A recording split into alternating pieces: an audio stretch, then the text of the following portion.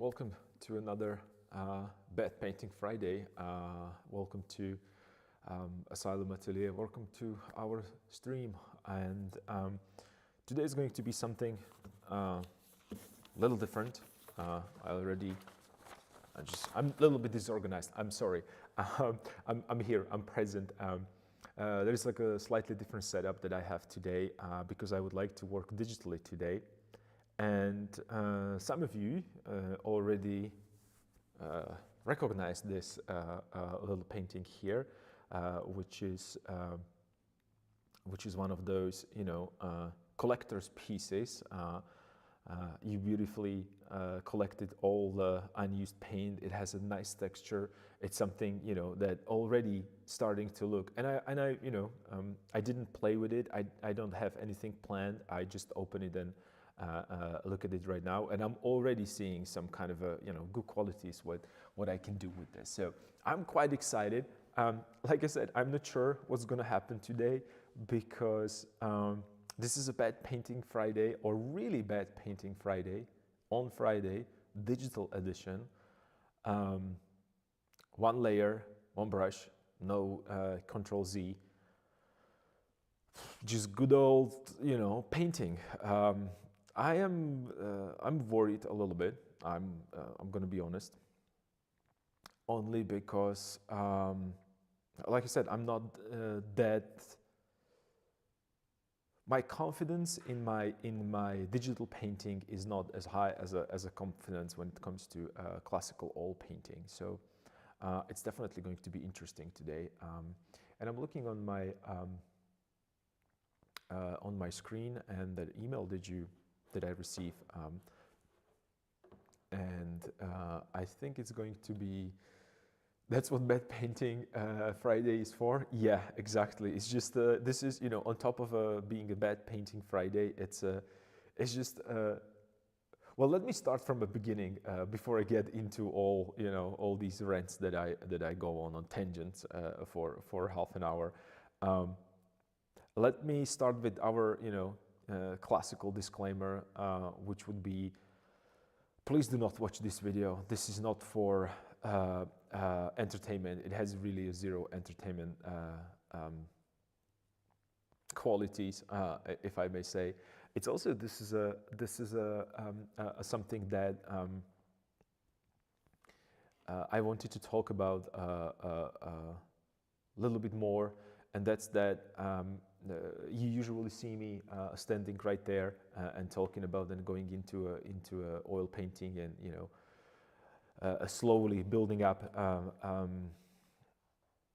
that kind of a classical painting. And today I wanna experience this digital endeavor and journey. So please join me on this.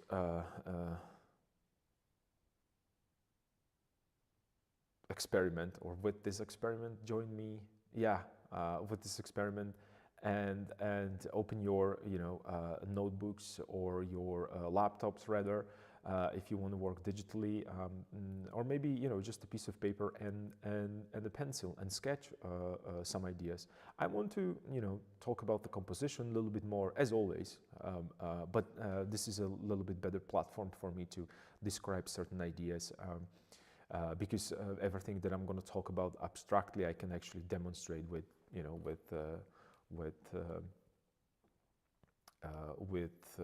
lines, right? So if I'm going to talk about that I am creating something like this, and I'm talking about the compositional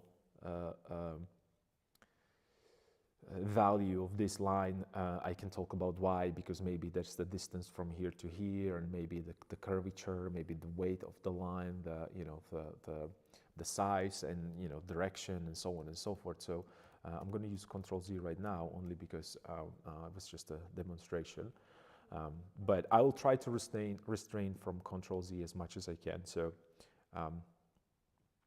let me know if I do it, and I'll try to Control Z my Control Z's. I undo my undos.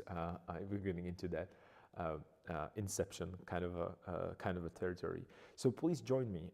This is the only way how to enjoy this stream. because otherwise it's going to be extremely boring, and you probably won't be able to even stay awake while I'm talking about about the properties of pigments and how how paint can dry and how long does it take to dry. So Control Z Inception would be a great movie. Yeah, Control Z. I mean, there is so many ideas that are just flowing here all the time when I'm here. I'm really enjoying these streams more and more, and it's becoming a little bit like an addiction that I'm just waiting. When is the time that I'm going to again experience all these all these ideas? Let me be here. Let me start even sooner, right? So I hope that you're going to enjoy it as well. I'm trying to manage multiple things at once, so please have a patience with me, because I woke up today early morning, and I opened the blinds in my apartment, and I saw like 30 centimeters of fresh snow. So you can imagine there was a big calamity in the city. Everybody was just panicking because snow is here.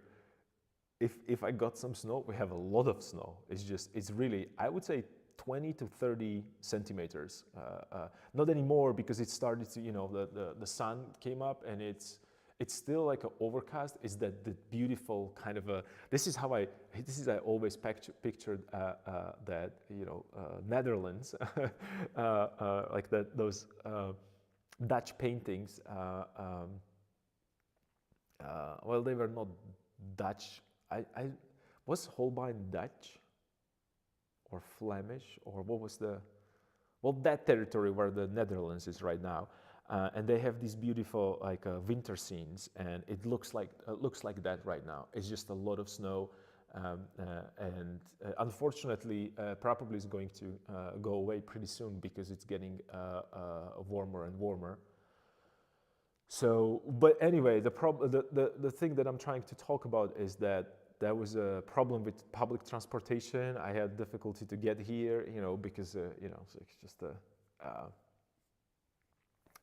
it's just how it is. It's the first day of snow. Everybody's panicking. Everybody's checking the thread on their tires. So it's just and it's really slippery outside. So. It was a little bit challenging to get here. That's why I'm a little late with everything today. And then again, problems with audio in my OBS, which is there are things that I cannot control, like updates and patches and so on and so forth, and I'm always confused with certain patches.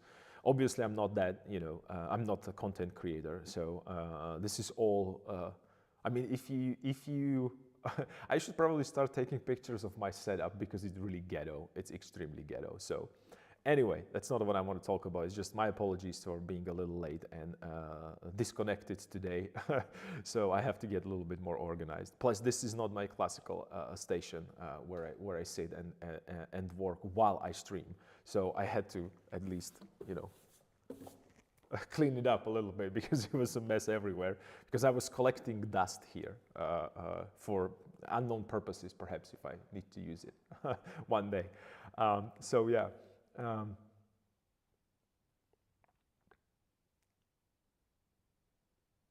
Yeah, it's everyone. Everyone is panicking when the snow. It's just the first moment, because it's just such a unexpected thing. You going to sleep and everything is okay, and you wake up early morning and you think, okay, I need 5 minutes. I'm gonna jump into my clothes, and I'm running to an office, and I'm still gonna be on time, right? Not today morning. You open your eyes, and everything was under the snow. Like you had to change your wardrobe. You have to bring those rainy day shoes and all that kind of cool stuff that is with that. And then you go out, and then right now you have to clean your car, and then it's just luckily I'm not one of those people because I don't have a car, but it's still, you see, there's a plenty of difficulties.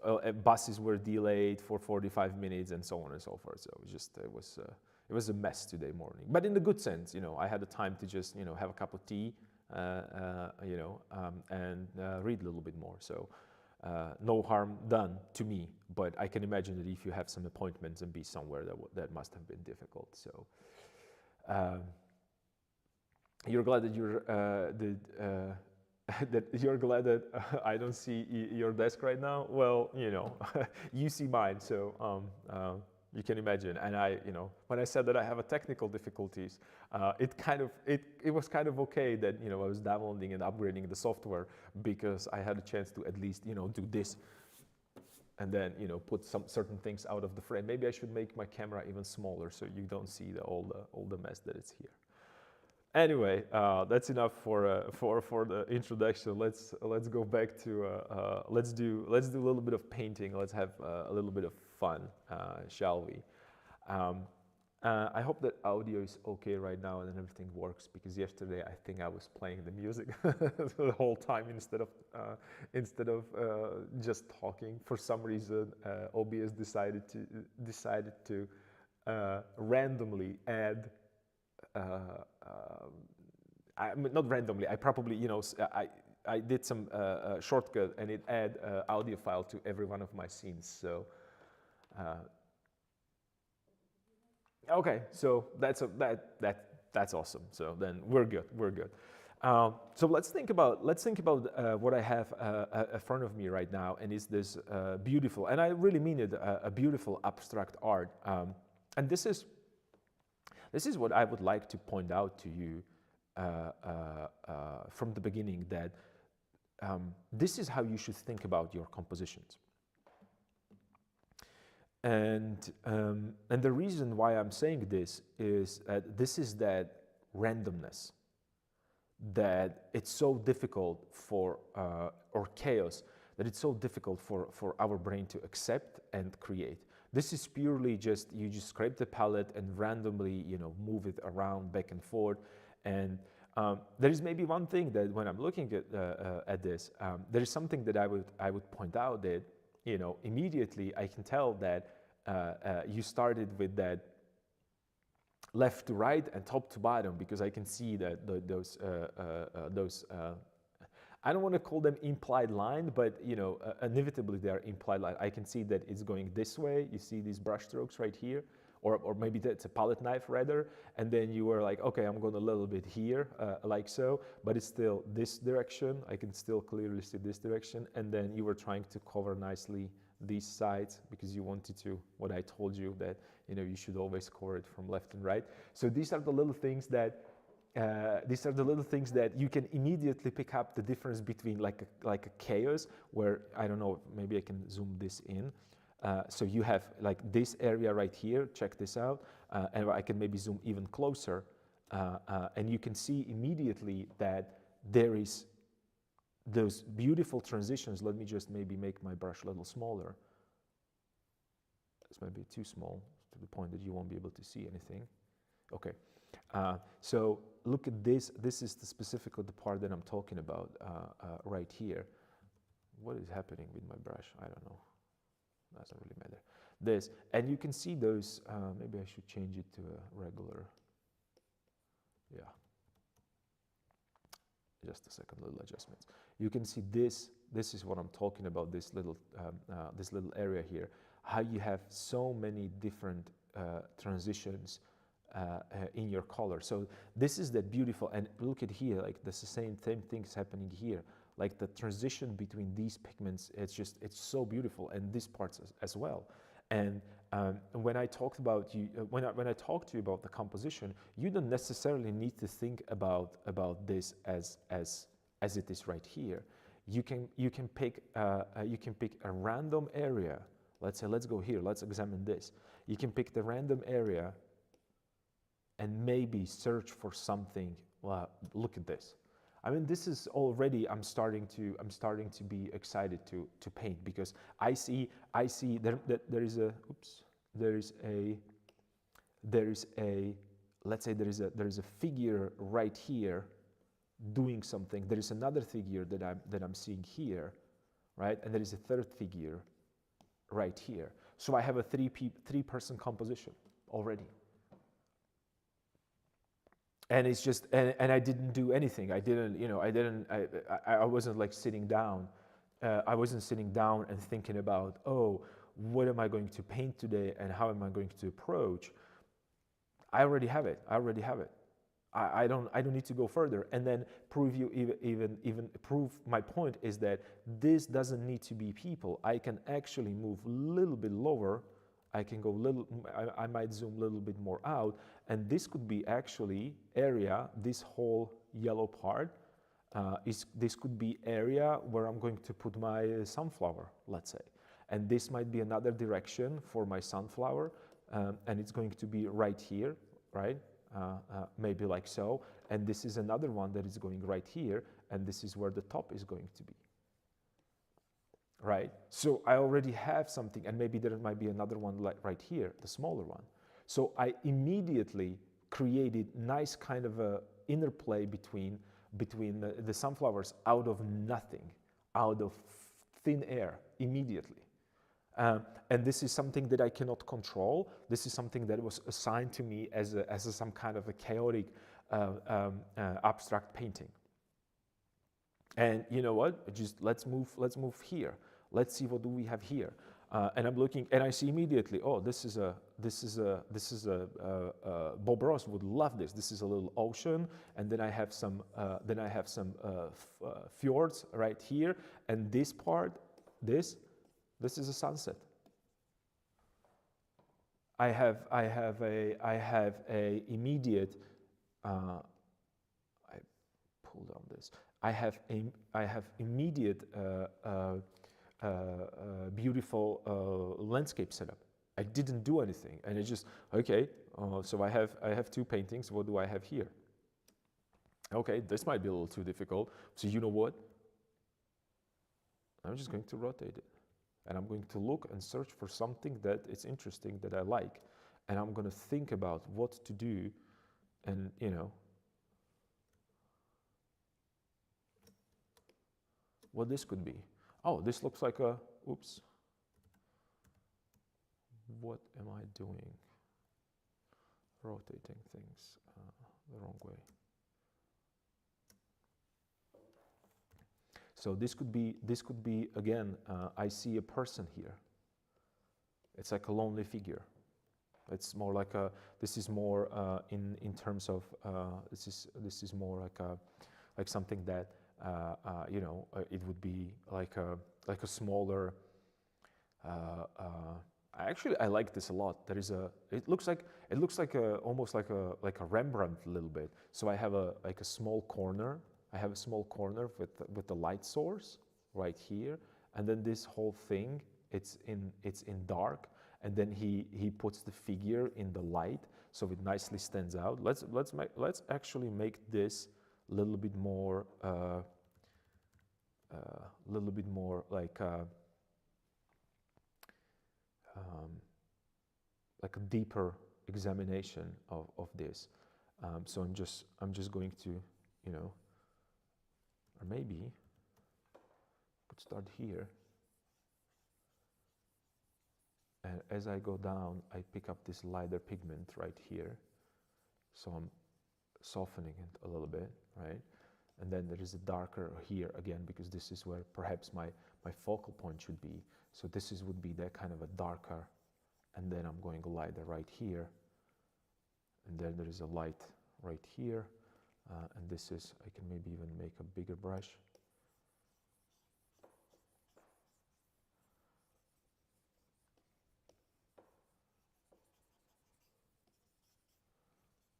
And I'm just playing with shapes. So, and I'm looking at this right now, and I already have a kind of a cool composition.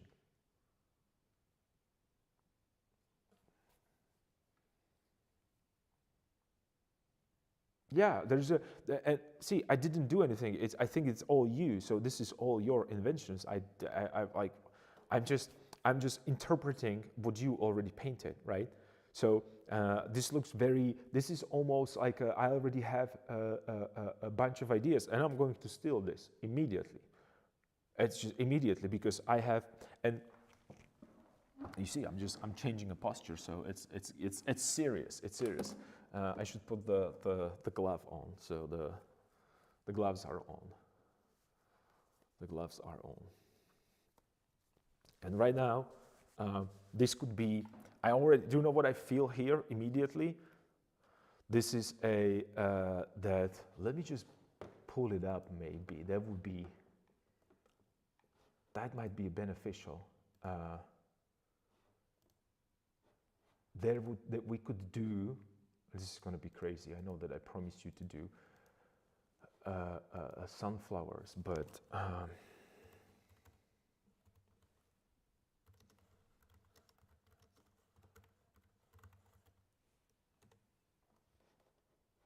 we just. I'm searching for. Let me adjust my.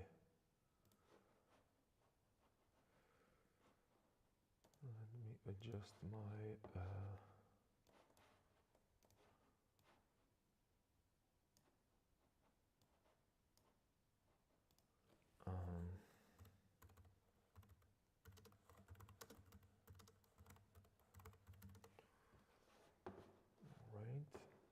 I have this.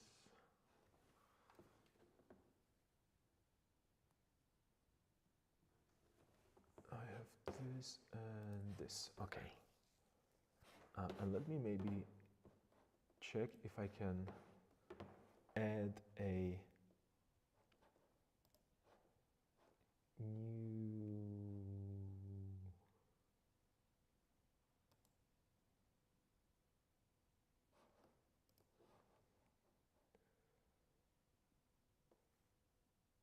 I'm thinking that I could add a new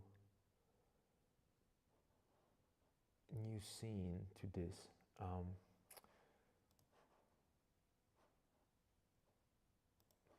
Window capture. Okay, and it would be.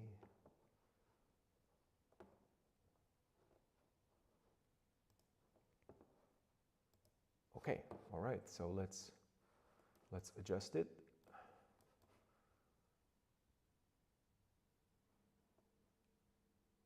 Let me put it here. Okay, so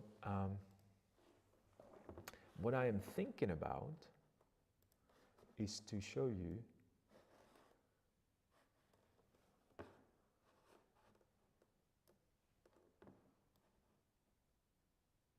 I just want to put it to this monitor. This is just okay. All right. So I think we're good right now. Finally, I set up myself properly. So let me just go into a Rembrandt real quick, and let's examine his work, because I think that this is what I was looking for. That's the Prodigal Son. This is a return of a prodigal son, one of the most beautiful paintings I've seen live. It's in St. Petersburg. It's just, I mean, these areas right here are crazy when you see them in real life. They're crazy. I mean, it's so good. It's so good. And I love that you can, with the Google Art Project, you can really zoom in. I mean, really zoom in if you want to the point that it, again, looks like an abstract painting. And you can examine what he was doing and how was he doing it. So I have to give credit to, look at this. I mean, this is what I was talking about when we discussed that Vermeer and lost edges and shapes and transitions and the abstract nature of painting, that comparison, that we have something literal and then we have abstraction, or something that is abstract, but then when you zoom out, oh, that's face. I mean, can you believe that Rembrandt painted this? I mean, what is this? I have a hard time to understand what's happening here, because it doesn't look like, when you think about Rembrandt and his perfect portraits, what is this, right? So,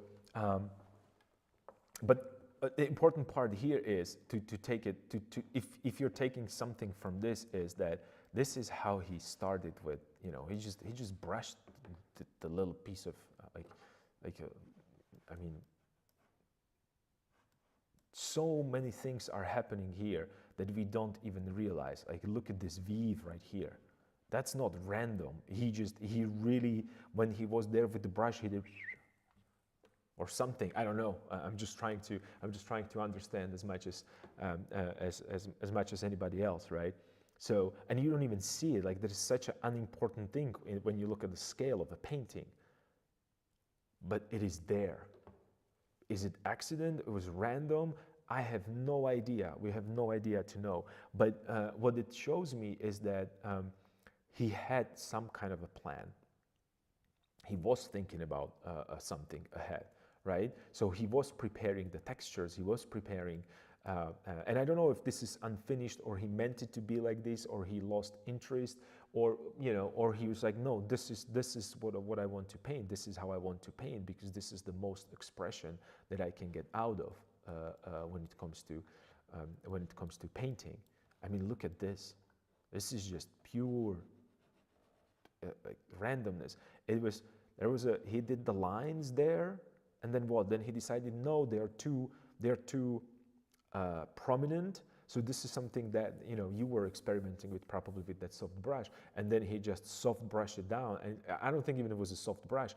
It was he wiped the brush and he just went across, make these little striations there. I mean, these like little pieces I'm talking about. You see, it looks like a smeared paint, and then he painted on top of it these textures. So he took that. Remember, I was showing you that when the painting is long, when it's kind of a stretching, so that probably the consistency of the paint that he used there. So it created these kind of like little peaks, and it's just you can be with this painting whole day, and every piece here it's a masterclass in brush handling on its own. I mean, look at this.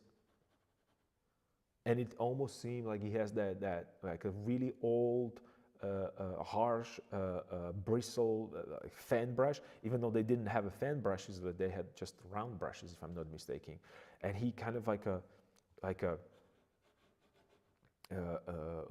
dry brushing on the top, and he's creating volume on the flat red surface. And when you're zooming out slowly, it's just starting to appear like it's waving, like it's weaving in. I think it's a beautiful way of simply and effectively and masterfully, I have to add, create volumes with little to no effort. And then check this out. He is going this direction right here, this direction right here. Oh, you can't see my mouse, and I'm talking about and moving with my mouse, and you can't see it. Okay, so these are going from left to right. How do I know that they go from left to right? Because I see the beginning of a brush stroke, because he placed it right in where the center of the screen. That's what I'm talking about. Is that he pushed it there and he flicked it from left to right. And he went again and again and again, and he created these hatch marks there. That's how I pictured that he created it. With my experience, this is how I would think about he created it. But then next to it, he has going them from top to bottom, those are exactly the same one that was underneath the ones from left to right. So he's creating, look how many differences he's creating when you look only on this red. So hatches one direction, then the straight from top to bottom, then hatches one direction again, and then the straight from top to bottom. And then he expands on that, because when you look lower right here, when you look lower right here, this is go all the way down. It seems that it's connected because he treated it as the same value. But the fact that slightly above, when you look on the red garment, and right above the hand, hatch marks are going from left to right. And then as they are on the hand, they are going from top to bottom. And when you zoom out, he changed the plane. It's so it's flat, but it's so, like, do you see it? That suddenly the switches of the hatch marks on that hand, when we zoom out, created a idea of a different plane, right? So when the hatch marks are from left to right, it's going down, and then the moment that he switched them from left to right to top to bottom, and they are again dry brush thick paint, it kind of feels that right now, okay, I understand that they has to go this way. Let me switch to, let me turn this off for a second, and or maybe I can put it a little bit on this side, and I can show you on yeah, let's do this. So I'm going to switch to Photoshop to show you what I mean. So I'm looking at that area next to his hand, and we're talking about these hatches, right? So let me pick a red pigment as well. Okay, so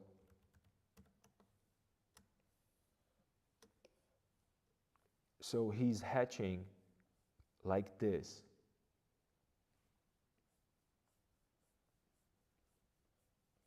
And automatically your brain is thinking about, oh, he's hatching this direction, right? So this is the direction of the cloth, because it's going down by the gravity, right? So you automatically reading this order, and it's going down. And then he's like, no, we're going this way right now, right here. And you automatically switch that it has to go this direction. Why? Because there is his arm there. And when you zoom out, again, when you zoom out,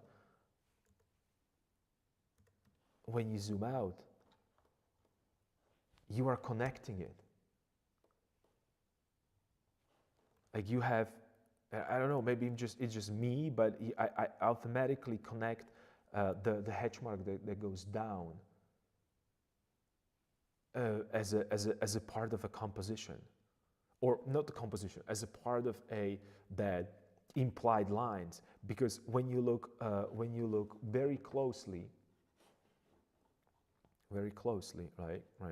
I'm just going to have it right here. When you look very closely, he continues with brush strokes that direction right here as well, and he stops right in the same area, right around here, because then the brush strokes are going the other direction, but it's because here is the arm. So he, with hedge marks, created that implied line that goes this direction as well. I mean, you know, I don't even need to paint anything. I can just be here and look. You see that? And then as you go away, you automatically understand that that's where the hand is underneath the cloth. You don't need anything else. I mean, let's be serious. This is like a, and I know I talk about the Rembrandt a lot, but what else can we talk about if not Rembrandt? Because this is just, I don't want to say that I have a headache or anything. It's just, it's mind-boggling to me. Such a simple decisions.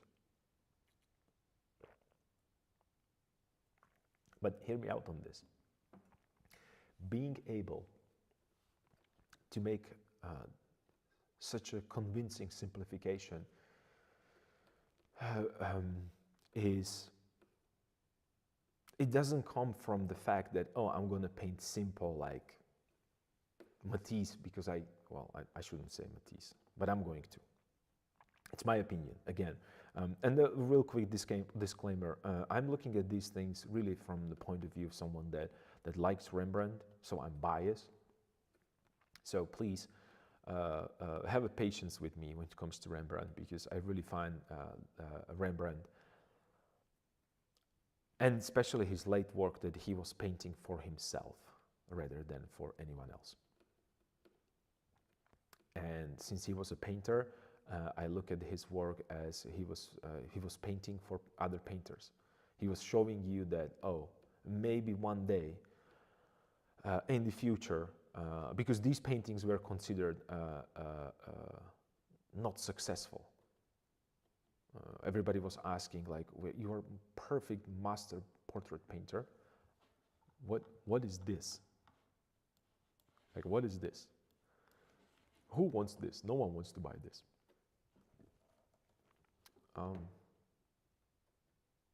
You know, quick, like, let's couple of years in the future, and what is happening? And people would pay enormous amount of money to get these paintings of his, because they were so advanced, they were so far ahead. Look at the treatment of the hand. It just needs to take a while to, I mean, can we just maybe stay here and observe this?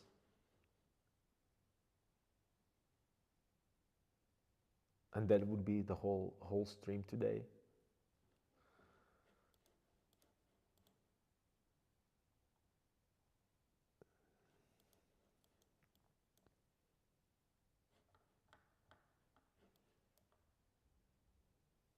I mean,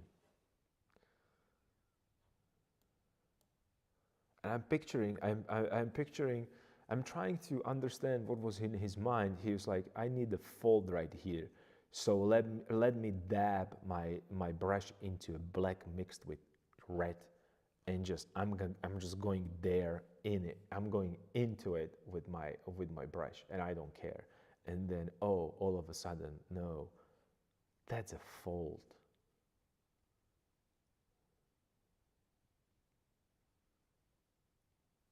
It's just, but to get, that's what I wanted to say. To get to this point, you have to go all the way up.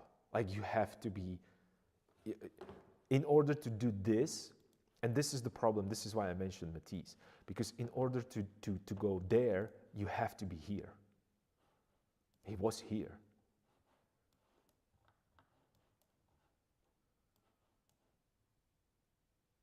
I mean, he was here. I just look at that little pin that is right there. I mean, look at this. It's just, that's crazy, right? So, and this is also one of his later paintings. So let's go into a younger Rembrandt, right? So let me show you some of a younger, naive Rembrandt paintings as I think about them. They're not necessarily naive, but oh, this is just, I think this is the, oh, I mean, he was here. I mean, this is just the eye and the treatment of edges. It's and look at the little watery eyes. I mean, it can't get better than this when it comes to a female portrait. It can't get better than this. The garment, the colors, and then, I mean, really? What are we doing here? I mean, seriously, like, when you look on the paintings around yourself, and even, you know, what I paint, and what comes out from people like Matisse, and then and I understand that Matisse has an important part. He was, he was experimenting with the pigments and colors and saturation as he was. I understand that. That's absolutely true. But Rembrandt could do the same thing. He just didn't choose to do that, I believe. Whereas when I look at work of Matisse or Gauguin, they don't strike me as a people who understand what the painting is in its entirety. That's what I'm trying to say. And I'm not, I don't want to go on a rant about. I don't want to say that they are frauds. Not at all. No. It's not that. It's just choosing to paint this way. It's different as not knowing how to paint anything else. So, and you can tell that his beautiful portraits came out from that randomness, like, because you see some of these random brushstrokes, and then he picks up like the little. When you look on the upper eyelid, there is like a little. I can't zoom in closer. There is like a little speck of light there. That's what when we look on work of Vermeer, we see that. I mean, look at that little light that he created on that earring. It's the same thing. It's something that Vermeer was doing. And then when you look here, I mean, what's happening here, like if you see this, there is very little difference between what you splashed on your canvas when you were just scraping pigments. Right? So let me zoom out. Let me turn off the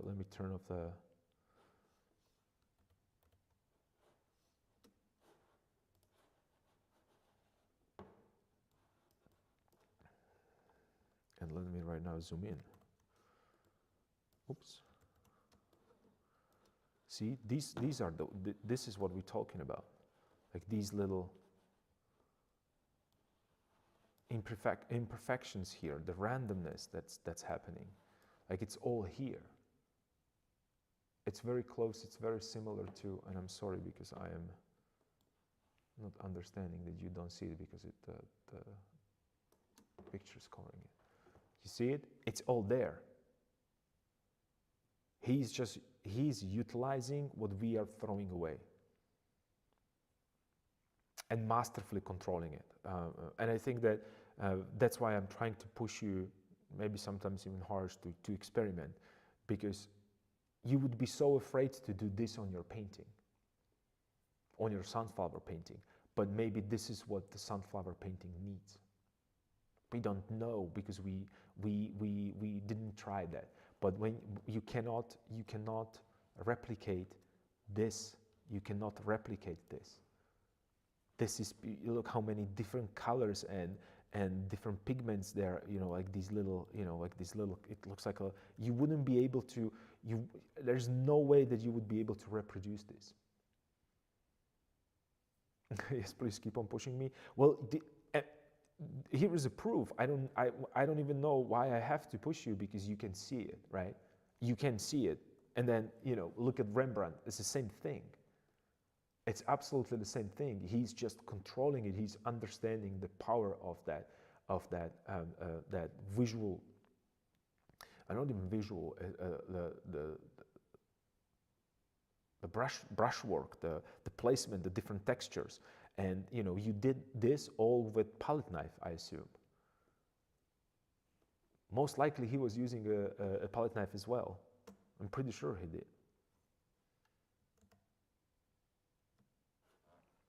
Because it looks that way. There are some brush strokes, like on that white color, but there's some areas that they look very smooth.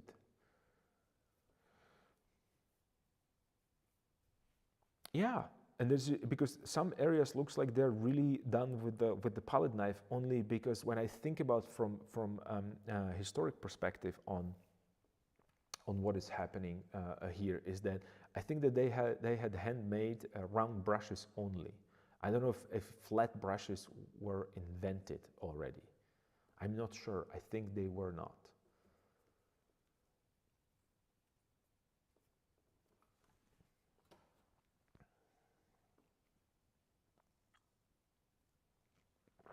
And this is something that something that's going to grab your attention. And look at like these. Look at those. They're in the middle of a screen right now. Are those lines that go from top to bottom? It's between the white area and the golden area. How many colors is there?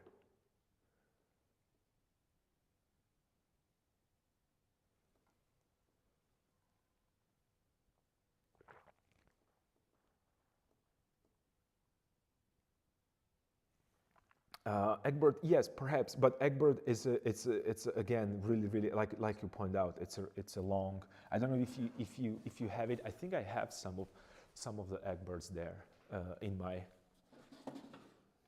Let me see.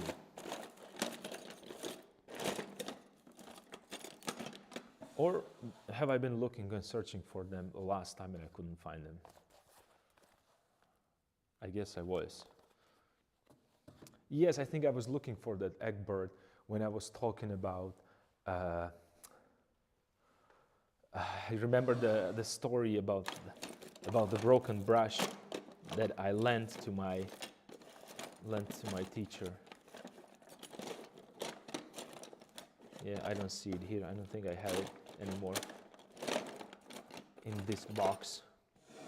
It has to be somewhere. Probably is in my storage unit, where I store the paintings and other materials. But anyway, it's just a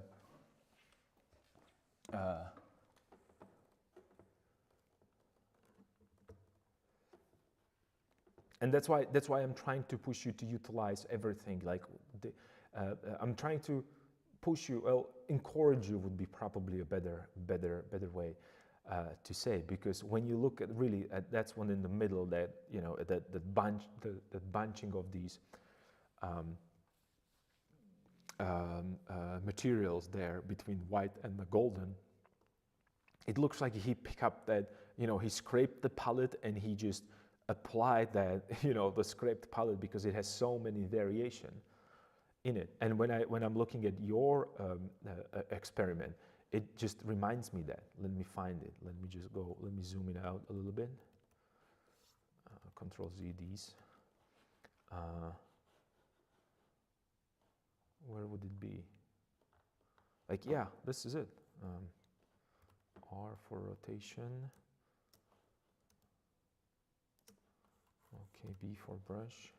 And let me move it a little bit so you can see it. Do you see them? I'm just going to zoom there. Do you see them?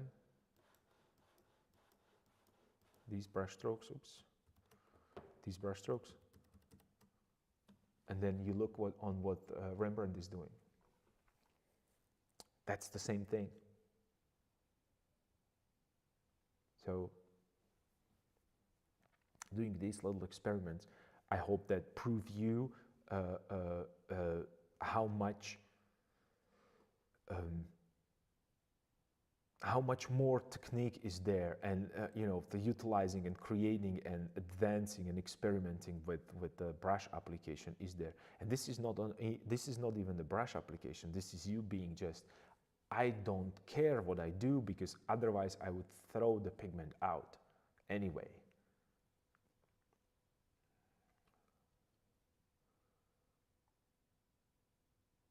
And you see, it's an accident. You accidentally touched it, and you just, you were like, well, it's here, so let me incorporate it. And this is that freedom of Bad Painting Friday that you should apply to all your paintings, to your sunflowers, because if you treat every surface the same way, so you have a same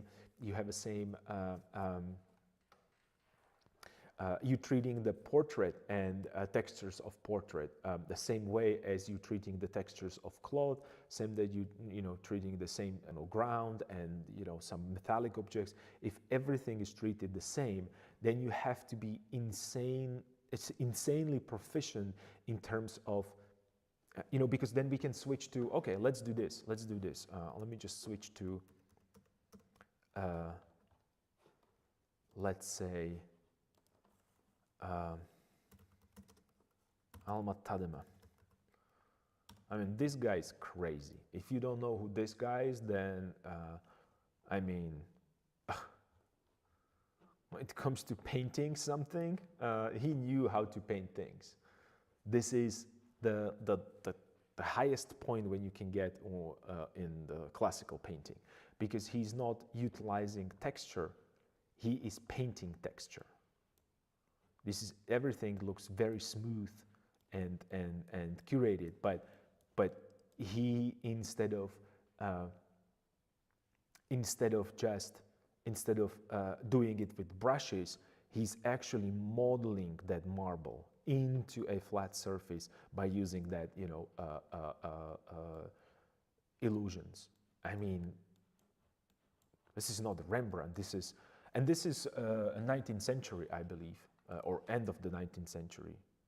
I'm sorry. Yeah. Almost. Right? Check this out. I mean, this is painted like no one's business these days.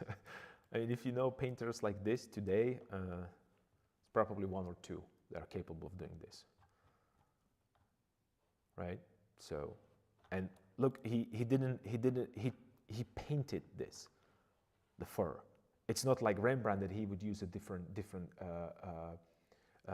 brush applications. This is treated from the floor to fingers to cast shadows, and you can see the beautiful penumbrum effect that's happening there. That he has when you're looking on that forearm, you have a darker line, which would be the occlusion, but then you have a little bit of a shadow there, and then you have that penumbrum. So it dissolves into a kind of a lost edge. Oh my God, I can't even talk today. And then think about it. He was so good. This is a marble. It's outside scene. It should be a cool shadow. It cannot be a cool shadow because light is being reflected from the skin and it's warming up that white stone. And then where is not that much of when you look right now underneath the legs, right? So you see that there is a warmth part, like really, really warm part, and as the penumbrum effect happens, as it goes away, it's cooling out because light is not being reflected that much from his feet. I mean, this is crazy. Crazy amount of understanding of nature. And utilizing everything is just, and I just show you, I saw this in this is one of my this is one of the, where is this painting? Where is that painting? Is this one? No. I'm trying to find the painting that I saw in Getty Museum. It's not here, but anyway, this is going to serve the same purpose. I mean, when we talk about detail, I mean, he painted everything. He painted everything. So instead of using texture, he painted the texture, right? So I don't know, when we look on the hieroglyphs there, right? They're all painted. I mean, this is crazy to think like how much work is here. I mean, you're sitting and you're painting every one of these hieroglyphs. Who has time for this today? And then, you know what's the craziest part is that you paint this and people just gonna look on, and you're gonna post it on Instagram. They're just gonna scroll through it. It's just that's just the nature of painting today, unfortunately. And I'm not complaining. I'm just saying that, you know, understandably, I don't consider Matisse. Let's just Google him. This is how you write his name. No, I don't. How do I? Maybe I could wait a second. Yeah, I did it correctly. What happened?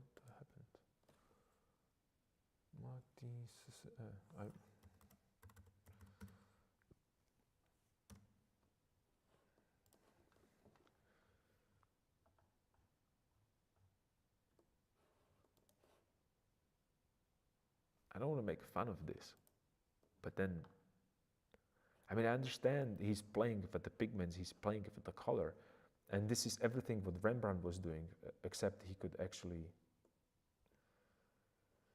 I don't know. I am not really a fan of this.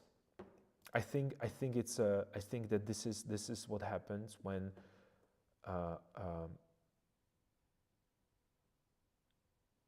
well, it has qualities. It has a lot of good qualities. I'm not going to, argue that. It's just what is happening with my. It has a lot of good qualities. I'm not going to argue that. It's just you can still see what I was talking about with the brush strokes, right? There's still mixtures of multiple pigments on top of each other. It's just the handling of these brush strokes or the final outcome. It's like a. It feels like it does not have enough skill. And I don't know if he, it's hard for me to say whether or not he knew how to paint or draw because I have never seen anything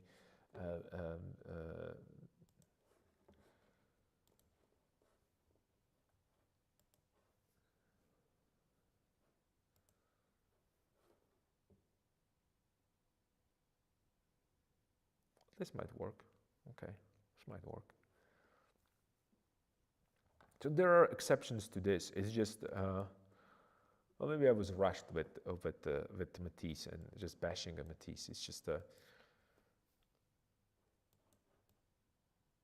I mean, this has its quality, but this is more about, again, this is more about the color and the pigment and experimenting with these bright colors that they were finally available to wider population, which I understand. Plus, this is after Van Gogh, or not after. I think it's simultaneously. I'm not sure. I don't want to overstep that. It's just not my cup of tea. That's what I'm trying to say. And then we have something that I prefer way more, but it's a different. This is Impressionism, and he was post-Impressionist Matisse. But we can find a lot of qualities like that when it comes to understanding pigment and distribution and paint application. I mean, look how beautiful this is. I mean, it almost dissolves into background. You don't know where it ends and when she starts. This is incredibly beautiful. And this is something that you should look at when we talk about when you think about your landscape with, because it's very similar. You see, like you have this beautiful streak of red. What are those flowers? Let's call them flowers.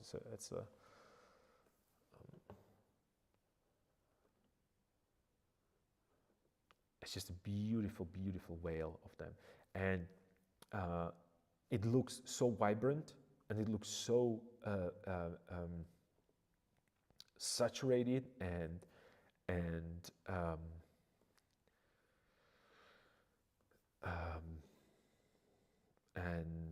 what's the word that I'm trying to say?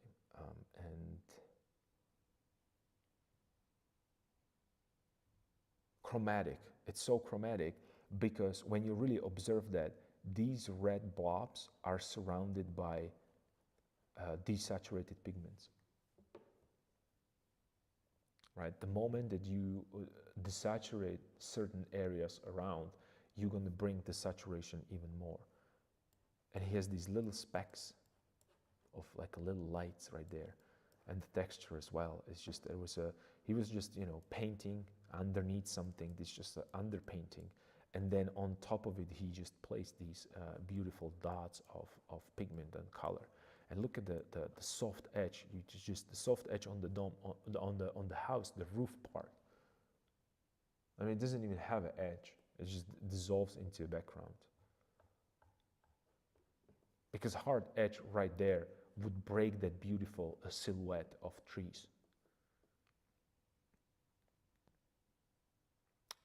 Simply amazing. I can stay in this, and this is why Google arts and culture is so difficult for me. It's like hard drugs. I would be here a whole day, just looking and complaining about why can I not paint like this, or not even paint like this. Let me please at least understand what's happening. I am looking from the window today. I looked from the window, and this is what you saw. I mean, how can he capture winter so precisely when it comes to feeling of feeling cold? But it's cold, but it's for some reason it's inviting. It's warm. It's just it's not like a cold that I don't want to go there. Like, it's not North Pole. I don't know. Maybe it's just me. Maybe I'm too. Maybe it's too much. Too many paintings, too many things, and then you have a contrast with this. It's just this is. I mean, speaking of random color. I mean, do you see it? Yeah, you can enter the house and have a chocolate or tea. Yeah, you're absolutely right. I mean, this is our bed painting Friday. This is what we should do. And then we should take that bed painting Friday and do it, and it's every time, all the time, everywhere, as he did. It almost seemed like his bed painting Friday was every day, every minute.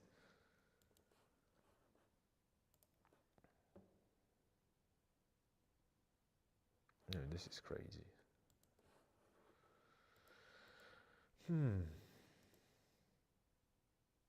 Are we going to paint something, or am I just going to list through these things and just, what is this? I don't think I've seen this. Oh, wow.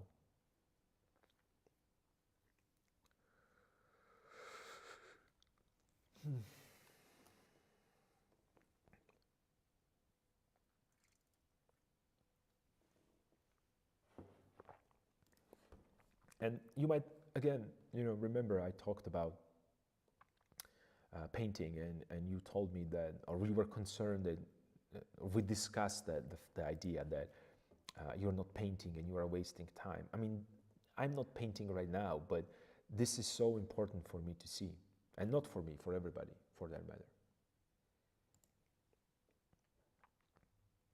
Because this is the education, this is the best education you're ever going to get. There is no, there's a few artists that I know of that understands this. From top of my head, I could say Odd Nerdrum, and there's the ones that are still alive. One would be Odd Nerdrum, and the second one would be probably Vincent Desiderio for me. These two guys, I think that right now, from the top of my head, that they are well known, and they're like,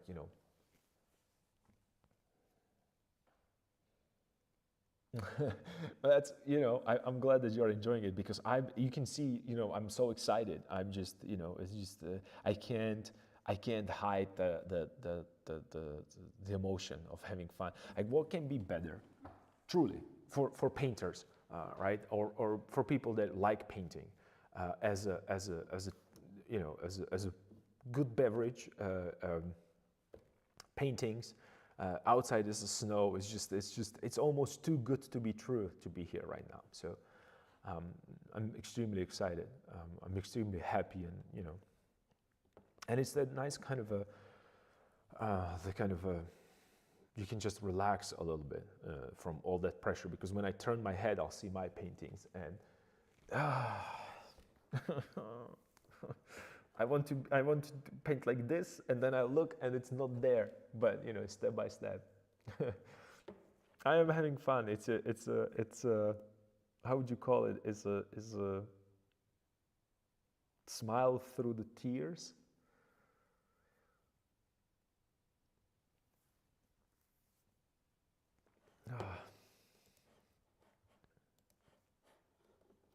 And thanks to, I have to say that this Google Art project, it's probably one of their better recent ideas. Even though they changed it to Google Arts and Culture, it used to called Google Art Project. And I remember that when I was in United States, in LA, they were in Getty Museum, and they had these special, the reason some of these pictures are so good and so high res, excuse me, the reason why these are so good, because if I'm not mistaken, one of the conservators or restaurators from a Getty Museum, because Getty Museum is a huge museum, it's like a huge, if you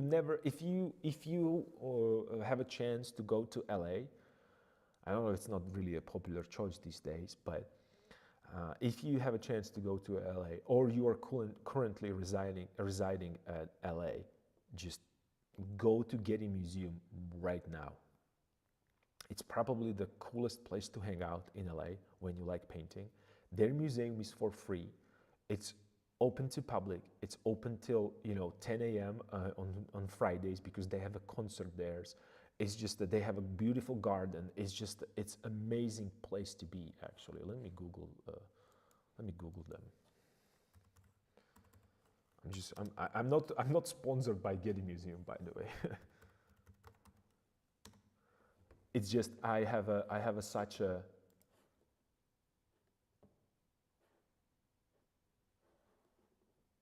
cool memories from there.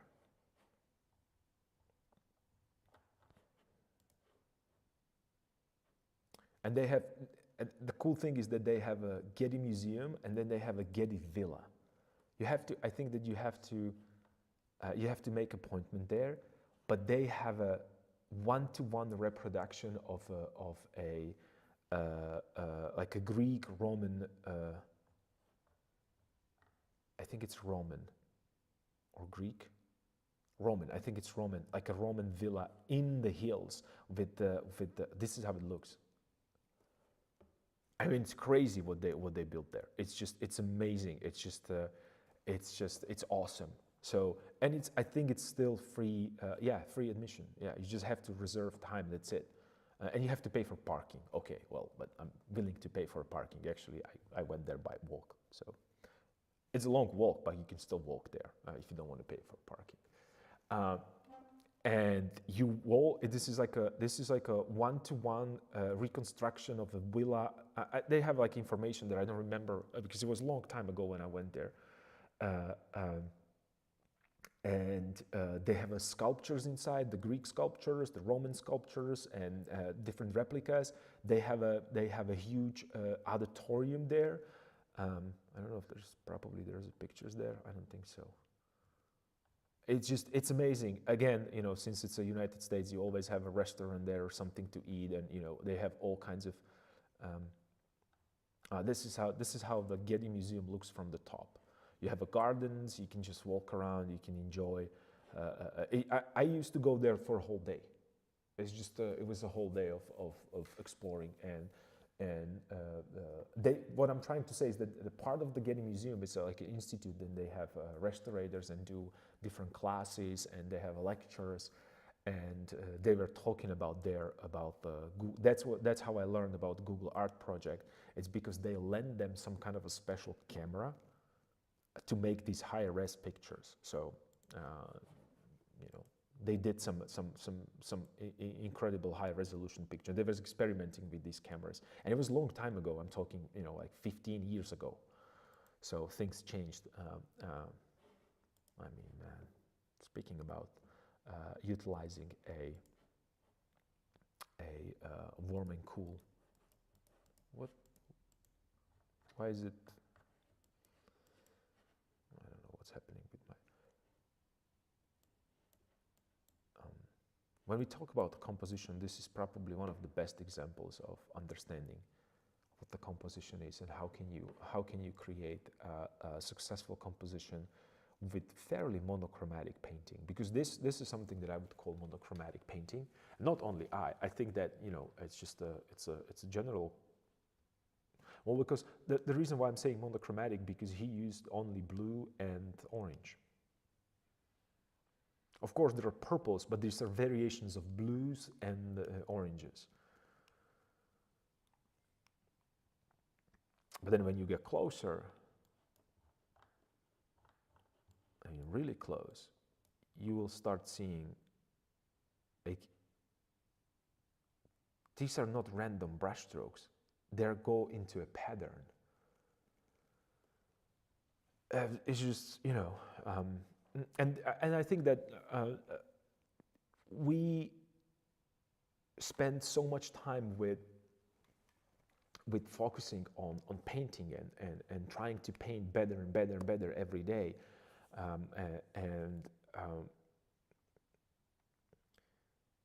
these are beautiful directions that they are laid down. These are like a manuals when it comes to, oh, this is what is possible with pigment.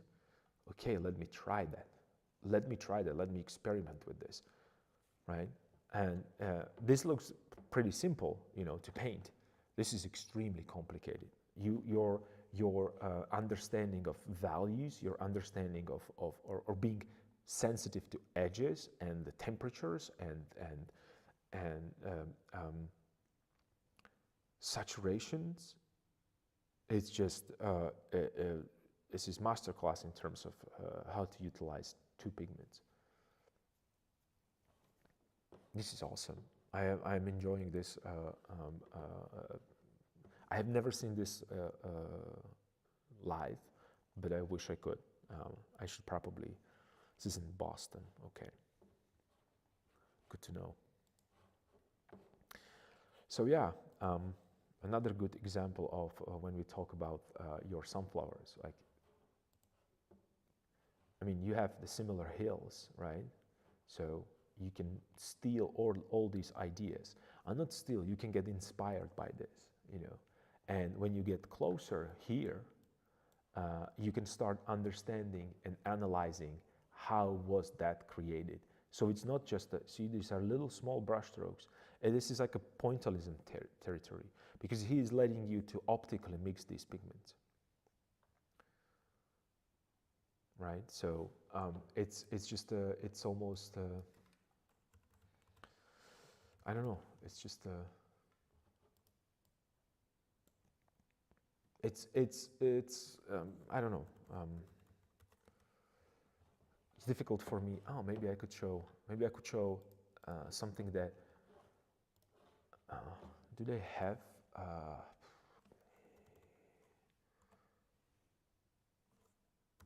I think that they have some. This is how you spell it. Yeah. And then this guy, Nikolai Fashion, he took it to another level. So he took everything that Rembrandt is doing, everything that Matisse is doing, everything that everybody is doing, and he was like, okay, let me show you how it's done. And this is what we got. And it's awesome. See this in real life, in person, not necessarily this painting, but his work. I mean, this is not a good reproduction. Let's try a different one. This one maybe.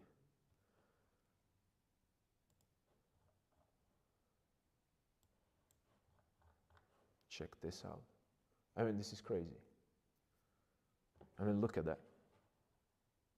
the little piece of, what is it, is a glass, and all the reflections in that glass, the little doll that is like nested in her dress.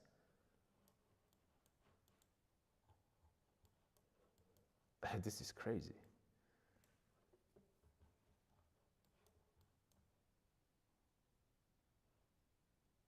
And he painted it like that. Like think about this. This face is in shadow, and it has like a little rim light at the edge. So this is when I was talking about how much a shadow changes. This is the beautiful example of how much is her face affected by everything that is surrounded around. I mean, look at the vibrancy of the pigment and color and just everything. This is like when you take what Rembrandt was doing, and again, I'm going to talk about this from point of view like this is just this is me. This is what I think. I'm not saying that this is. It doesn't need to be everyone's opinion, but you know, when you look into this, he's accumulating all the knowledge and he's putting it together and creating something that I have never seen anybody after. When you look at the wall, look at the wall. Wall is going from closer to window, from warmth to neutral to cool, all the way up to purples, all the way in the back on the other side. I don't know what to say. It's just this is Vermeer, what he was doing, right? And then look at those little, like what we talk about in the composition, the blue accents. So there is a blue cap down into a right corner, right lower corner. Then we have the little plate, the bluer purplish accent, and he reflects it on the top where the window is. I don't know if you can see it. This is, I'm talking about this cup right here, the blue cup in the corner, and then right here on the top, blue purple. So that's the harmony within the unity within Harold Speed, and it's a variety within a unity and unity within a variety, as its best. Look how he leads and curve your eye when you go from curve the way how you look. She has like a really bright orange, super orange, pigment next to her hand, and then you follow these orange peels rather all the way here, and you're curving it. That's what the implied line. And then he hits you with the orange up there. You just don't understand that it's orange because it's not as strong, as saturated. That's that flower pot. And then again, it's picking up with the orange and high saturation flowers there. And it creates nice, beautiful curve as it curves. And then he's connecting it with that warmth of the wall. It's just this is all you need to know how to paint.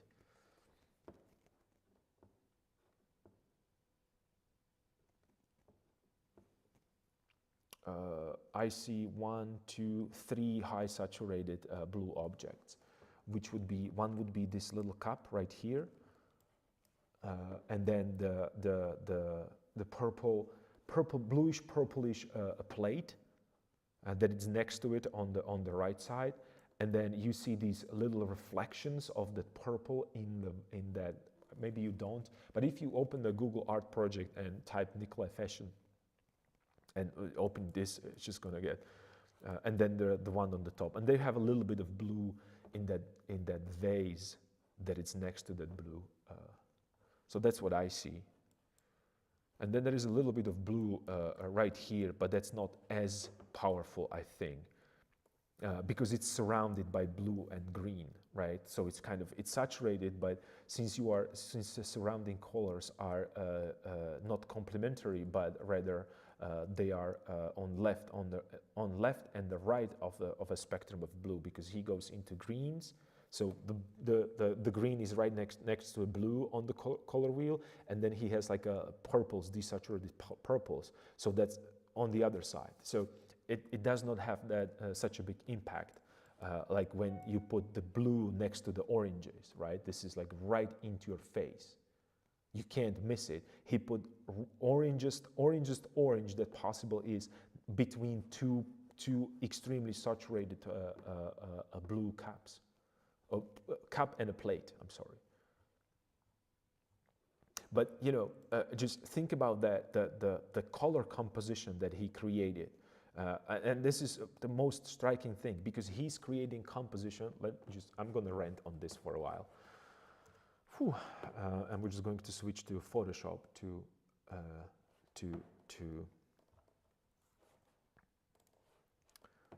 paint a little bit and to talk about this a little bit. And you can, let me just maybe adjust it for you in a, so it's a little closer, so you know what I'm talking about. Okay, I'm going to crop it like this. And I'm going to try to utilize the bottom corner. So I'm looking at that. So what I'm trying to explain is that there is a plus.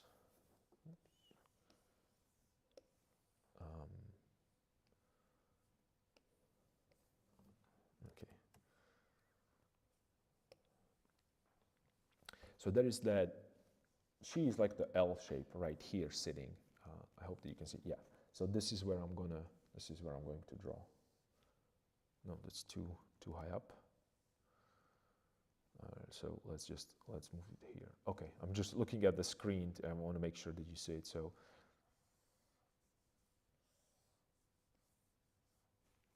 this is a square that we're at. So let me then maybe put her a little bit more here and lower. So this is where the girl is. And we're looking at this flat L shape there. And it's not the L shape, because we would think about, oh, there is a person sitting right here. So there is a head right here. There is a neck, and there's the shoulders, right? And we would think about that this is a one sitting, the one girl that is sitting there, right? And this is how you would try to picture, like you want to paint the girl that is sitting on the table, right? This is how we would start as a, I don't want to say as, like this is how I used to think about the composition at the beginning of a journey when it comes to painting. And then right now, when I'm looking at what he's doing and how he achieved that, I would have to think about it completely differently. So I would just go and perhaps grab some neutral pigment with the closer to the value of what he has, and this is what he painted. This is how he thinked about the composition.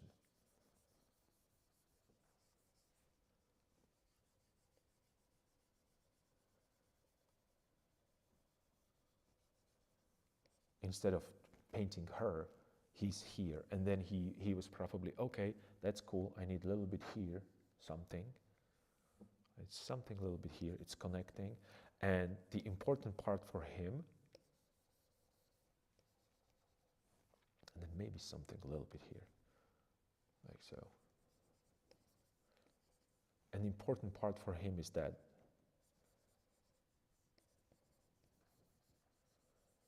the shape between lighter and darker, and I'm squinting my eyes, trying to get.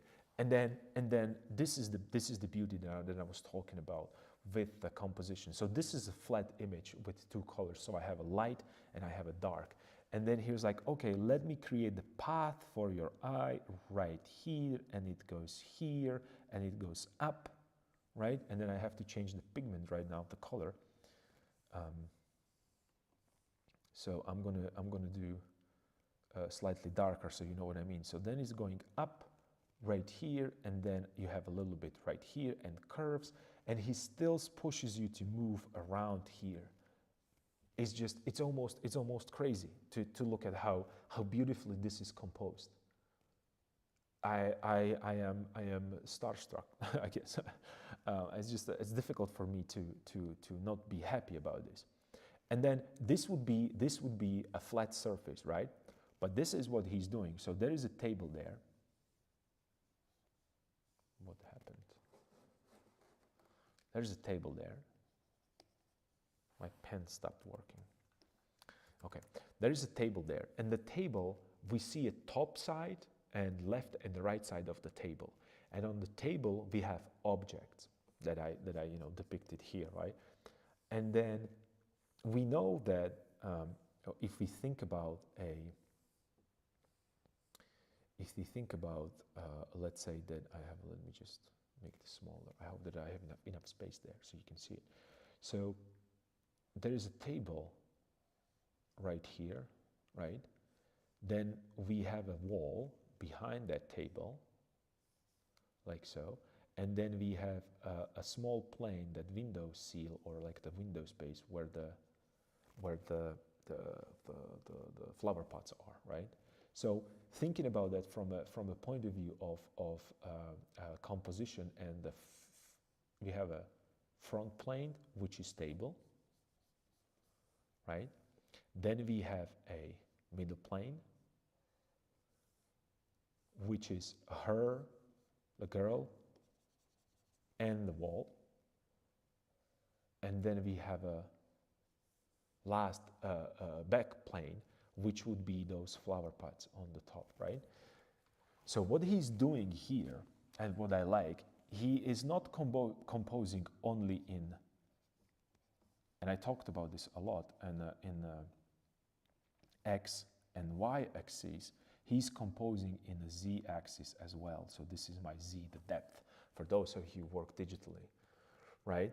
And he's doing it with the color. So I'm just going to switch to really, really saturated, warm color, like really ultra saturated, the ones that printer would not be able to print. And we go from the red, orange objects in her hand to a orange area right here, to this darker orange being so vibrant because it's between two blue, which is opposite pigments. Then we have two oranges right here. And then he did this, check this out. Then he went and he made it, and I'm getting too excited. I'm sorry. And then he went and made this lighter orange area right here, and then also a little bit right here with the cap. So he created a movement from front to back in the Z-axis with a color. Are we understanding what is he doing? Like on so many levels this composition works. He's composing this scene three-dimensionally with hue, value, and saturation. So the beautiful flat image and the vision that of a flat shapes is being, I don't even know how to describe this. This is just this is one of those abstract concepts that you have to see them.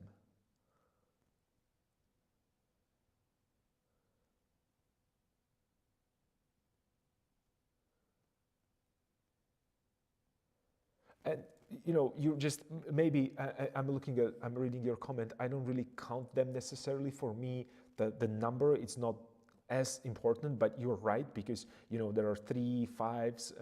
I would probably use 3 5 7s instead of 2 4 6. Odd against odd numbers, against even numbers. But for me, more importantly, is that how is he leading your eye and spacing and utilizing these things, right? Because I see a beautiful, beautiful, beautiful progression and movement in that warmth and it's bringing you back. So he's kind of moving your eye right here where he wants to, which is extremely strange that he's moving your eye right there where it's just a plain wall. It's crazy. It is. I don't know. I mean, this guy was on another level. I can't even start thinking about.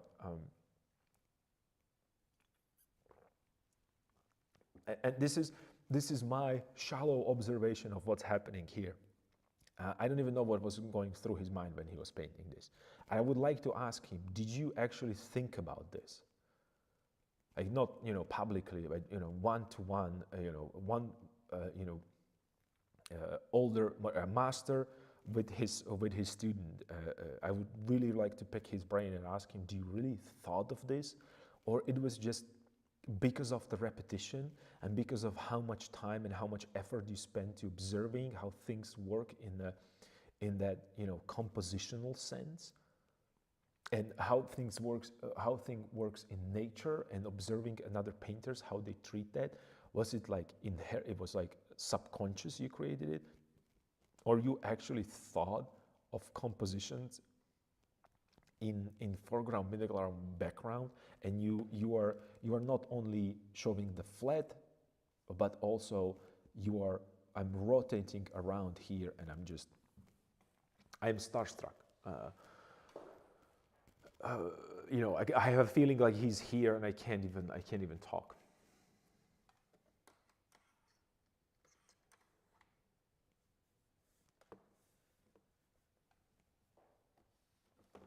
These are these things that I can't really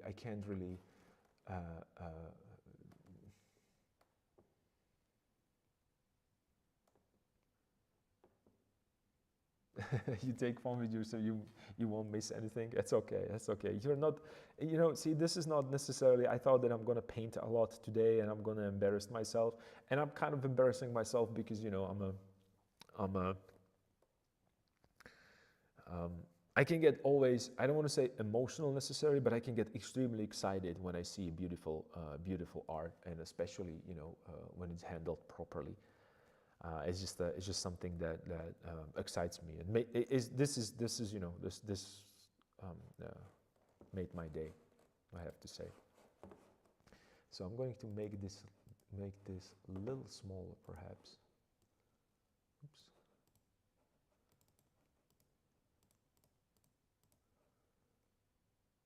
Let me make this a little smaller and put it on the side next to me, so I feel that I have a friend, like a Bob Ross, a little friend right here, painting buddy. And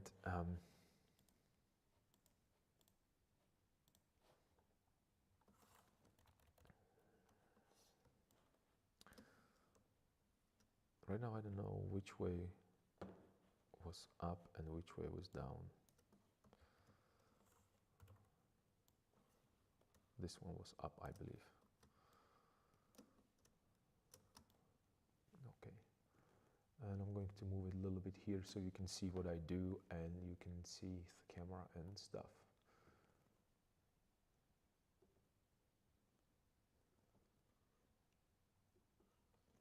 No worries, you can be as quiet as you want, and maybe I'm going to start examining these things, and maybe,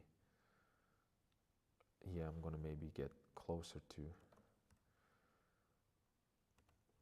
this, the little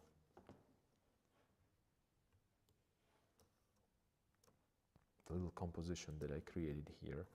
Or you actually created it. I'm just going to steal it from you. Because that's who I am. I mean, you snooze, you lose, or whatever that saying is. So I kind of like this as a composition. So let me clean it up a little bit. Let me just take this all out.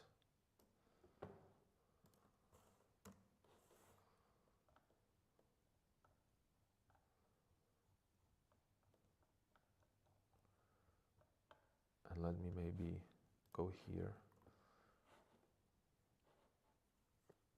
Command deselect. I'm just going to prepare my canvas for work, so I might, utilize this. So I'm going to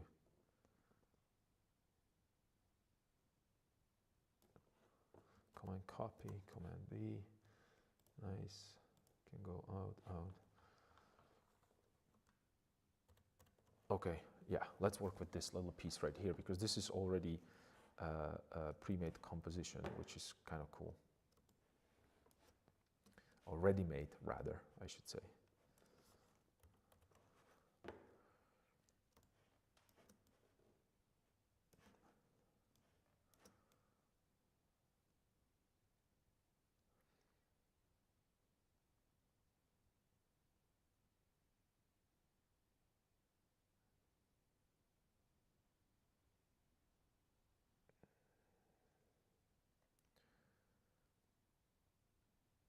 What is happening? Why can I not?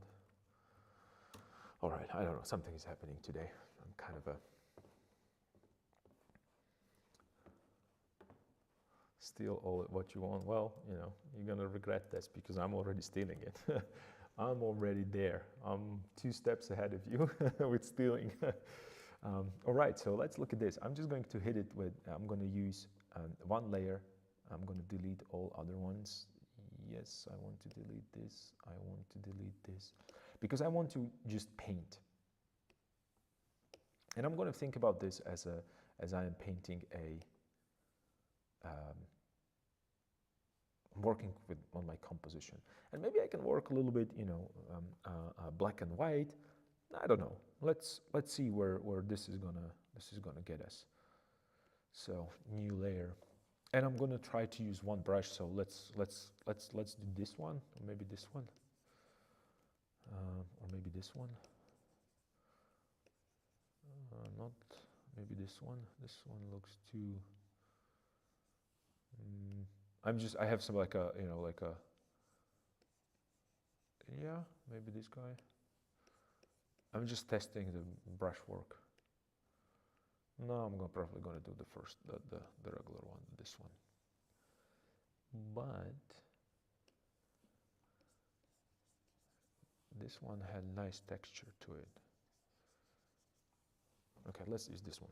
Okay, so Control Z, last time for today. And I'm gonna think about Rembrandt a little bit. And let me maybe even for a second switch to that Rembrandt again.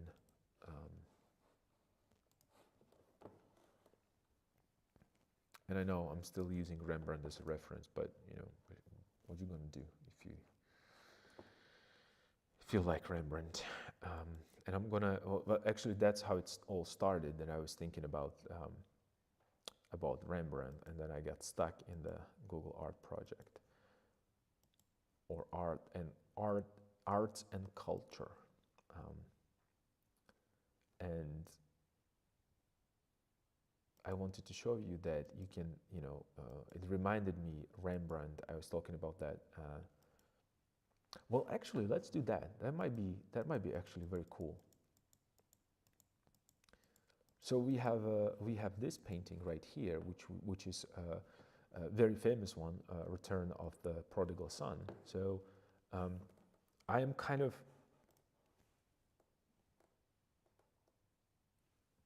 I'm thinking perhaps, let me just make this smaller so it doesn't occupy that much space here, right? And you can, in case that I'm moving too much back and forth. Okay, cool. All right, and I'm thinking right now, and this is like, again, I'm thinking out loud, but if that's the return of a prodigal son, I can think about this scene as a, he's not returning, he's leaving, right? And it's just, this is really like a pretty random thought.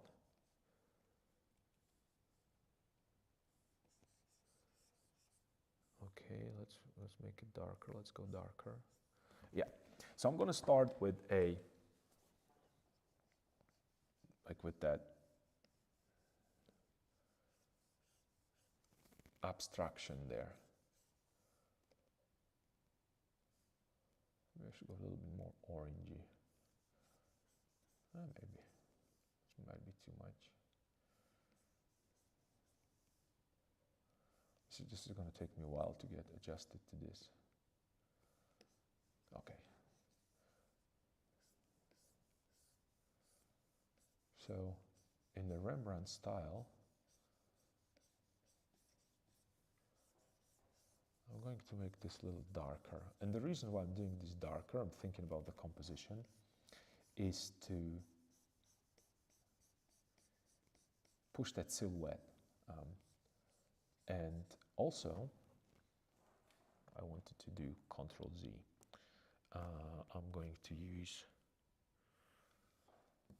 let me just pick the color. Yep.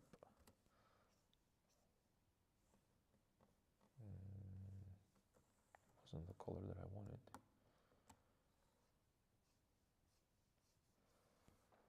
Okay. All right. What I want to do is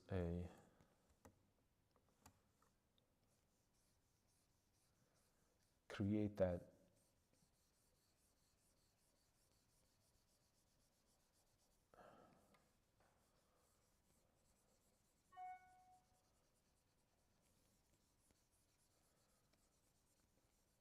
keep the texture maybe.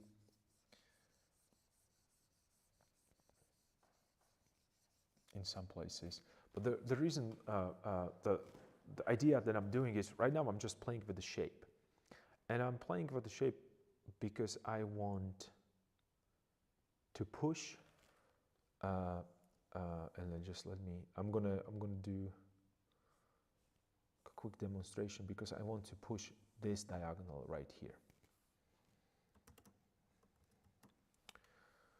So that's what I'm thinking about. And right now, this is actually a good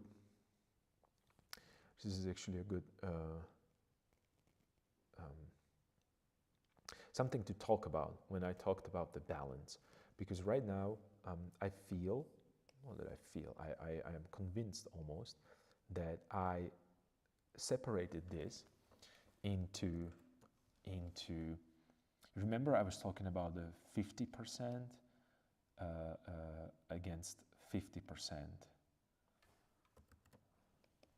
This is 50% light and 50% dark. And that's how I feel right now. So I have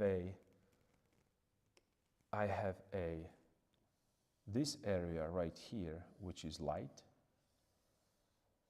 this shape, right? And then I have this area right here,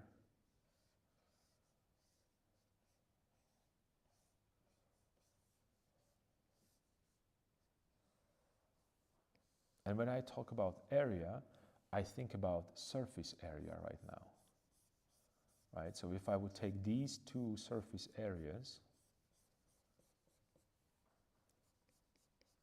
combine them together, right?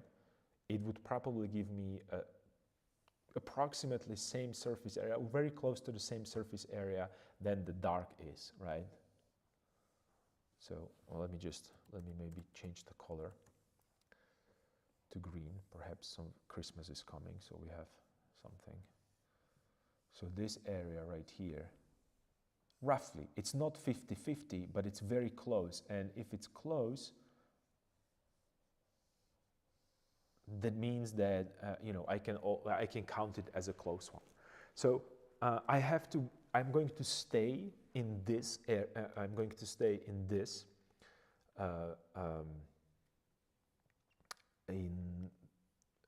In this stage.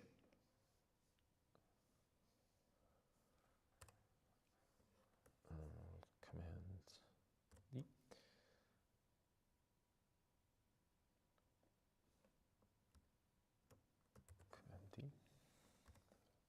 So I have a 50% light and 50%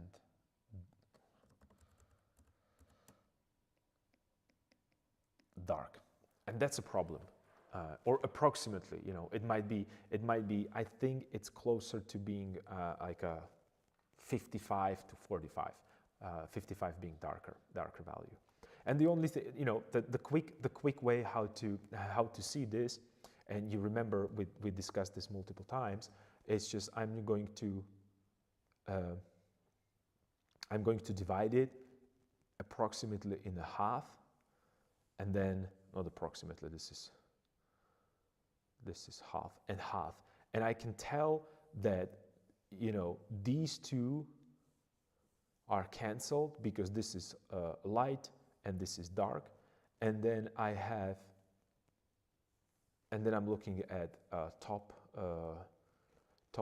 right corner against the top bottom corner, and they are almost canceling each other out as well, because this shape right here, it's roughly as big as this shape right here, right? So these are going to cancel out, and if these cancels out, you know, you know, it's just, you know, I can fold this one right here, so it would be maybe this little piece, but then I can, you know, I can adjust it for this, so it's very close to 50-50. And what, you know, that being said, is that that's not a problem per se, like a big problem, but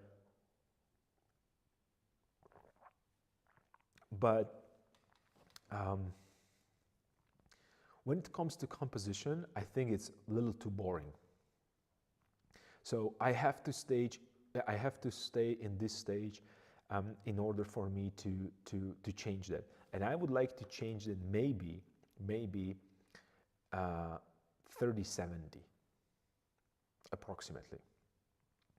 And the reason why I wanted to have it 30-70 is because that's the nice balance. And then I'm going to decide, do I want to have 30% light or 30% dark?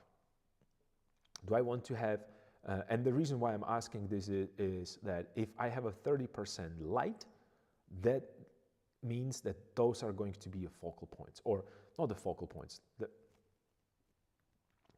That's going to be something that going to bring interest, and the 70% of the dark probably going to be receded into the background. Speaking about these things, we can actually look at an example, and again, let me bring this maybe a little bigger right now. We can look at this example as well. So let's analyze that. Let's look at it. We have and this would never happen in the real life. Well, never happen. Well, you know, it's an imaginary painting, right? But still, it's it's a demonstration. So we have a prodigal son and his father being lit by the light from probably open door. Most likely, it seems like it's an open door, right? And when you look at that painting, when you squint your eyes, and I'm squinting right now because when I'm looking at that, so they are all mostly lit. So that's one light shape. And then when you really think about it, another light shape against these darks, when you look like really from a distance, would be probably the sleeve that we talked about of the figure that is standing all the way on the right, and his portrait. Everything else, it's a dark value. Everything else should be a darkness. So Rembrandt divided it roughly into I would say really these 35 to 75, to make sure that, you know, the darkness, it's overpowering in terms of the surface area, a light area. And I'm not talking about the dark and light. I'm strictly talking about two colors, two pigments, light and dark, or black and white rather, right? So this is something that I have to really pay attention to, and the easiest way how to keep this,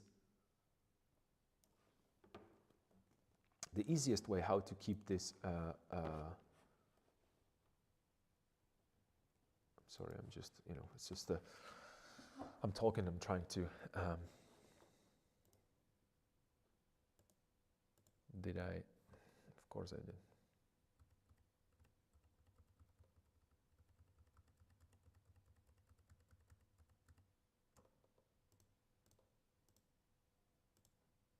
Okay, I was just, you know, painting on the wrong layer.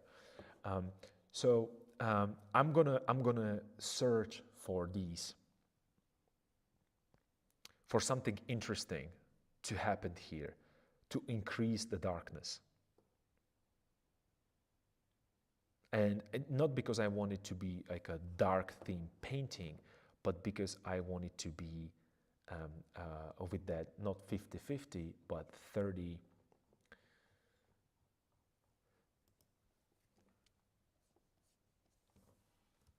30-70, I'm sorry.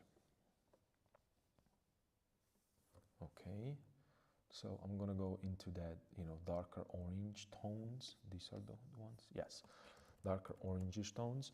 And I'm going to perhaps, and I'm going to start working with it. So I'm going to have a head right here. Perhaps he's holding something. Maybe this area right here could be a backpack, right? And I'm going to do maybe a new iteration of that, right? So this could be a backpack, and he's going direction, that direction, and then perhaps we could do like a,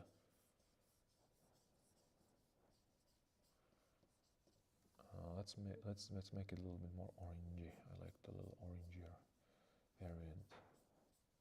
And maybe we could do some like a, I don't know, some Rembrandt liked to put, and not even Rembrandt, even Michelangelo and Leonardo da Vinci, these landscapes in the background. So maybe we could put like a landscape in the background. I don't know, maybe. Who cares, right? And then there is going to be this right here, and the darkness right here. It's like a little story. And you see, I'm slowly trying to improve this, and probably the better way would be to paint it this way, right? So this is where should I be? This is how I should think about this, perhaps, whether or not I like it. And then I'm looking at this composition right now, and there are, again, certain problems. Let me do this. Let me just give Command plus. Let me grab this, and let me merge these together. So it's going to be merge down, Command copy, Command D, that's what I wanted.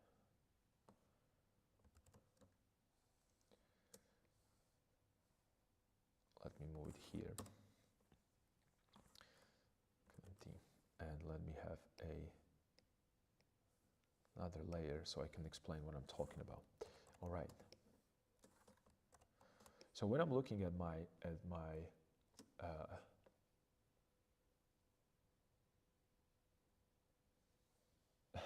making tea. Okay, no worries, no worries. You're all good. There's nothing major happening right now. But what I want to talk about a little bit is, again, the composition. And I started to, you know, develop these things, and, you know, I'm having fun, and then I have to, you know, I'm looking at my painting, right? Approximately. I'm going to make myself a little frame right here. And then again, what I started to do, I have a figure that it's right here, right? This is the figure. And then I'm putting another shapes right here. They are, again, all vertical, right? Well, he slightly, but still, those are very, very strong verticals. So in order for me to offset these verticals, I have to make sure that this strong, powerful diagonal is going to be the dominant force there. And that's why I'm going to keep it really dark. And not because it has to be that dark. It has no business to be that dark, because it's just like, why would it be there?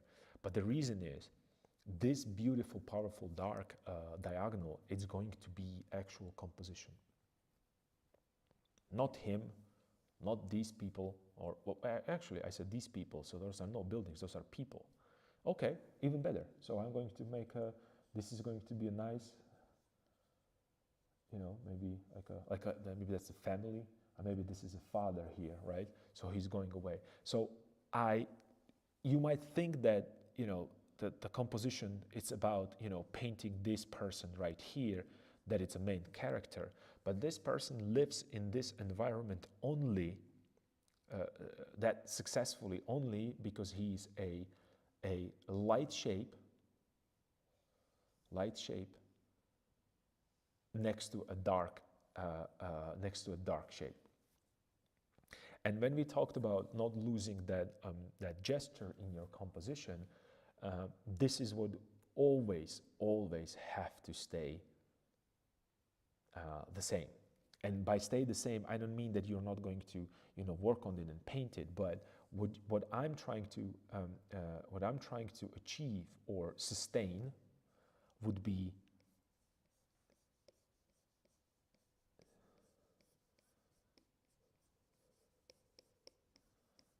this powerful diagonal that is right here,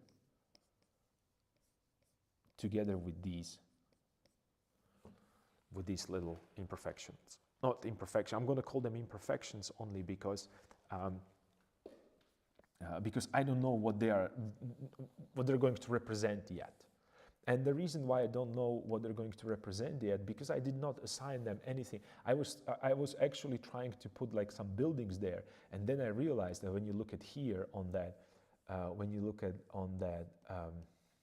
like area right here, it already looks like a person. Just some natural, or art, or I don't know, I can't really describe that. There's something happened. I saw it there, and I suddenly start talking about people just by associated this shape. But I was thinking about buildings when I was painting it, right? And that's when I talk about that. You think about certain paintings and certain objects in your painting too literally, too extremely literally. And then, just to make it a little bit more, even more interesting, I'm thinking about that this, okay, let's push it even more. So it's still that diagonal, right? It's still a dominant dark force right there that I created. There's going to be a light area right here, so maybe I could grab this and maybe just see it when it comes to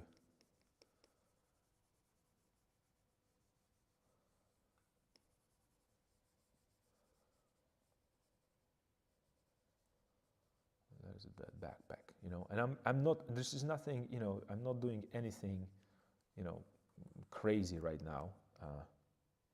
I'm just having fun, but I still want to keep the diagonal going, right? So I'm going to push it as much as I can, and I'm pushing the diagonal not only just painting a dark shape, but also this light shape. Even though I venture inside, like with this little piece, I'm going to push this, and I'm going to push this.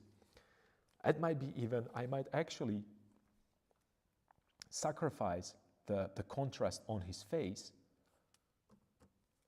for this sharp edge on the diagonal. This is what I'm talking about. This sharp edge, oops, maybe a little bigger, on this sharp edge right here. So this is where my hard edge is going to be, just to push that dark diagonal that it's right here. I might do this. This is how I think about the composition when it comes to composing. I'm not thinking about, oh, I need to have a person, right? So he's going to be a person. He has his feet right here, and perhaps he has a backpack, right? And then he's holding something in his hand, and then he has like a mohawk right here, like a cool hairstyle. That's not the composing. You're not composing. I think that this is a extremely difficult thing to break through, to break out from this, for thinking like this, to be here. I don't care whether these are buildings, I don't care whether they are people or sunflowers or aliens descending from the sky. I have no idea. It might be horse, I don't know. It's the ocean, and those are sails. I have no idea. I have no idea what it's going to be, and I don't care at this stage. Because the moment that I start caring about this being a figure, I'm going to focus on creating a, outside silhouette that represents, I don't know, something. This represents nothing, but I just wanted to show you that I would then go into the precise measurement, and another thing would be, I would be like, okay, it has to have like a backpack, and it's going this way. No, it's a wrong one. So it's this way. No, it's this way. No, it's this way. No, it's this way. No, it's this way. No. That's that just never-ending problem with being so hung up on the Control Z. Just it's crazy, because then if you move, and I talked about this yesterday, I know, and I'm not saying it because I want to discourage you from doing it. I want to show you that you then going to bet because in the real life you don't have a Control Z, you don't have undo button, and you will never be able to have it, hopefully, because that would change all the things in my life if I could undo certain things. Anyway, so think about this. I think this is extremely important when it comes to creating or composing, right? So just coming back to, I'm just going to turn this off. Coming back to, and maybe I could clean up this a little bit as well, right? Maybe I could clean this up a little bit. So, and the reason why I want to clean this up is because I don't want to have that visual pollution that can distract me, because I would think that I'm going out. I would feel like I am. Well, let me just.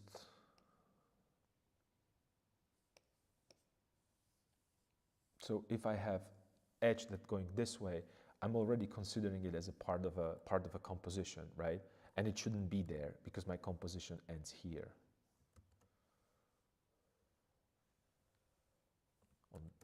That's not a really good example. My composition ends here. And let me actually do it. So let me bring the rectangle there.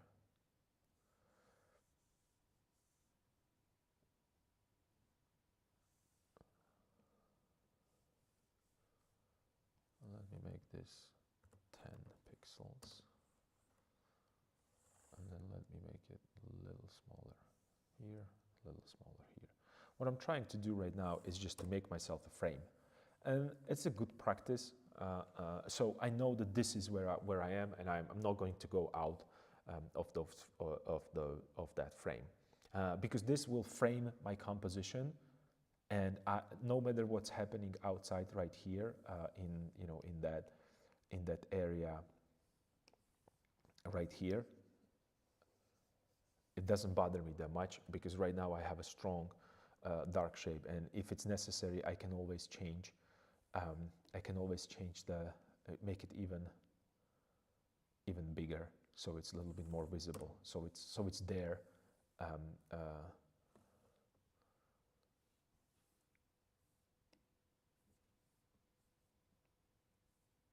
And I'm not going to be bothered by that, right? And I can always, and if I do this, right, I can always take that rectangle and put it on top of it, and still keep it and maintain that the division between one area to another. So this would be like a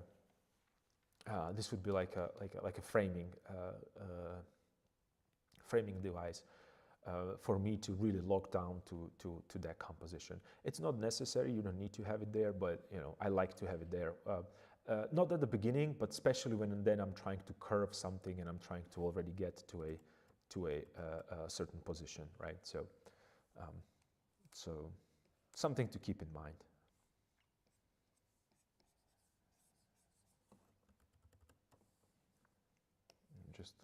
This is the brush that I used, okay. and then the pigment and color. So I'm going to continue, and I'm going to search for something interesting, maybe even darker.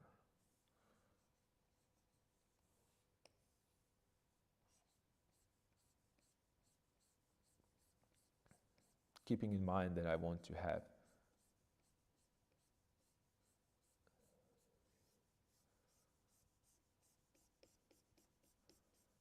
still that person there. And if I were to do this in real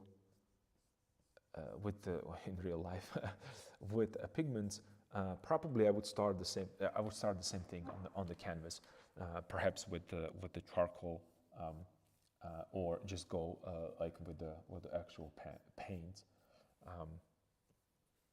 Maybe I could just to push it at diagonal, just make this area a little darker. So I'm going through him, a person that I assigned that he's going to be like that. Person going away, and this is nothing, this is no revolutionary composition or something that we haven't seen. And since I have it in this kind of a setup, my question right now would be, I'm thinking about it, and it almost seemed, and I don't know, correct me if I'm wrong, what do you think, how do you read this abstract shape? And it's important because these are the questions that perhaps you might want to ask yourself. How do you read this abstract shape? And when I ask how do you read it, I mean how do you, based on the diagonal that it's going from the reading order, we are going this direction, right, with the diagonal. And if we are going this direction with the diagonal, I assume that you were looking at him going from left to right and from bottom to up. So he's moving this direction. Am I right or am I wrong? Naturally, that's what was in my head. I don't know, and I know that you can't answer, but this is how I think about this. How I think, what I was thinking that is happening there. But since my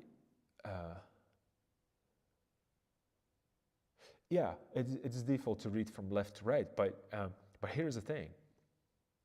Since it's a default to reading left to right, let's turn it upside down, and since I have a figure in the back right here, I'm going to read it from here to here, this direction, and he's going to facing us instead of facing away from us. And simultaneously, I'm creating, I have a dark shape which is diagonal going this direction, and then I have a figure there going this direction. So I am creating X. I'm creating something a little bit more interesting in the composition, because you would assume that since we are going this direction, this is where the road is going to be, like so, right? So then why don't I draw the road right here and push this diagonal? Well, because everything, again, that would be kind of boring. So we have this beautiful, beautiful dark shape that goes against it or juxtapose it, which creates for more interesting setup, I think. And this is strictly, I don't need to do that, I have another layer so I can leave it there. So this is something that when you're composing, these things are extremely important, because they're going to change the tone, they're going to change the overall feeling, they're going to change the overall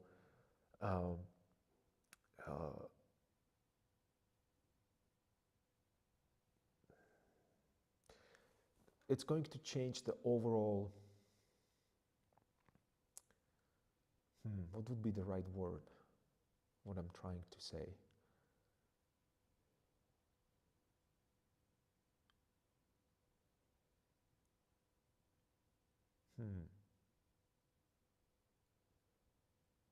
Well, it would change the story, because if he's going from left to right in this direction, he's going away from us, right? So these bystanders here that I have, naturally, they would look at him how he's leaving, right? So they're looking at him and he's leaving away, he's leaving out from the frame. In this particular case, if he's going to front us, they are going towards us. That means that he's going to where I am. Am I a bystander and I'm looking at this event happening? Am I looking over my shoulder back if they are following me, if this is the group of people that is with me? And this would be like a, when it comes to that philosophy, this would be something to take into consideration, because it's going to change the overall narrative. Finally, oh my, that was like a birth. It's going to change the narrative of your painting. I'm not talking about the the technical narrative that I always repeat over and over again. I'm talking about the narrative of the story, and this is something that we go back to. Would it be the good comparison would be probably when we think about Renaissance and Baroque. So when we think about Renaissance, and when you look at the paintings of, let me just pull them up. Why don't I just, let's do a visual imagery or the visual clues. So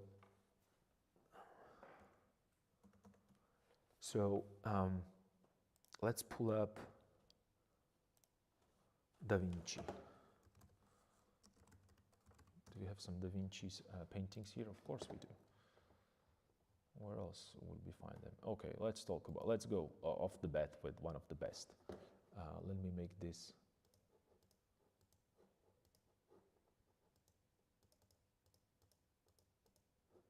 Let me make this bigger right now again, so you can see it better.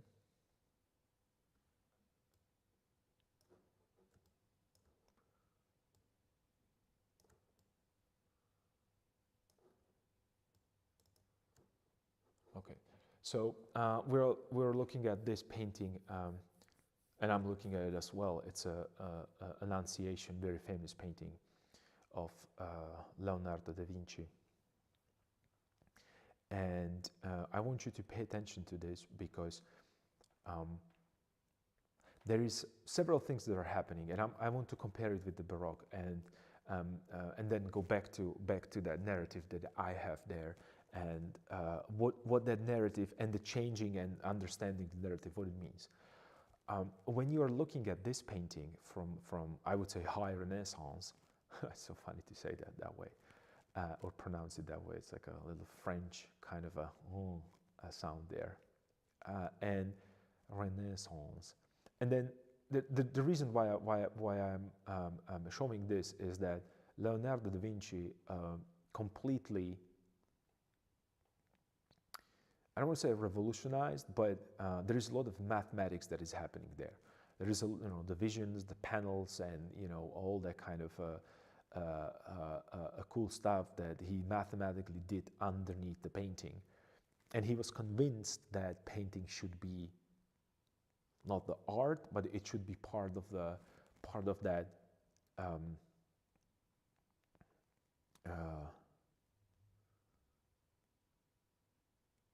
part of the science. He truly believed that the painters should be scientists, because they are dealing with the nature, and like they're recording events and so on and so forth. So he really wanted to be part of the cool kids, because science was during the Renaissance was very, very important.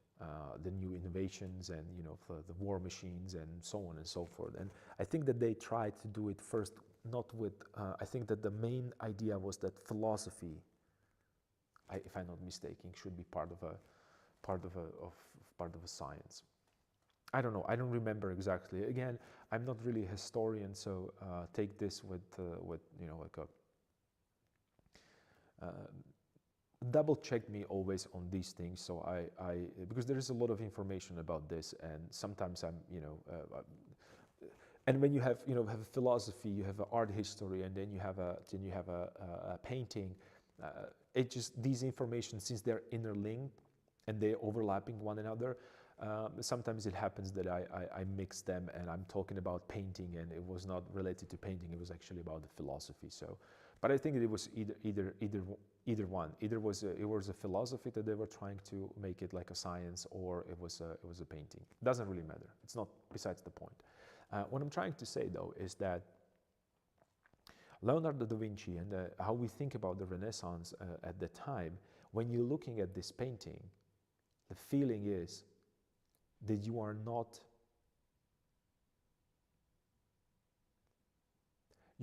part of this scene. You are not heavenly enough to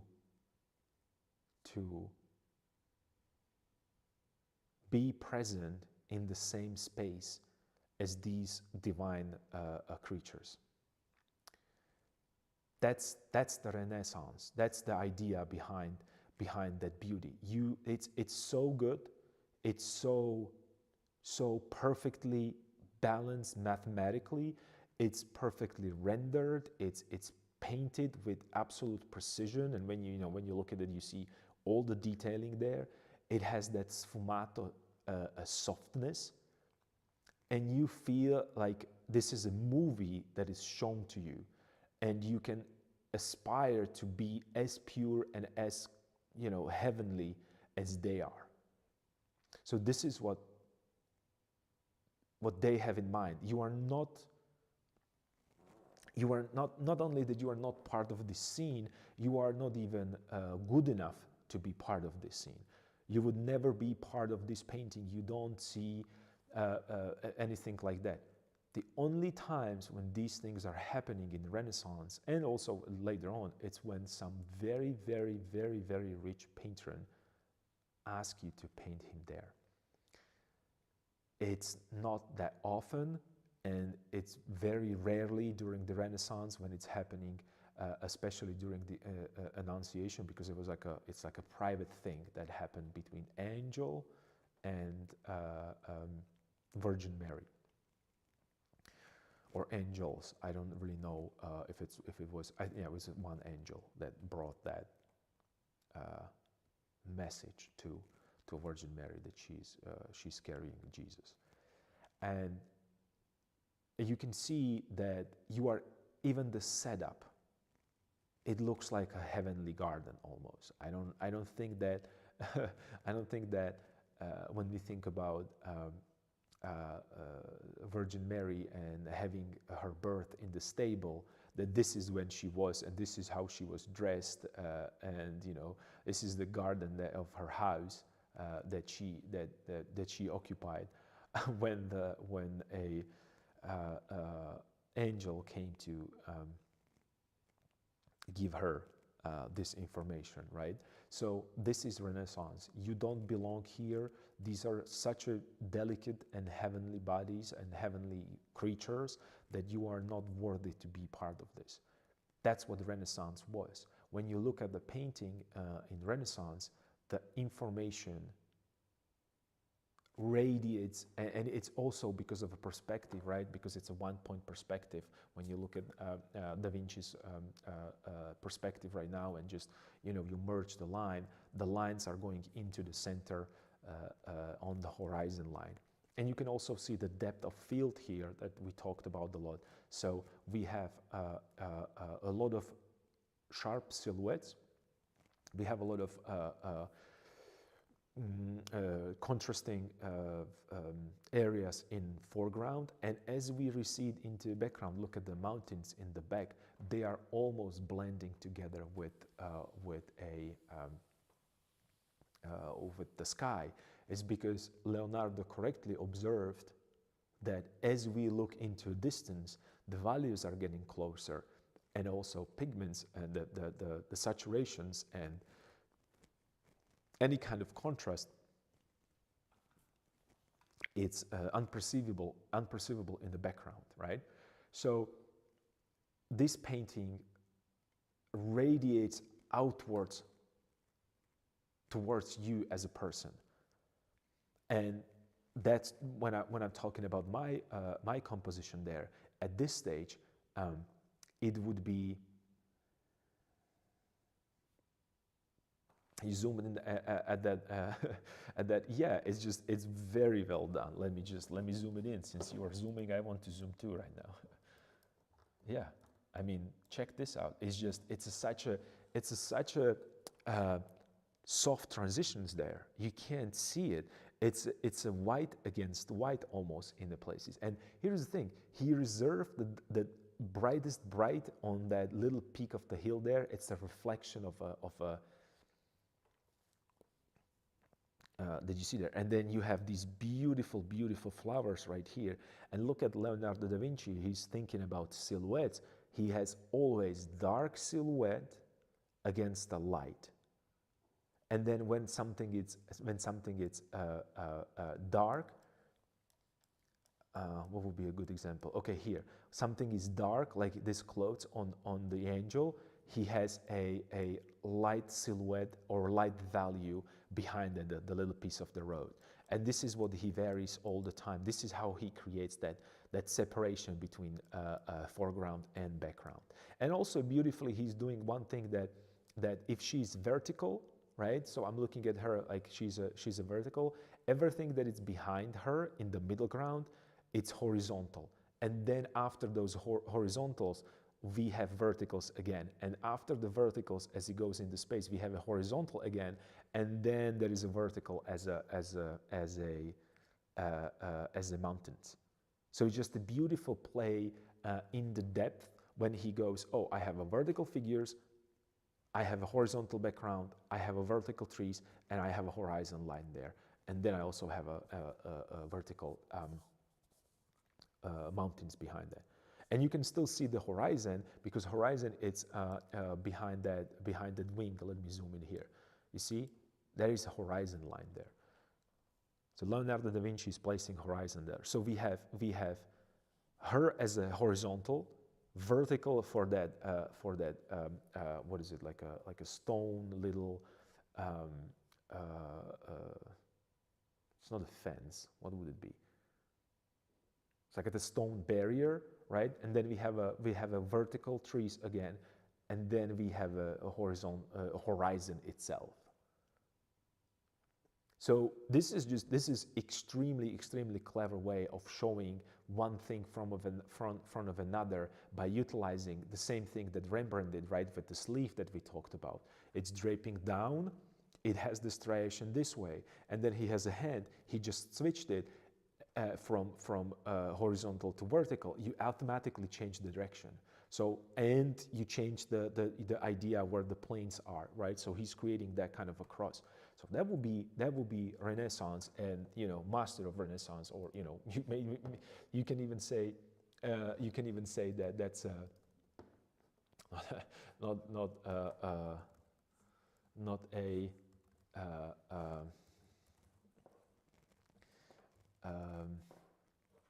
not necessarily a master of Renaissance, but even inventor of or one of the, for us painters, one of the most prominent figures when it comes to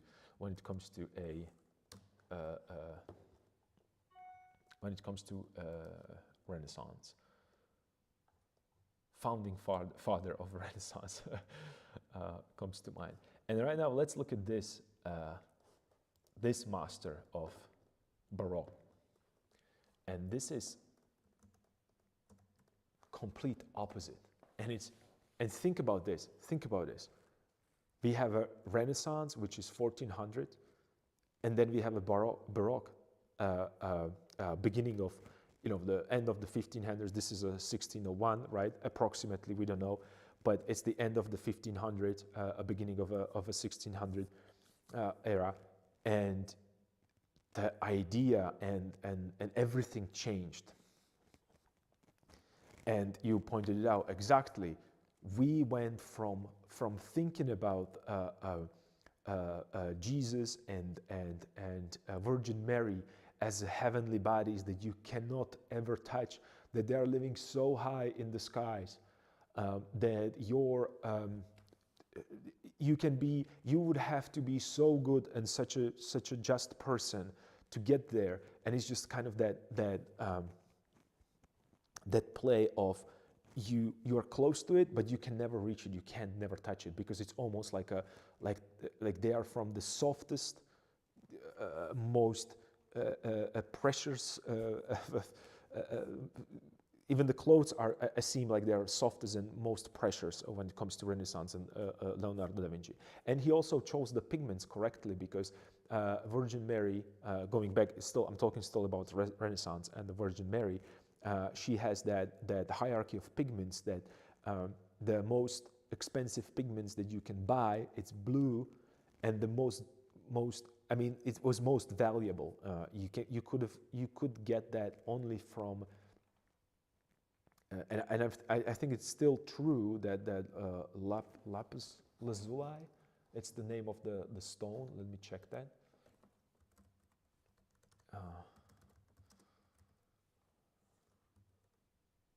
Lapis lazuli. I'm sorry, lapis lazuli. It's a very, and it's a mineral. It's like a very blue.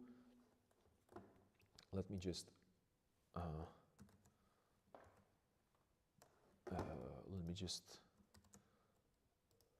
lapis lazuli. I'm trying to write it in the chat for you.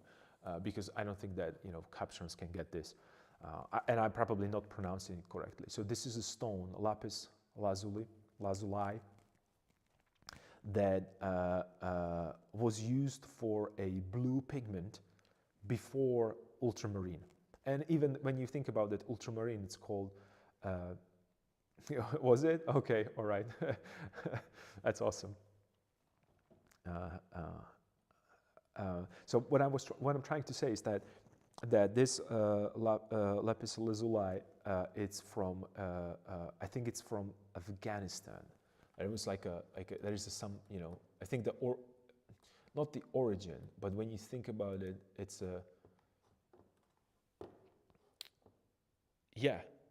from Afghanistan. That's the only place you could get it, because there was a mine for these there. And I think it still is. It's extremely valuable. It's extremely precious, and it creates a very soft, light, extremely transparent blue. To make the rich blue like really vibrant, like when you think about Vermeer, that was impossible at that time. And we call it ultramarine because it came from behind the ocean, from behind the scene, from behind the that curvature of the earth from far away. So Leonardo da Vinci decided that Virgin Mary, the most important person in that story, it's in the very light blue dress, and he created that richness of blue by glazing and glazing and glazing and glazing. It was unheard of to having such vibrant colors. And by that process of glazing, he was creating these contrasts. You saw that still beautifully painted fresco, but it was just it was like a desaturated, sunk into that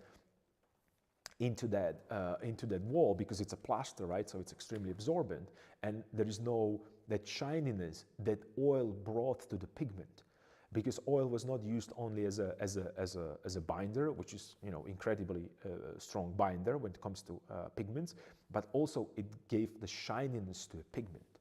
So he really, by these glazes, created like almost depth of that, which if you separate it in the microscope, that would be like a multiple or hundreds of layers, as they claim about Mona Lisa. So it was maybe a couple dozen layers. I don't know. I don't have a data on this, but it was definitely multiple layers, because we tested it, and not me personally, but scientists, they tested it. You can't get such rich colors from lapis lazuli just by adding it to a canvas, because it does not have that kind of a cover, the opaque strength, because it's extremely transparent. It's the same that what's happening with with alizarum crimson, it's extremely transparent and stable pigment that will over time lose on intensity, and it became completely transparent. Paintings of Botticelli comes to mind, that you can see in his paintings that we know what was behind those figures, and he painted fully background, and then he painted figures on top of a background. But since that pigment kind of lost that intensity, we can see it became transparent. We can see what was behind. So and again, I'm on the tangent, and I'm going on these rants about pigments and textures and so on and so forth. What I want to say is that when we look in the Baroque, as you properly pointed out, we are part of the scene.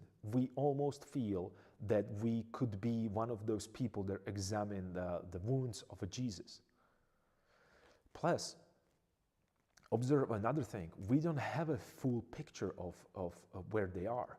We don't even see what shoes they have. We don't even know what kind of clothes they have. And they have even Jesus, he has just a blanket. They have just some kind of a random clothes of some, you can even see maybe here, it almost looks like it's not sewn properly, right? So it's showing through some, imperfections in the garment that they are wearing, right? And they are so close to us. I mean, you are one of them because they are almost like the same size. The heads are the same size. It's incredible to observe such an enormous shift from Renaissance, where you are far, far away from the scene, because it's heavenly scene, to being part of the scene, and you are right now next to Jesus. So you are worthy to be next to Jesus. That's unheard of till that point, right? Plus, all the backgrounds are dark. The reason why all the backgrounds are dark is just bring even, not the dark necessarily, but they're dark because of a tenebrism, because he's bringing the light from a darkness. So it's a sfumato, which is that slow turn or slow roll of the form, and then tenebrism is just bringing it to max, because you're going from absolute dark to absolute light when it comes to rendering and then the illusion of three-dimensional space. But when it comes to environment, he's setting up Caravaggio specifically, and Baroque painters, or Caravaggistas, I think that's what they followers of Caravaggio and a similar style. They're setting up the scene that it could be at your home. So Jesus could actually emerge in your own home. He could be part of your household. These miracles are happening, or could be happening, in your humble, house, which was not even yours, because most likely you were just a peasant and perhaps slave. I don't know. It was just a really bad time, and not slave necessarily, but you were peasant. You were working on the king's or very rich person or noble's land, and we can observe this in other paintings as well from Caravaggio, which like this one, for instance. Are you one of the guys that are beating Jesus? Good question. I don't know. Or are you just a person who is standing by and observing what's happening because he's enjoying, I don't know, the suffering of others? Or are you the person who is afraid to stop them because they have, weapons? Your decision. Your decision. Unfortunately, you are not helping him, and I think that's a big thing. That's a big thing when it comes to composing and deciding how close I want to be, how close I want the figure to be to me, in terms of, am I engaging in this beating? In terms of that, am I the one that is holding that that stick as well, because he kind of, he's kind of showing you that we have the black person on one side, there is one behind him, one on the right side, and then in front of him. Am I holding the third piece of stick? I don't know. That's just the interpretation, and the beauty of this is that, like I said, there is a multiple different iteration of this story. So the narrative, it's completely in your hands in terms of, who am I? What am I doing here? Why am I looking at this? And then you can go home and reflect. If this scene happens in the real life, what are you going to do? Are you going to be, happy to look on someone being beaten because you disagree with him? Are you going to be happy, or are you going to be sad that someone that you like, or the idea that you like, which is, the Catholic religion or Christian religion in this case, being destroyed by people? Plus, they are set in the clothes of the age, right? So it's happening right now. So it's your decision what you're going to do. And I think that they played this card really, really hard when it comes to Baroque. It almost feels like they gave you option to choose. And it almost sometimes, it seems to me when I think about this, it almost sometimes feel to me as like a first sign of how would I put this? I don't want to be, and again, this is strictly my own personal opinion when I'm looking at these paintings. It almost feels like like Caravaggio is giving you a permission to think for yourself. And I blow my mind. It's just, and I have a goosebumps. I can show you that I have a goosebumps, because that's such an exciting thought to think about how deep some of these paintings, and actually the information from these paintings, or message that you can extrapolate from what's happening in this scene. And it always stopped me, and I felt like, oh wow, is really Caravaggio giving me an opportunity to think for myself through Catholic Church? Because it was Catholic at that time. It was after that a split. Where was in what 1200? It was that. What's the name of that event? It was a schism. No. I'm blanking it out. It doesn't really matter. It's not important. But this is full on blown, and this is actually after that split. Very important, because the Catholic Church wanted to bring more people towards them, to show them how big they are. So these opulent, Baroque structures with just enormous amount of gold, and that's just visual overload of beauty. And so these are the two, let's say, main ideas. And again, coming back to my,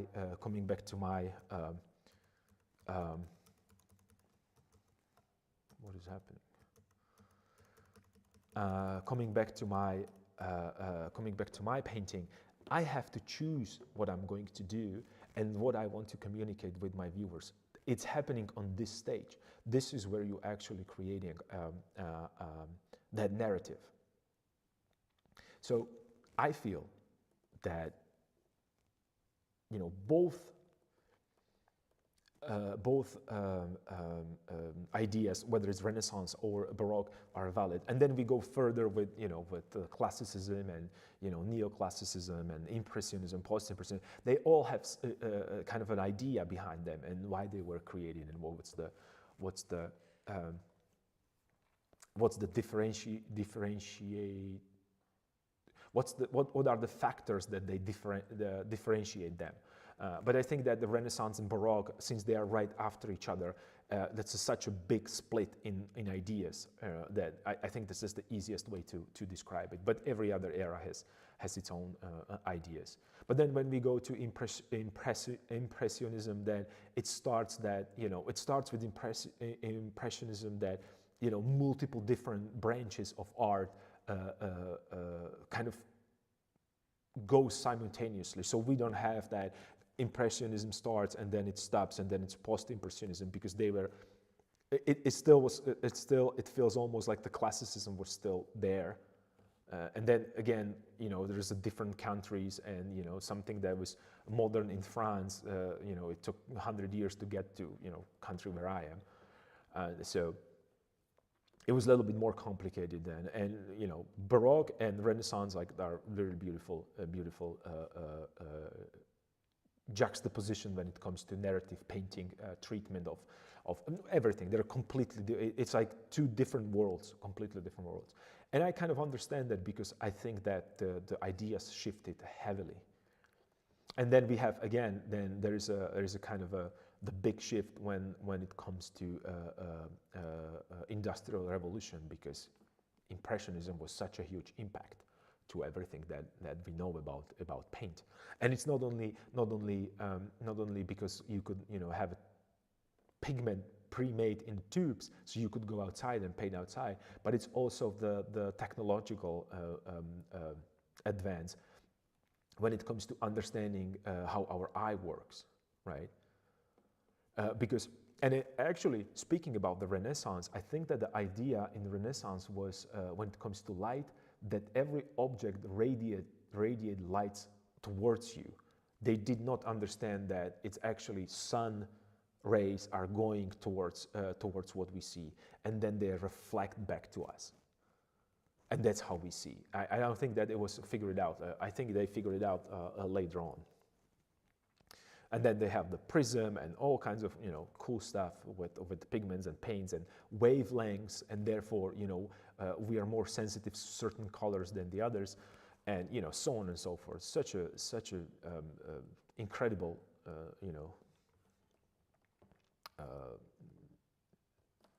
such an incredible thing to observe the history and see how people 100 years ago, they have no idea what what we are doing right now. I'm sitting here talking to you, texting and multitasking, even though I'm not really good with that, obviously. Anyway, you have to stop me talking, because I'm going to talk forever and there is no work done.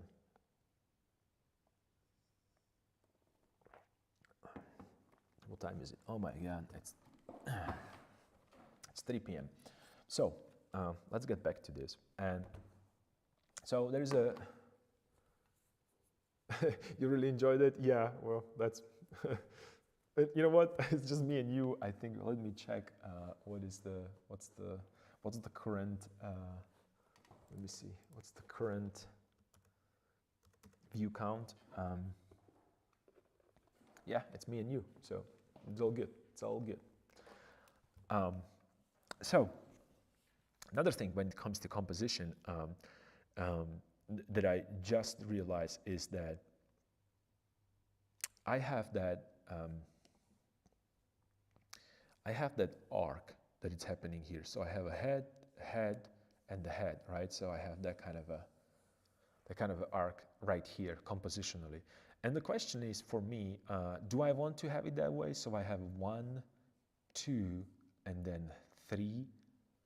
So it's going 1, 2, 3 when it comes to composition, because these look similar to one line, almost on the same. You see, like these two. So I would either want to go down or go up, or being like so. So I don't want to have head of this guy, head of this guy, head of this guy on the same line, because that just, again, is going to unify them, right? They're going to look like a fence. So I either, you see, push him a little bit lower, or I'm going to push him a little bit higher up. And that would be another important decisions that I would probably go, and I would just think about it. But then if I push this little lower, and I'm playing with this, and you remember my yesterday, you know, half an hour rant about moving one shape,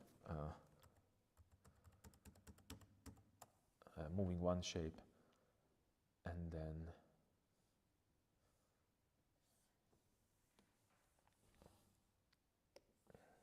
brush.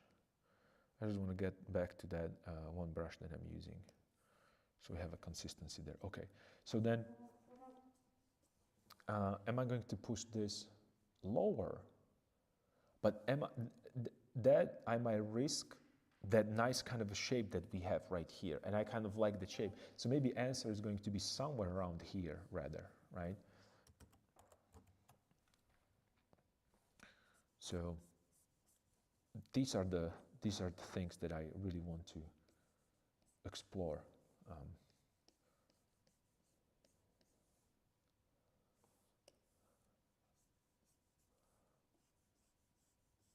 Maybe push this diagonal even more here, perhaps.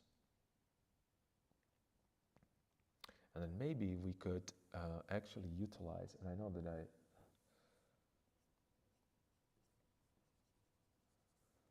okay, so let's do this. I want to utilize that little ladder area right here, and perhaps maybe I could just push it a little bit here, behind him, or front of him. We don't know yet, right? And then maybe a little bit of this. And see, I'm just playing really with the silhouettes, and I want to find a nice, cool looking composition. And maybe this one, oh, I know, maybe this one is just too forward, and we're just going to make him a little bit more in the background, right? So what I'm doing right now, I'm still keeping it as a dark value, but I am pushing it into background. So we have 1, 2, and 3, and they go in that kind of a zigzag way into background. I kind of like that point right here. So he's almost, I barely can see him. And I could push it, see, I could push it maybe a little lighter and just make this area here just a tiny touch lighter. Not because I want him to stands out a little bit more. It's just I want to connect him a little bit better with the background. Right? And I'm slowly trying to find something interesting here. And perhaps there might be another person right here. I don't know yet. I don't know, and I don't care at this point. I'm just looking for different shapes. And this might be maybe a little too much high up. So I'm just going to push him a little bit more that way. And you see how we created kind of a nice kind of a swoop right there. Except it's going from here to here. That's the one, right? So, yeah, this might work. I don't know. It's just, I'm going to maybe a little bit push that diagonal there. And I'm going to, create a little bit more of that light. Maybe not. Maybe I don't like this. I don't know.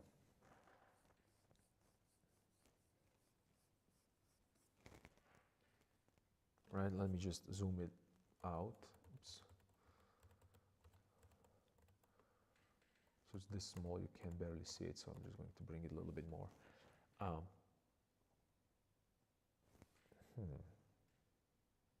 Maybe, okay, let's grab this. Let's make it a little darker. Let's give them a little.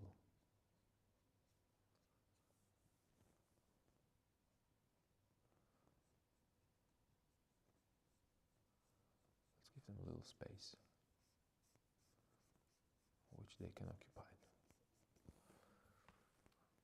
right? And I'm still using the same color combination. What I don't like right now is that I have a light area in this corner right here and a light area in this corner right here. It's kind of repeating itself in kind of a weird way. So perhaps I could push this diagonal. Okay, so I'm pushing this diagonal, still thinking about that. So I'm going to grab this pigment right here and maybe just hit it here with the same direction. So I'm pushing that even further.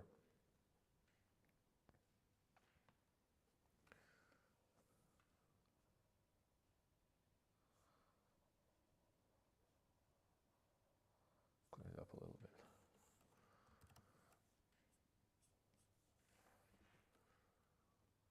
And then if I'm doing that, let me just grab a little bit more of this pigment right here and push this little lighter perhaps. I don't know. And maybe just a little touch of this blue here. Perhaps there is something that it's visible. And again, you hear me. I don't even know what I'm doing. I'm just having fun. This is nothing but you know what? I'm going to take this and I'm going to do a bigger painting of this. Let's just make this work.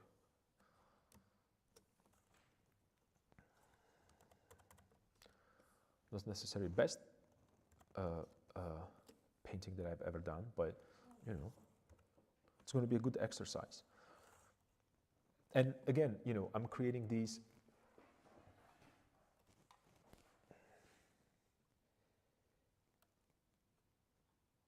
Yeah, it's a landscape composition. Absolutely. This can be anything that you want. Actually, let's push it further, since this is a bad painting Friday, and I'm kind of a.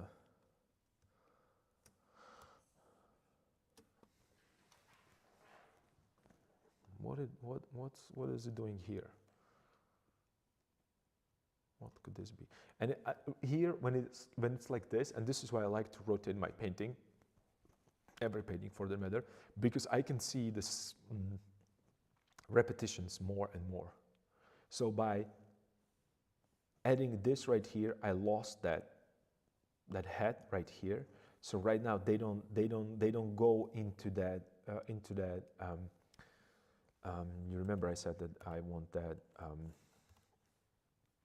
like this motion, and I don't feel it right now. I do not feel that that's what's happening. And then how big is this guy? Is he going to end up right here? This is where his knees are going to be. Yeah.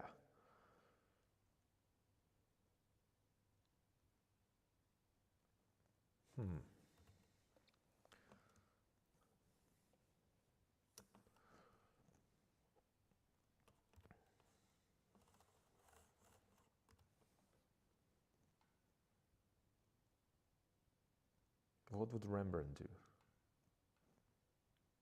WWRD. What would Rembrandt do? Good question. Good question. He would bring some dark value, probably. I don't know.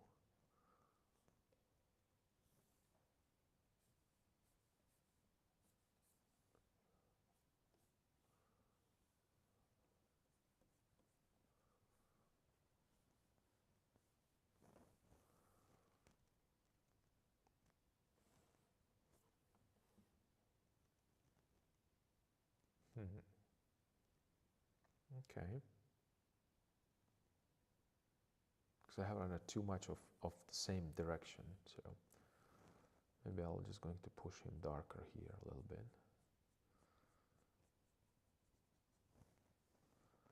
And let's bring back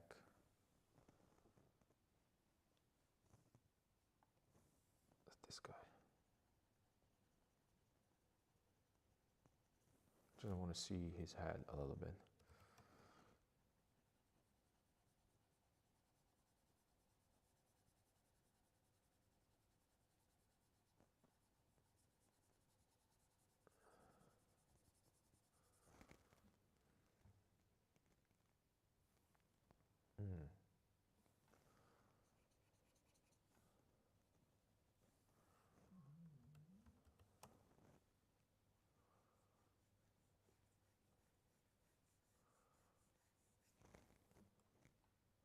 I'm just searching for some interesting areas. Let me look at some other paintings, and get, maybe, oh, check this out. This is very similar situation that I'm in. There is a background. It's just a flip vertically. But you see the diagonal that it's created there with the hands and arms with the light. You see the diagonal? That's just awesome. And it goes against the dark shape. So I didn't even have to go that far, and we already have it. It's just these things are being utilized over and over again. There is no rocket science about this. It's just coming up with nice, beautiful shapes that haven't been seen before. It's difficult.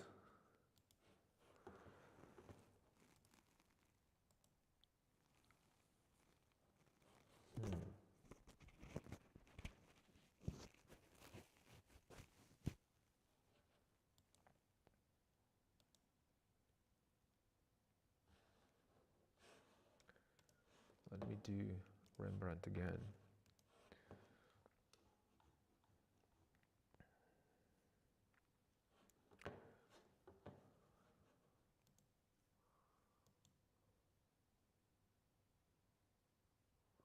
Oh, I have a funny story about this painting by Rembrandt. It's in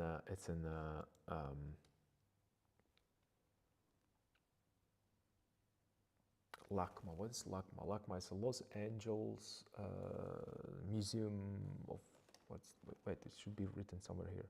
Los Angeles County Museum of Art. Yes. So I went to see this painting, and I didn't know about it. But this is really this looks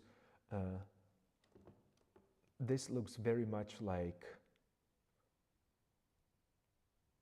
It was way darker, and you can see that it has some reflections here, because it's really even difficult to take a picture of it. It seems like it's heightened up, like it's brightened a little bit, so you can see what's happening, because this is all really dark. Like this is all dark, like almost black. You can't really see anything there. Only these like a little. Like the little golden points of interest. Let's call them that. But the problem is that Jesus he's also like a. I'm sorry, Jesus. It's Lazarus. I'm sorry, but it's also Lazarus. It's really, really dark. It's really, really dark. You barely can see it. And if you want to look at it and observe it, how cool is it painted, and like everything that you want, you're getting closer. You're getting closer to it. And I remember I was in the museum with a friend. And as I was getting closer and closer, and you cannot touch paintings when you are in the museum, right? So I'm just trying to go like this, closer, closer, and closer to see. And then as you're looking at him, then you start seeing these people behind him, right? These guys right here, and you are getting closer and closer and closer. And suddenly, my friend is looking at me, and I think this happens to multiple people, because this is a very well-known thing, but I didn't know about it. I think it's very well known. Maybe it isn't. I don't know. And he was looking at me, and he told me, dude, specifically, dude, you look like this girl right here. You are part of the painting. You can't believe what you're seeing. I was just, what are you talking about? So Rembrandt, I like to think about this that way. So Rembrandt was so clever and so smart. So he specifically made this almost imperceivable. So you going to that paint, this is how, like you see this guy right here, this is all me from the other side of the painting. And when you look at this, it almost invites you to be there in that position, also wanting to see something, right? It's just, I don't know, it sounds weird, but it was such a powerful man. And from that moment, I remember that I have to be very clever about my paintings. Like, I really have to make people engage with them, to not to force them to remember that painting, but you know, it has to be a positive impact. People really have to engage with it, and it's so difficult because every painting, you know, when you're in the museum, everything is so distant. It's just like, oh no, this is like very important stuff, and you have to be super smart to understand all these things. I don't think it's true, because these paintings were not painted for smart people, you know. And other thing is that the people that were buying these paintings, you know, in 1600s, you know, 99.9% of people, including the kings and all the intellectuals at that time, didn't have that much information and the stuff that you are studying in the school right now. So these are not for this is not, you know, you don't need to be a rocket scientist to understand what's happening in the scene. And I found it really, I remember that I was just like, what is happening there, like this? And he was laughing at me so hard, because perhaps he know that that's what people do when they're there.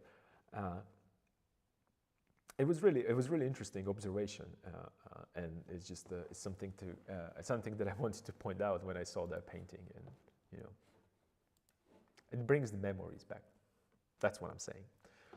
Speaking about actually that painting, check it out. It's the light value on one side, light value on the other side. Check on my painting, the sketch. It looks the same way, actually, with one difference.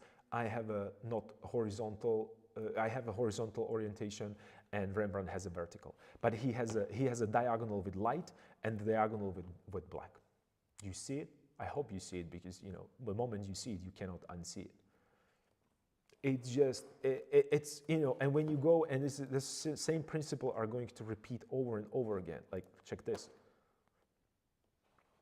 Light diagonal in the back. It's almost, you know, I'm almost hitting the same pigments on my screen.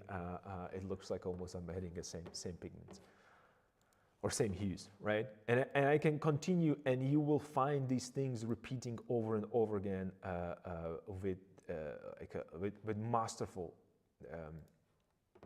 like here as well. There is a dark diagonal that goes from the back all the way to shadows in the front.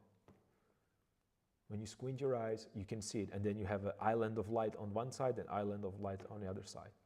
Extremely simple composition, and this is that naive. I think these are the early paintings of 1626 or so. But you can see that this is when Rembrandt was still painting. Right? He painted the hands, he painted the face. It's still beautiful painting, but you know, when the garments are not treated the same way as he used to, and he's still. And this is, you know, this is something that you really have to understand, even with your painting. And I'm trying to do this with mine as well all the time. Is that he's treating everything the same way, right? So he painted hands, he painted sleeve, right? And when you look at this, these folds on the sleeves are very similar to how he treated the hands, right? So it's just a different color and different value, or different hue and different value, but basically it's painted the same way. So it's lacking a little bit of that masterfulness that we know Rembrandt for. But then he's experimenting, because look at the furry part of his garment. That's something completely different. This is a bed painting Friday in the studio, in Rembrandt's studio, right? So, because then, you know, check this out. This is something, you know, this is 20 years later. I mean, you can see that this is completely different, you know, treatment of edges and everything. This is that underpainting that we talked about. He just, you know, scrubbed some paint on top of it. Done. I mean, do I have to say anything else? I don't think I don't. I think that just, just, you know, it's.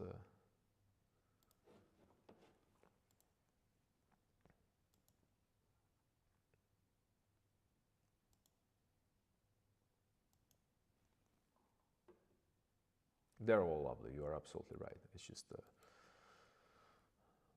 well, look at this beautiful composition. You see that beautiful, beautiful. I mean, he's really hitting it hard with this. But again, it's diagonal.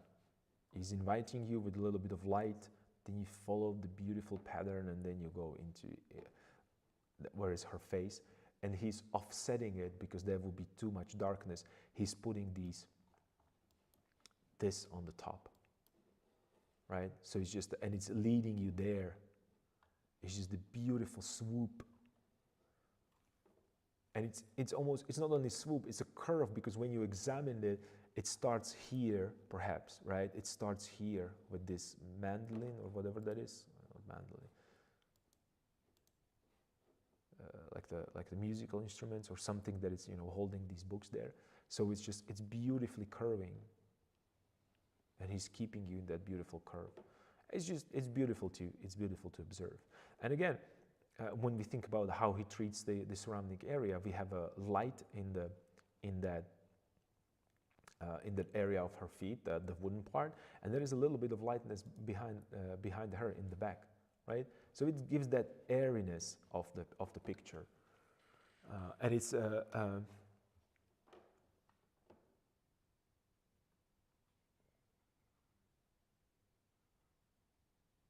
yeah, it's Rembrandt's painting. Yes. It's Minerva. So he's utilizing all the elements that, you know, she's being represented with.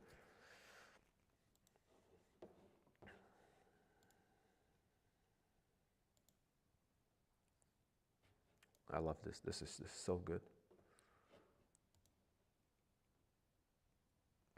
I mean, this is when we talk about simplicity. When, you know, when you came home and you cannot afford anything else, just a burnt umber, a little bit of red. It's just this is like a.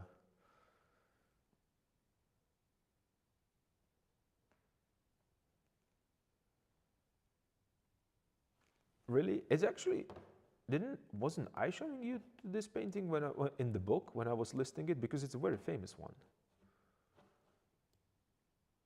What is it? Is it in the Berlin? Yeah, it's in the Berlin.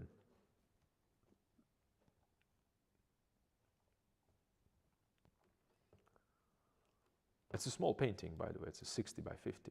It's just, it's, you know.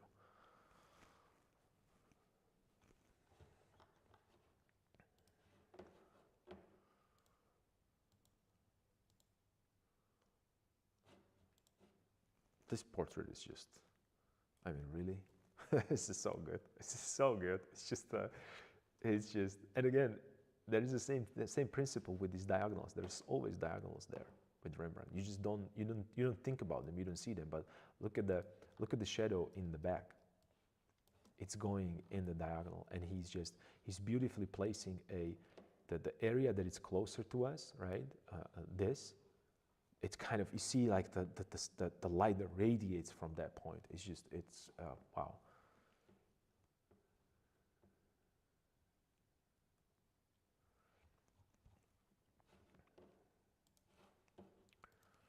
So this would be my time when I compose. I sit down, I found something that I like, and then I'm just moving, you know, around left and right, and I'm trying to understand how to solve certain problems. And maybe, you know, on the way you will find something that interests you, and, you know, you just go back and forth between what you like and explore, and you know, then I try to also utilize something that's called a pure ref. It's an application. Let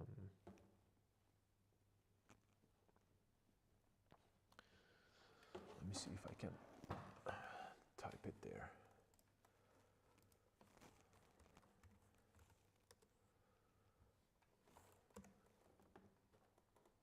pure ref. Oh, where's typing it into the wrong chat. I don't know if you use this, but this is something that I use. It's like a mood board application for your computer.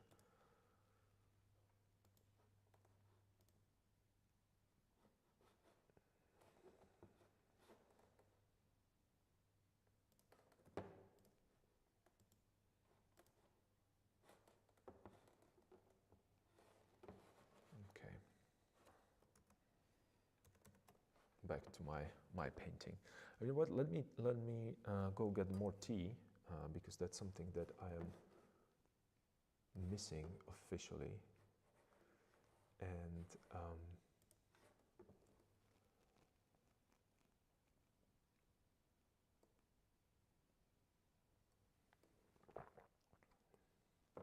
you've been using it for many years? Okay, that's awesome. That's awesome.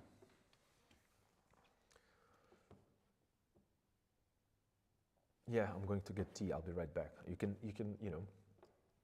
browse through the Rembrandt because it's just it's an awesome awesome thing to look. I'm not going to even switch to be right back. I'm just going to get the water. I'll be right back. Give me a second.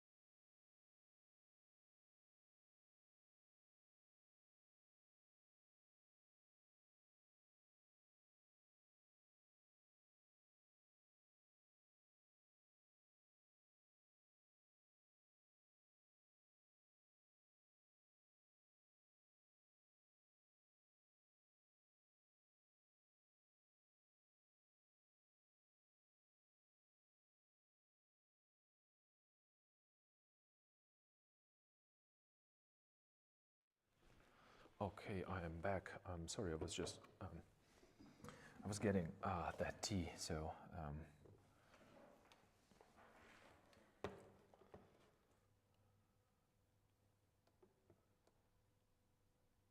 I think you were right because that's something that they do, because I think that the project of creating this library with the high resolution images of famous painting, it's still ongoing project. I think that they at the beginning they have only 1 or 2 cameras, or maybe 10, whatever, and you had to. I might be again mistaking. Maybe that was a different project, but I think that you had to sign up your museum and or they asked the museum if they want to rent it out. I don't remember how was it, but they told me that was a tedious process. There's a special lighting conditions. You have to have a special equipment to hook it, and then you have to have a space to do it, because some paintings cannot be couldn't be photographed at one, and then they start to do like these little small images, so you have to have a special rig that goes step by step and take overlapping pictures, and then they combine them together. It has to be really annoying to do all these things. So yeah, I don't.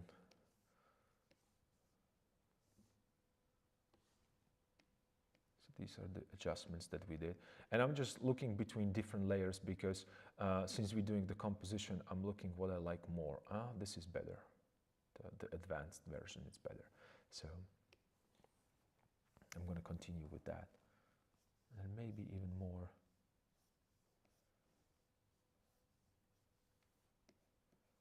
What's happening?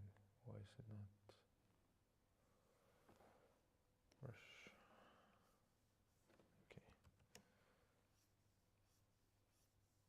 Maybe even more this way. I want to break it up a little bit. And this is really a slow stage where I would really spend a lot of time. And here's the thing: this is not something that you want to finish today. Maybe you wanna keep it for tomorrow, a day after tomorrow, and not because you have to, but it's more like very rarely it happens to me that I can figure it out everything in one go with the whole painting. Very rarely, it never happened to me. Not very rarely, it never happened to me, right? So I'm thinking maybe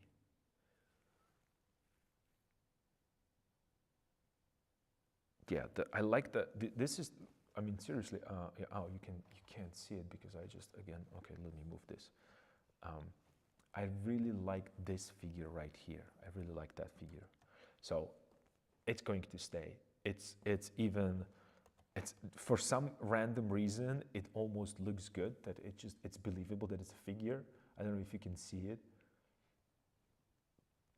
but it feels like it has legs, it has a head, it has something going on for her. It looks to me like her, so I'm just gonna call her. And then perhaps, ooh, this is what we could do. So,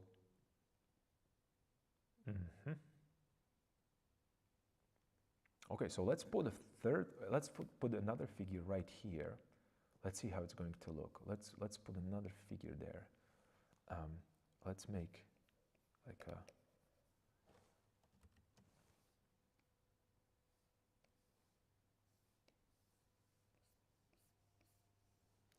Let's make a little separation here,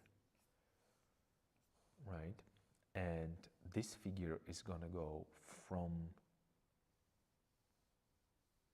behind. Like there's gonna be a little dip right there. Let me show you what I mean. Like there is a.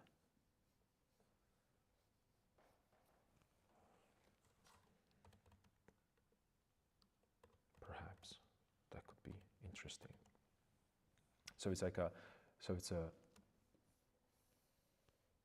just to show you what I mean. So there are the figures, one figure, the second figure, there's going to be a third figure right here, but these are on this plane right here, and the third figure, it's like behind here, so it's going uphill, so it's going like this way here, right? That's what I mean.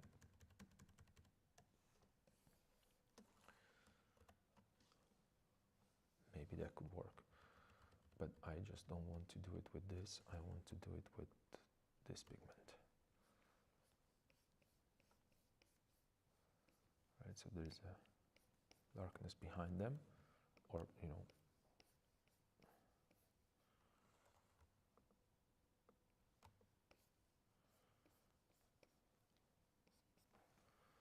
have the proper brush.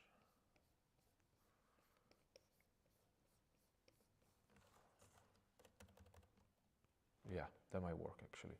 That's going to push this more this way.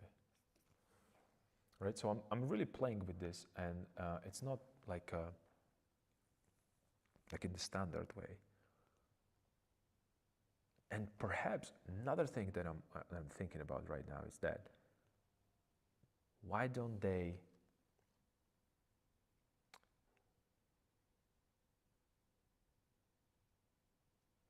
because check this out. I'm just looking at that the figure right here. So I have this guy right here. So let me just put another layer just for demonstration of what I'm talking about. And this is how I approach, just the composition all the time. These are the things that I really think about when it comes to composition. Okay. So look at this. I mean, when I trace the shape, this is what I see.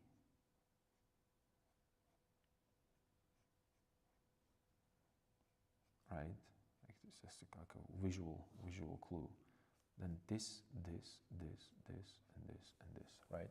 So this would be the shape that I see right now, and just out of randomness.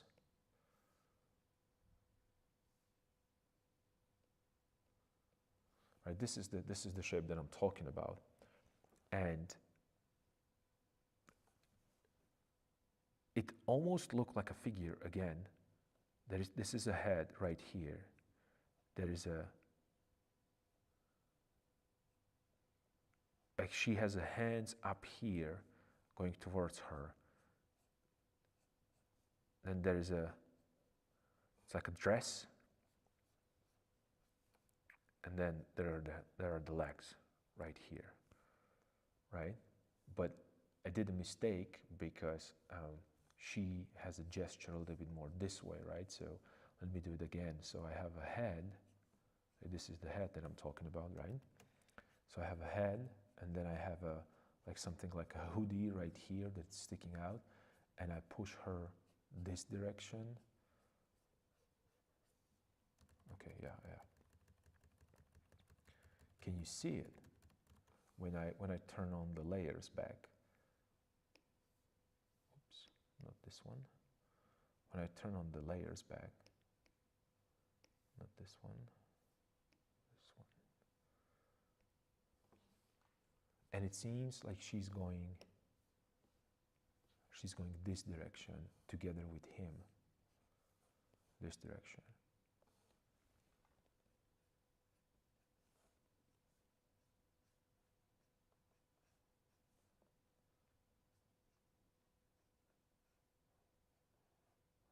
This is what I'm talking about. And then there is another figure right here that is behind her. So I'm combining these two shapes together, right? So this wouldn't be here, and then I have this cool figure right here. So I have three figures right here on this composition. That means that ideally, if I want to balance it nice, instead of having one figure right here, I should maybe put into backgrounds, maybe somewhere here or somewhere here, another figure. And I'm going to put that figure there that way as Rembrandt instructed me. From that, I'm sorry, this might be probably really bad for you. As Rembrandt instructed me in this little piece of his. You see the figure in the background?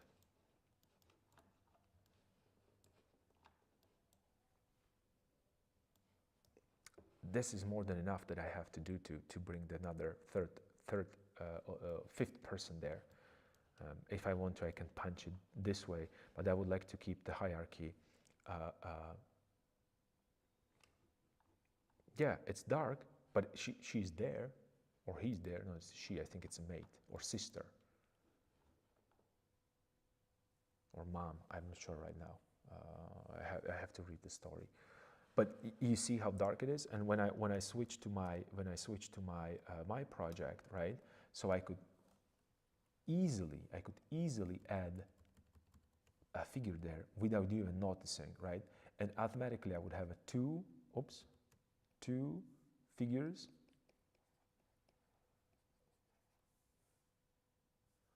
against 3 figures compositionally. So I have a 3:2 ratio, right? So is that something that we're looking for, right? And I would then find the space for her or him or whatever, the person. So again, it works compositionally, and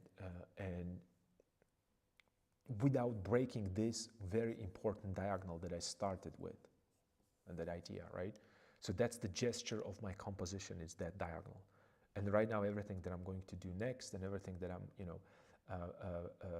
going to continue work, it's going to be this. And you know what? This is actually, I can use it as another composition for the Kirill and Methodius, because this is again journey somewhere from point A to point B. So if I give this guy a crest right here, it's, you know, it's a religious painting immediately, and it started as a painting of flowers. I mean, it can't get any better than this when it comes to, you know, having fun. But unlock this, just having fun. You cannot be afraid, because, like I said, our problem with composing is that, oh, I want to have a 5-figure composition. So I'm going to draw a figure number 1. It has legs. It has to have a feet, right? I should probably put him some kind of a shorts, because, you know, it's a dude. Then he needs to have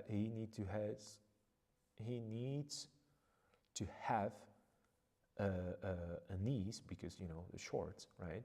And then, oh, I need arms, right? So he's probably just holding, and then perhaps he's holding that stuff that I'm talking about, right? So, oh, what's the classic position for the staff? Oh, I got a composition.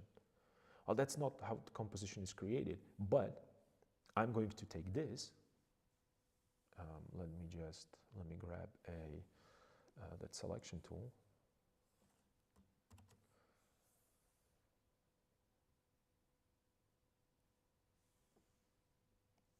Let me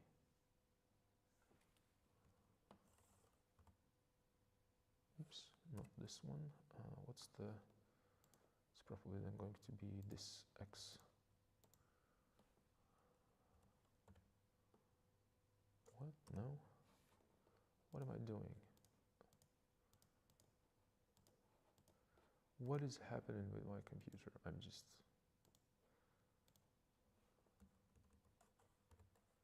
Oh, this is what I was looking for. I'm sorry. I wanted to switch it vertically. So let's just... Right? So this is what I'm... you cannot see it. I'm sorry. Luckily, I'm looking at another. So then I'm going to put him here, if I want to, if I so choose.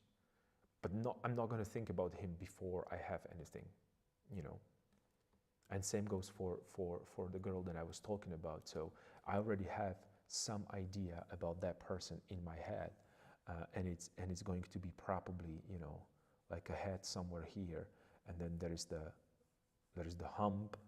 Let's say, you know, it's just when you are like this, especially when today, in today's era, when we have a cell phones, and if you just, you know, if I just give him a cell phone right now, right here, so, you know, just chilling right there.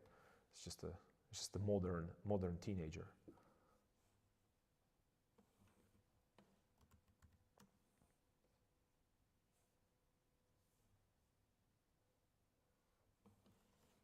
Right? Traveling that direction. But unless I'm 100% convinced with where do I want to have these large elements, where do I want to have certain things, I'm not going to do it, because it makes no sense to do it. And the reason why it doesn't make sense to do it is because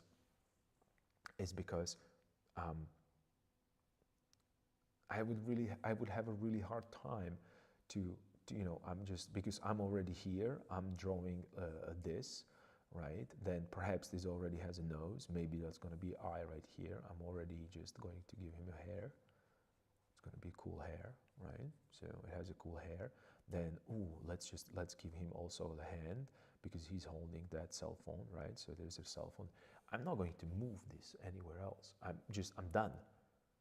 This figure is going to be there, and then I'm going to be complaining about, oh, my composition. I'm talking about myself, and I'm remembering myself, and I can show you some bad compositions that I did because I was thinking this way. Completely this way, because I was thinking, oh, Rembrandt knew how to paint the figures, ergo he had to paint all the figures into composition. You love the hair? Well, it's just, you know, it's a contemporary hair. What am I supposed to say? It's a contemporary, you know, it's just I saw it in the bus today. Oh, I'm so stupid, man. I should be quiet. You know? It's just I should end the stream.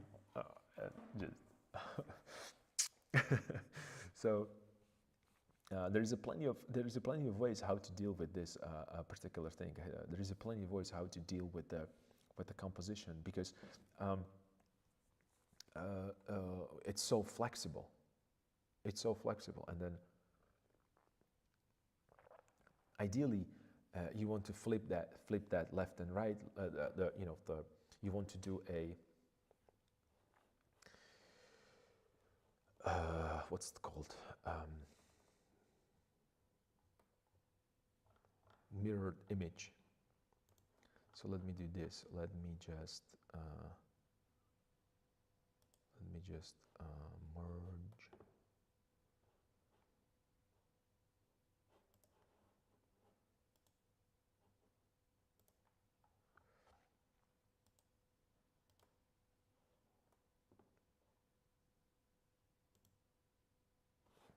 Okay, so I would took this Command T, and I would flip it.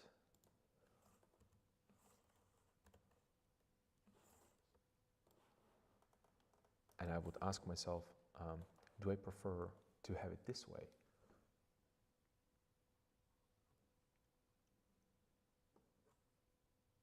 Right? Because maybe this represents it better when it comes to, because maybe this represents it better when it comes to, let's say that we have that, and this is from comic books. Let me just move it a little bit higher up. So I have the frame, and usually, and this is, I remember I talked to incredible guy also from LA. We had like hours upon hours discussions about the compositions. His name is Brian Apthorpe. Let me just,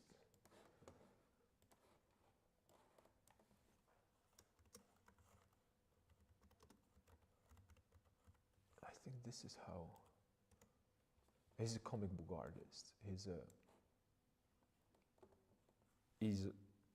one of the, I was talking about the Ramon Hurtado. So when it comes down to a cool dude, like this is one of the nicest.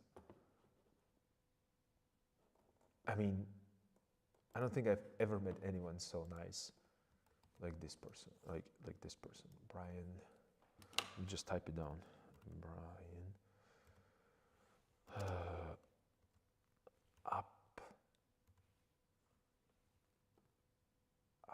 Upthorpe. I think this is his name. He's a comic book artist.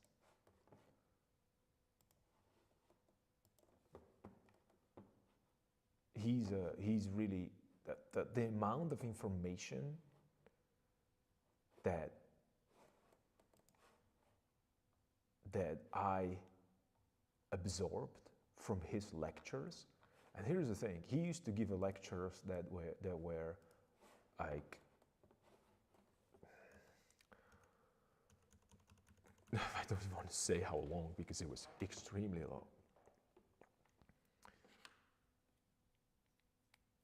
Yeah, definitely look him up. He's a nicest, the coolest dude you can possibly imagine. Always well behaved, well spoken. We discuss differences between even between languages, and how to construct language properly, even in English. We were discussing things like on the parking lot before we entered our cars. I remember one time we were standing there for 3 hours talking about how adverb how adverbs this is so off track, but it's just I just want to bring back, not bring back, I want to illustrate the character of and not I, how, like, who he is as a person. We were discussing the differences between adverbs and adjectives, and how adjectives are describing nouns, and how adverbs describing verbs, or like how it branches out, and like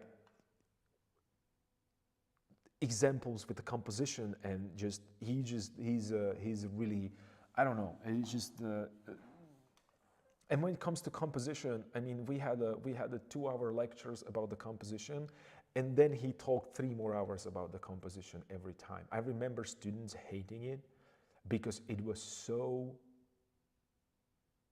draining when it comes to when it comes to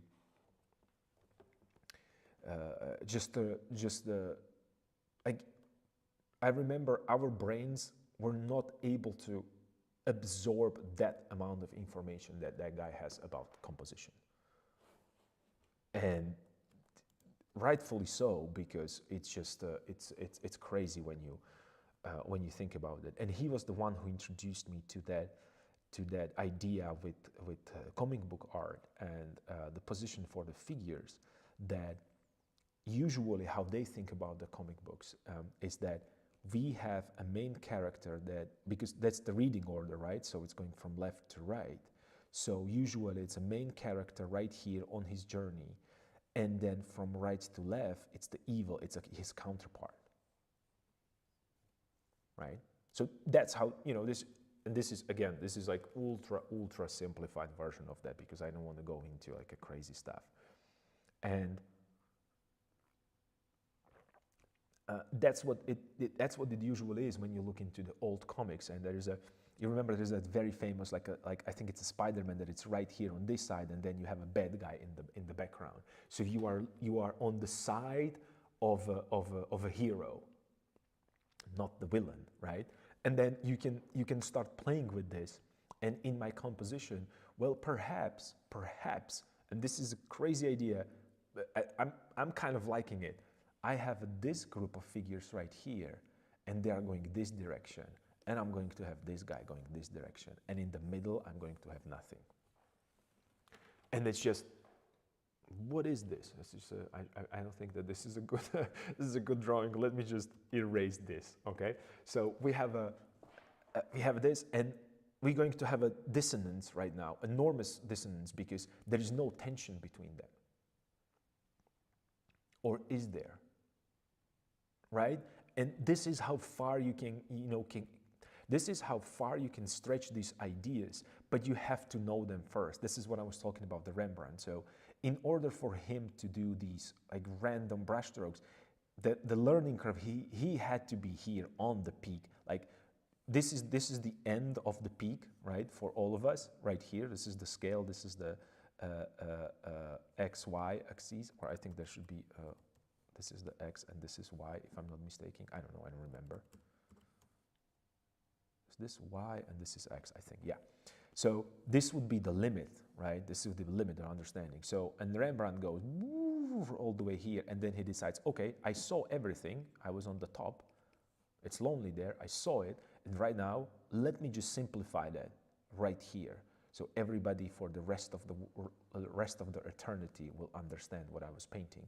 And not only that, impressionists are going to, take that. Vermeer is going to advance on that, and so many other people.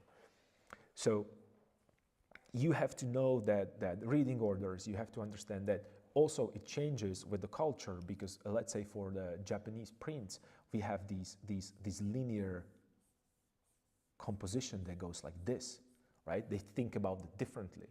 And you can start playing with these ideas, and you can start blending and moving between linear composition that it's flat, and introduce these curvatures around when it comes to, like when it comes to, let's say, color that we talked about with fashion, that I'm just going to curve you around with color, and not around, but spatially, right?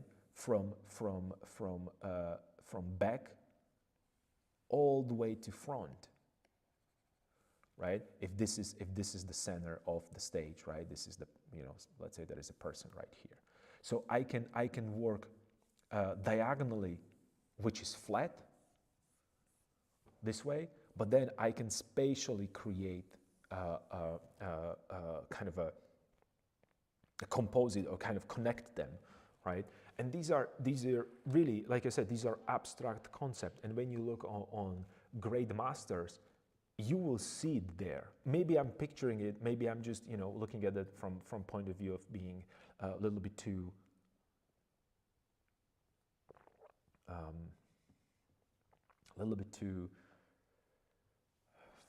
what would be the right word?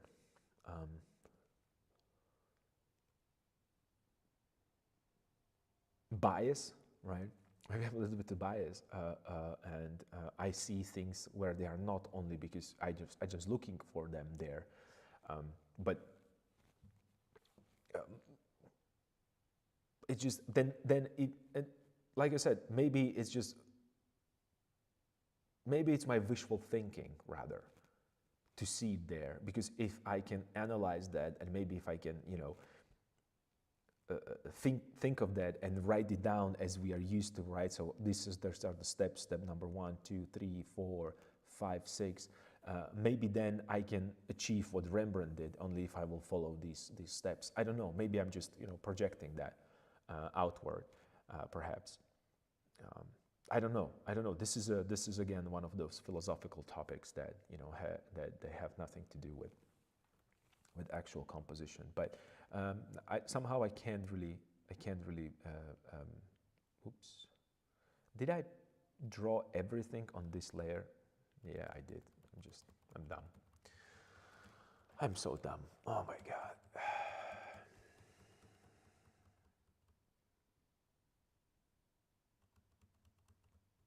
Yeah.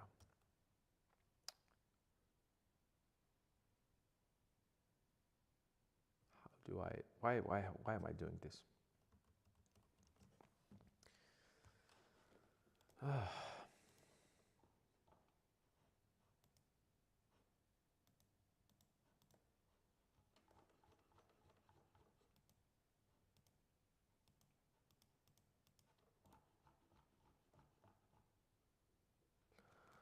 Because I painted everything on the layer that I baked together, because I wanted to flip it horizontally. And right now, if I want to get rid of these red lines, I don't have a way to do it. That's why I'm dumb. Because I get excited about the composition, and then I'm throwing layers left and right, and then I bake that. I flatten the image so I can flip it as a whole, because I had these on the multiple layers. So let's take advantage of that. That's why I'm dumb.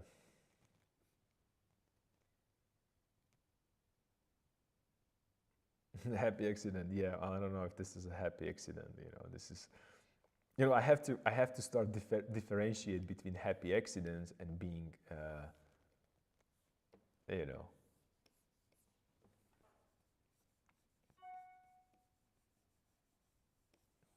See, this is just going to be, and I had to do it with like a bright red. And right now it's funny, right? I know it's funny. Just, it automatically, this is I have to go on another rant about this. It's just, my suffering automatically made you feel better, because you feel like, oh, All right, he's the dumb one here. Okay, I'll take it. I'll take it. No, no, I'm not. Don't worry about it. I'm not. I'm not angry about it. It's just a good feeling that yes, yes, he did. He made the mistakes. He's talking about all these stuff of how you have to do this, you have to do that, and then he can't even check if he's painting on the proper layer that was not baked into a into image, right? So that's just yes, yeah.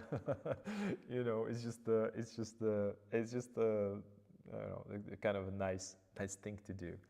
So let me just take advantage of these happy accidents, right? Ooh, this is ugly as hell right now, and I really wanted to keep the nice kind of a underpainting of yours. So I'm just going to, maybe something interesting will happen, or something, we'll find something. And let me just use right now this.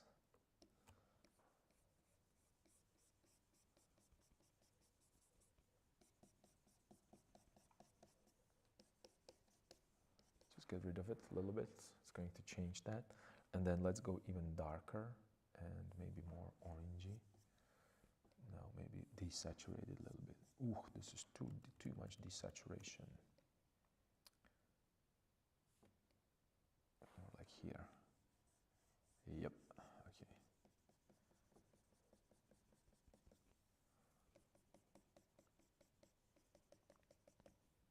All right.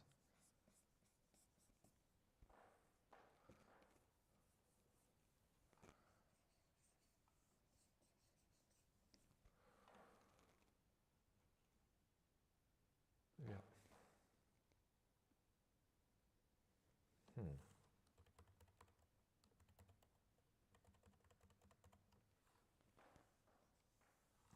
Let me bring a little bit more of this light values here, just to make it a little bit more interesting and use some of your underpainting.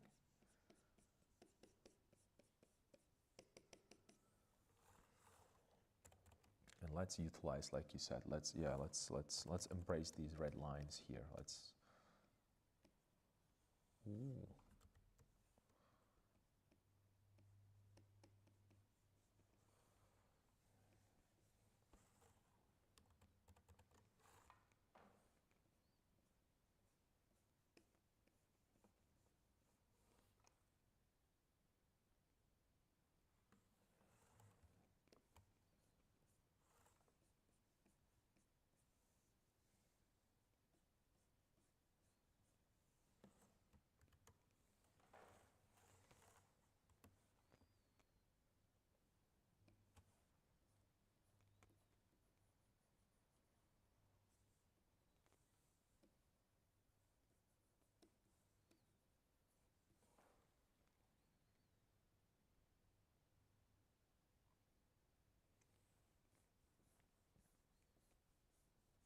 Push it a little bit more, but then I'm getting closer to that. Same shape. So maybe that would be. Maybe I could push this a little bit more, like dark right here, like I said. But not much, right? And perhaps I could push, maybe I could push that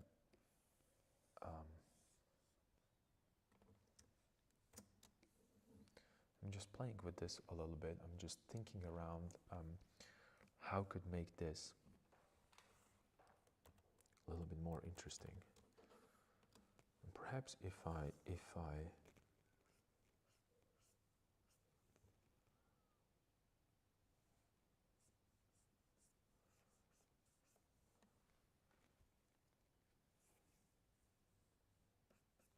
like this, Problem that I have is that I have this corner right here and this corner right here the same. So I have to figure something out there. Perhaps if I could push him a little bit more, this way, just a touch this way.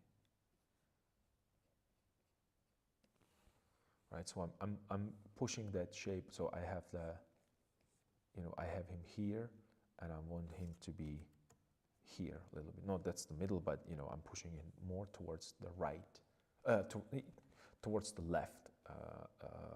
But when I flip it horizontally, it's going to be towards the left.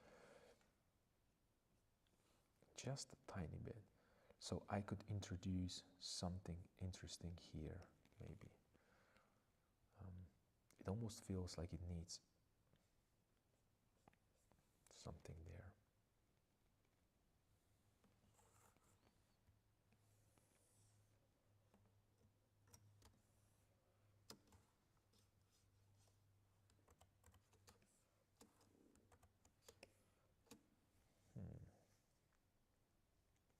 So I had 3 figures here, and I could have 2 figures here, and maybe, let's do this. Let's do,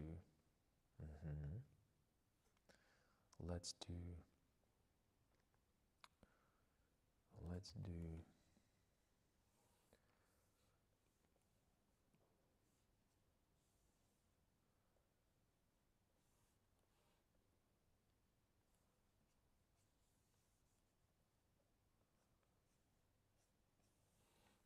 diagonal up there.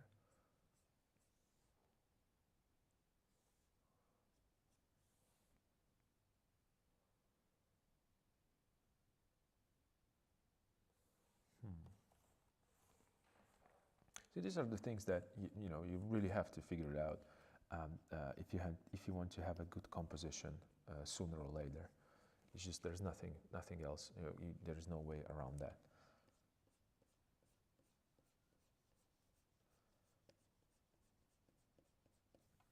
And what Rembrandt did, Rembrandt pushed it. Okay, all right, Rembrandt. All right, he pushed it more here. And that might change that.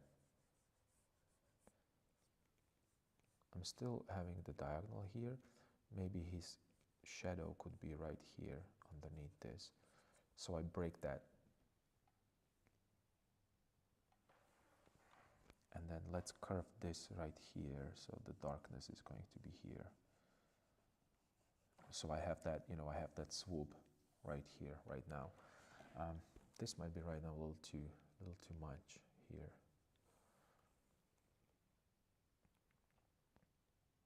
Yeah, it almost looks like there could be 2 figures.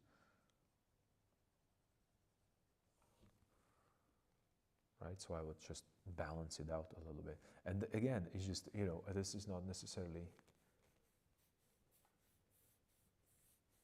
Yeah, absolutely. You can still, you're absolutely right. This still can be building. It's just, since I have that, idea, and perhaps actually,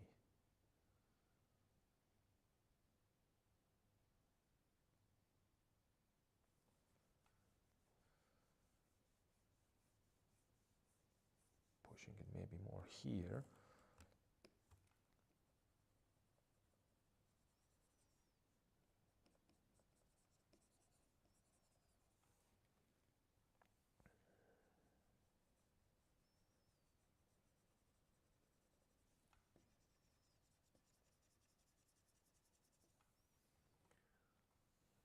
Okay, so maybe I could push it more this way right now. And I would have these figures going this direction and these figures going this direction. I'm just going to reverse the order.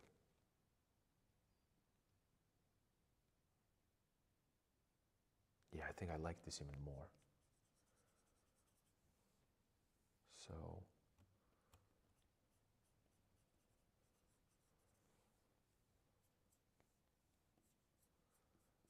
yeah, they're carrying something here. Yeah, and there would be.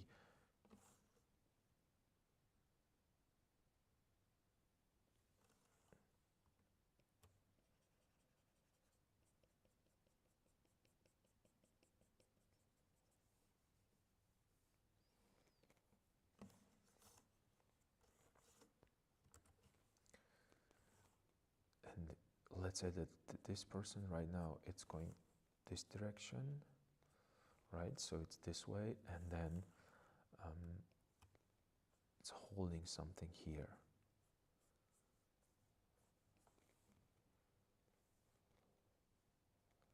Maybe that, you know, some artifact is going to be right here, and there's another person, and then, or that this might be a female actually, holding somebody, and they're all going in the same direction because they're going somewhere to do something.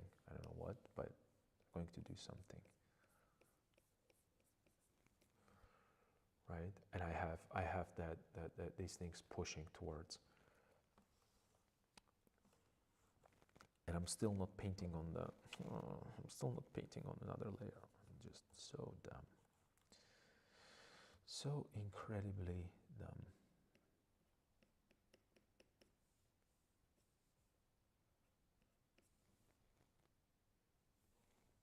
And maybe let's just give them the little bit of light somewhere right here, perhaps, so I can play with that. You know, so I have a area, like just a visual feed a little bit.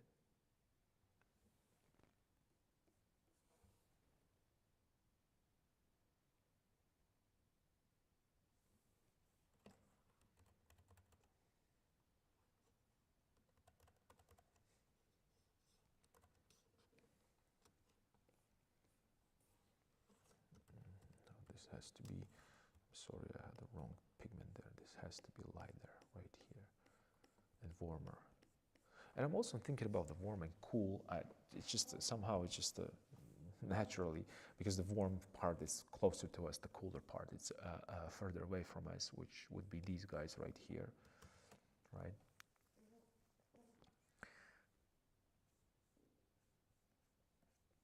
Maybe I could warm him up.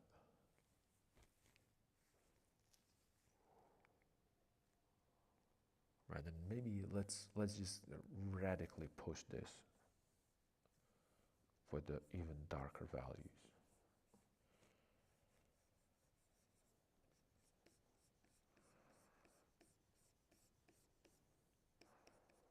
So I have like a strong contrast here, so I can see it from a distance what is happening.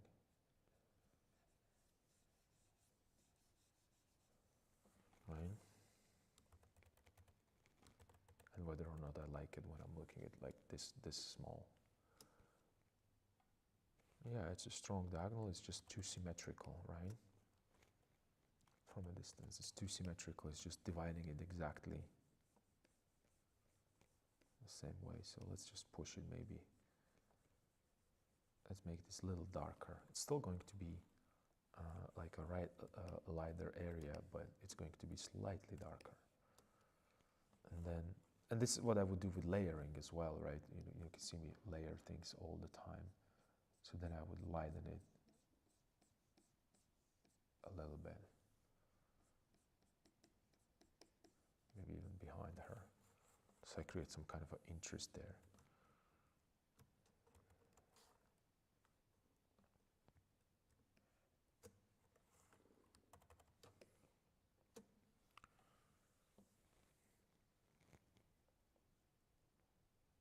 So I have this, I have that.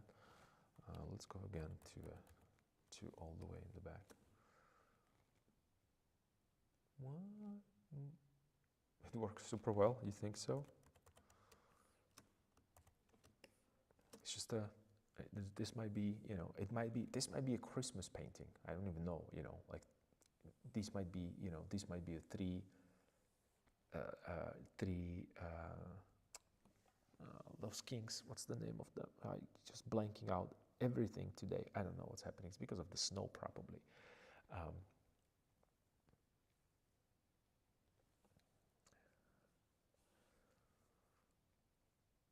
Right, and then we can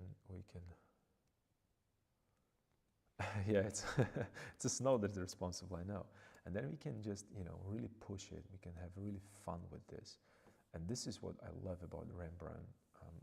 It's just, he's just so daring with this. So I see that I saw the little lighter highlight right here from your underpainting actually, because if I zoom in, just let me erase this. This is something, this area right here, it's your underpainting actually.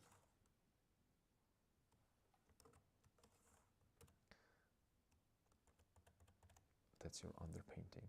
So I want to right now hit where it's going to be the focal point. I'm just going to assume that it could be somewhere right here. You see how how powerful this is? Like you cannot unsee it.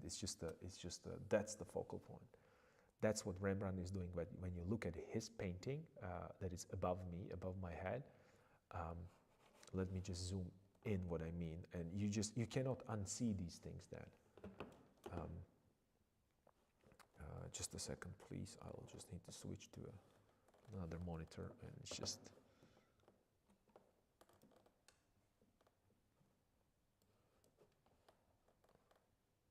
this forehead, this little speck. I mean, let's just, let's not I can't. I have to show you this. I mean, is this an eye of a person, or of a whale? I don't get it. It doesn't even look like an eye. I mean, if I move it here, there's no way that you consider this as an eye. And then you zoom out, and it's eye. But I'm talking about the light area right here that is in the forehead. When you look at this area, it's really, really bright. It's really shiny. This is the highlight. And when you zoom out, even from a distance, as far as you can get from it, it's still going to show and reads as the lightest point. And you see the beautiful transition where there is a light on his face and a light on the face of a figure, or all the way on the right, and between them it's another figure. But you see the hierarchy of I hope you see it.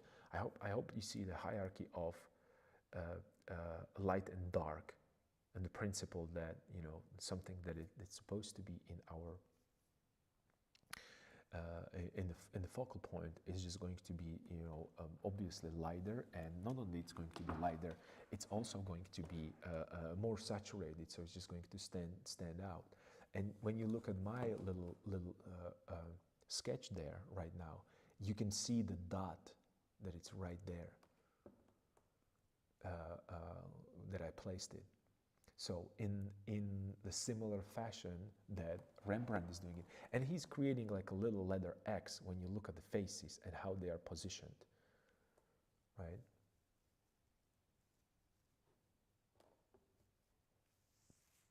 So this is something to really think about with your compositions as well. And this is not.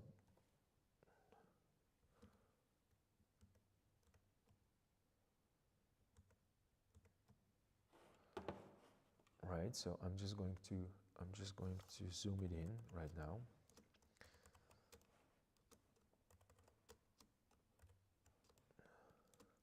And then perhaps I want to create, I want to put this little lighter right here, and then maybe speck of light compositionally to maybe this guy right here. I don't know.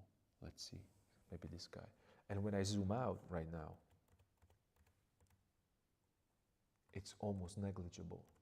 So let me push it a little, just really exaggerate that. Whether or not compositionally it works, and how much attention is going to too much attention, so it cannot be there, right? But the question is, if I make this even lighter, right now, if I erase this, it's just going to be. Okay, let's take this away and let's hit it this one. Okay, so that's where our focal point is going to live.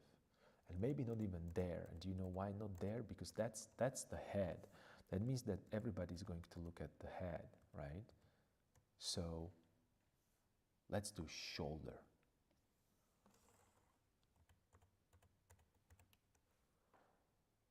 Yeah.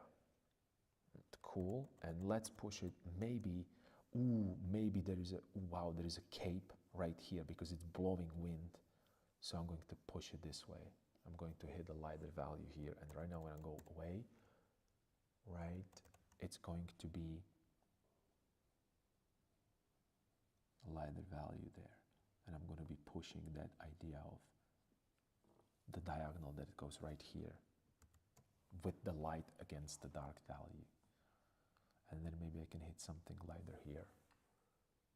And this is just all abstract. It has nothing to do with the real world. I'm just really playing abstractly. Maybe I don't like that, so maybe it should be a little bit more here. I don't know. There's some speck of light. That's not a good shape. And I'm shape design. I'm designing shapes within the established composition. And again, where did I learn this? Well, there's a very famous painting that everybody knows. It's this one. I mean, do you see this? Like, what light is being used and utilized to illuminate her in the middle of darkness? I mean, it cannot work that way. It simply cannot. There is no lighting conditions in 1600s or 1642, be specific, that would illuminate this scene this way. There is no way. There is no way. And look at the speck of the light on these guys.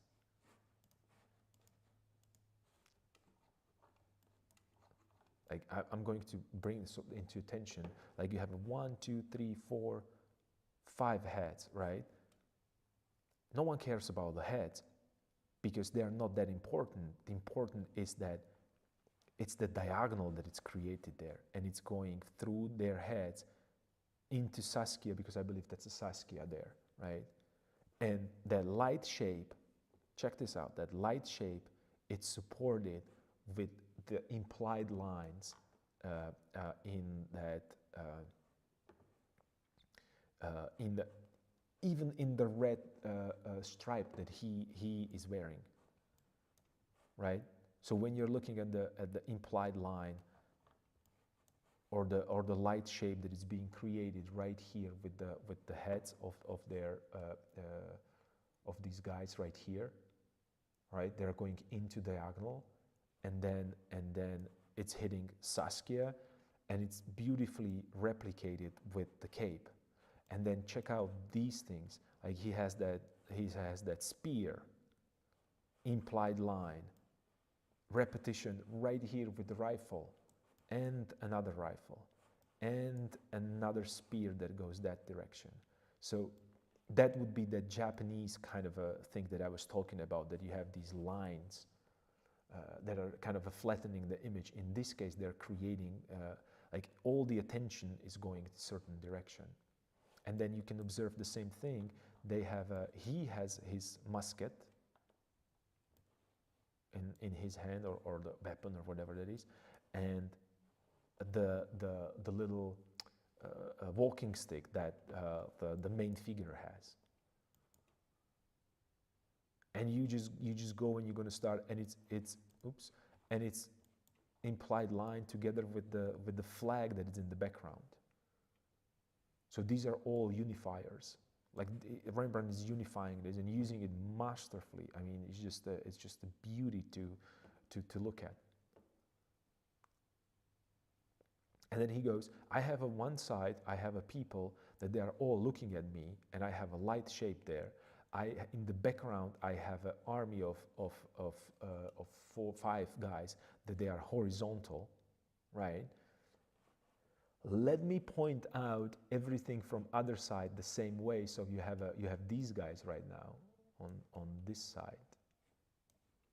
I'm sorry, I have to probably make this a little bigger.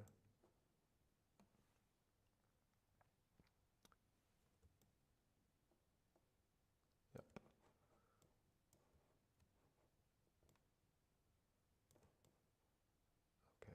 to make it a little bigger so I can fit the whole thing. So I have these guys on this side right here, and we can still, I don't think you can still see them. Yeah, you can't. That's how big that painting is. My God. Okay, let me extend this all the way up. Okay, so we have these guys, and you can still see them. Their heads are going from right to left in that kind of a down angle. Even the hand is pointing towards that person because Rembrandt wants you to go into that center. He's doing everything to prevent you from leaving that picture. But then, so it's not the same as the other side, right? He's just going to extend the arm and cover the face of one of the people.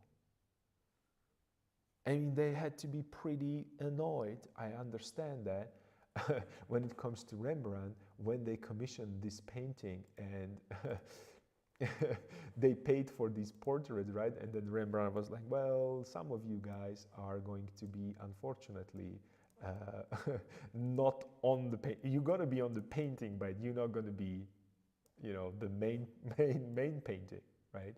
It's a complete, and let me do this. Like, this is Rembrandt, very famous painting. It's called Night Watch, but these are, you know, what are these? These are the militia, right? If I'm not mistaken. And then we have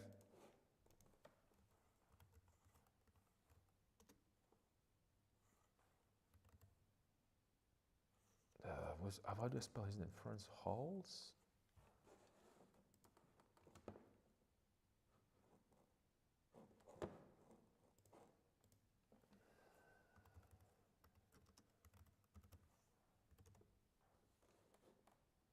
Oh, it's with S, not with Z.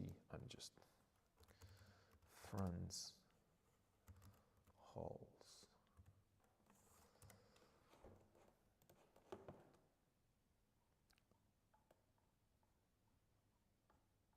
And then we'll look at Franz Hals' painting that he didn't finish himself, but I saw this in life when I was in London last year. Actually, it was last year to this day. It was November 16th. It doesn't really matter. But what I want to say, do you see the difference? Like, this is you know, people paid, the militia paid for portraits. And we want that portraits. We want this to be there. We just, and I think this was not finished by Franz Hals. It was started by him, but someone else finished it, if I'm not mistaken. You see, like another commission. They're all there. Like they what this is. See the redness in the cheek? I mean, you know,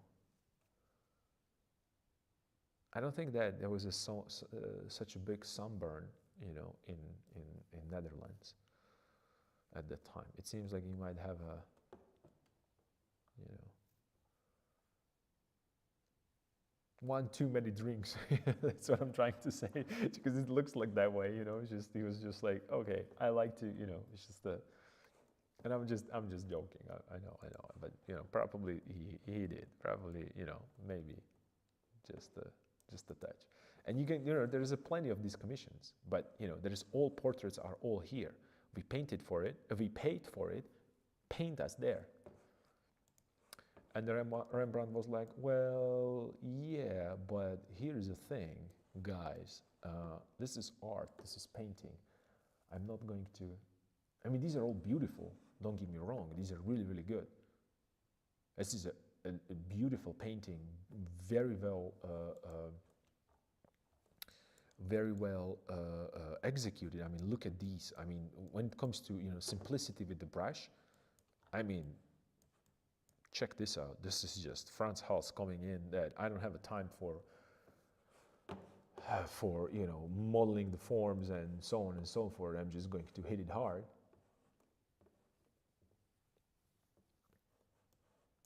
There is a lot to take from this when it comes to painting style, because it's really simplicity and, you know, accuracy. You know, the hands, I mean, what else do you want? What more do you want? You zoom out and it's just perfect hand. Ta-da. No questions asked. And again, you know, this is like a, but here we're looking at really complicated scenes. Everybody wanted to be painted, and, you know, Franz Hals is stretching, you know, imagination as much as he can. He, you know, there is so little, how would I put this? There is no space for a different turn or twist. He exhausted every possibility that we know about the portrait, and every angle that you know, that he possibly can, in order to fulfill that project that everybody is going to be on that painting, right? And I think that Rembrandt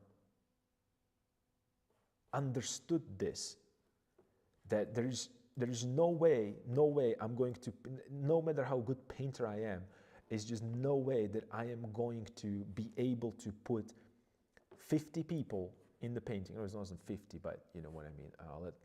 Let's see how many he put there. There is no way that I'm going to put that many people, or 20, and create portraits for everybody, and balance the composition, and have it interesting. So he was like, okay, let's make the most important person in complete darkness and silhouette the hell out of him. And let's think about this as the dark person, it's going to be surrounded by a light. He's going to stand out.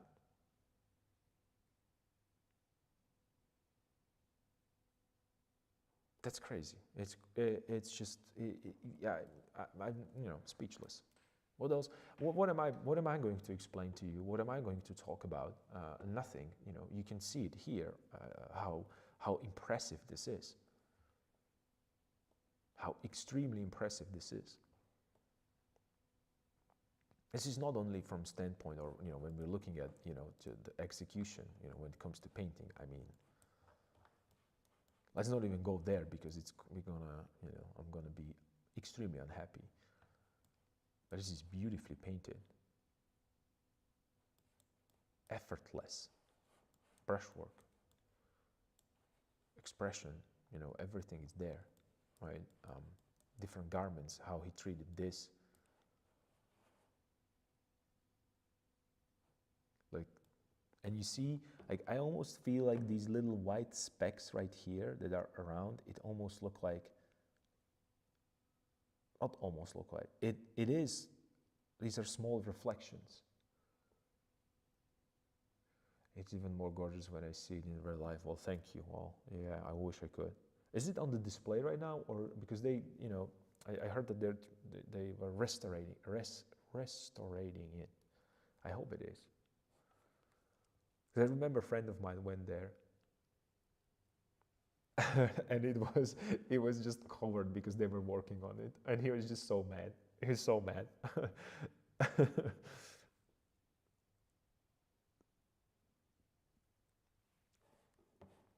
But anyway, I'm looking at this, and if this is like a, you know, when you're looking at this, you would think that, oh, it must have been Jackson Pollock. And then you go, oh, now we're talking.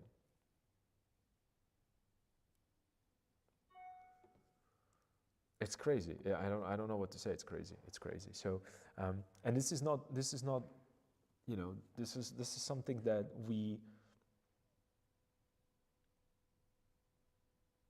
we're forgetting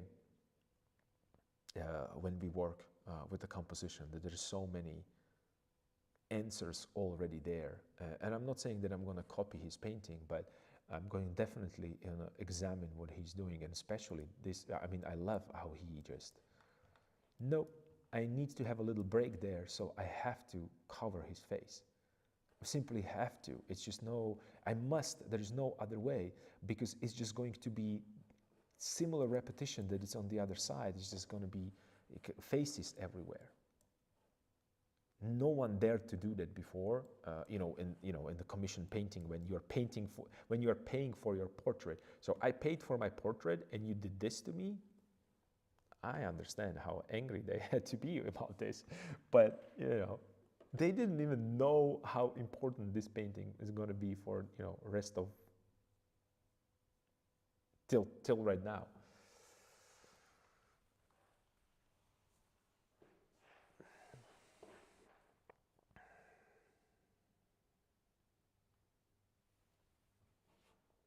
Because I think that they didn't pay for it, or he sold it to someone else, if I'm not mistaken.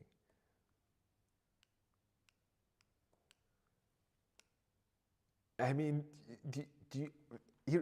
I can't even fathom this, what you just said, because it's so true. It's so true.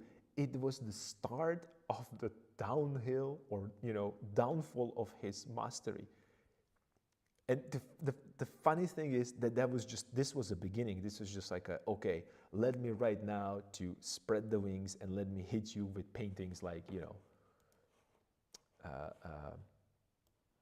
what would be the good example? Let me just find something, just so one of the older paintings of his.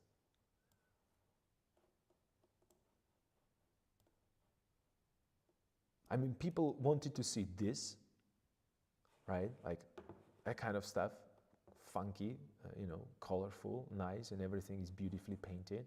All right, Rembrandt, this is what we want. And he was hitting them with,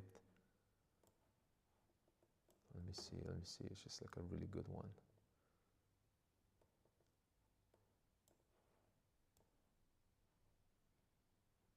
There is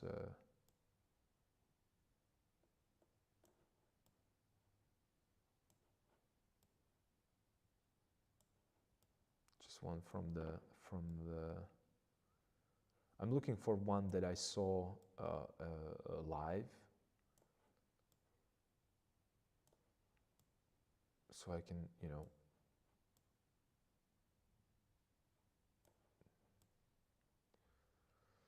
better describe what I mean.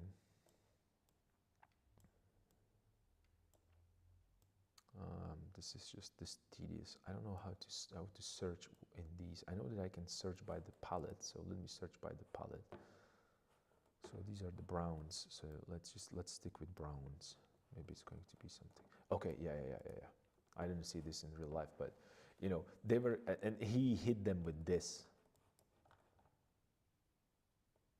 What?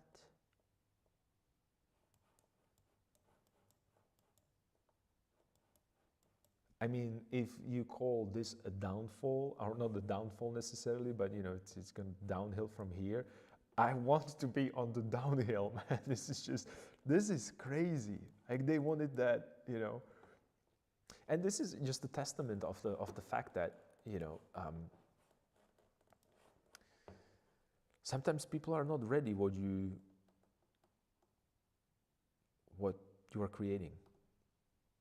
It's as simple as that. Sometimes it's just like that. What you're gonna do? What are you gonna do?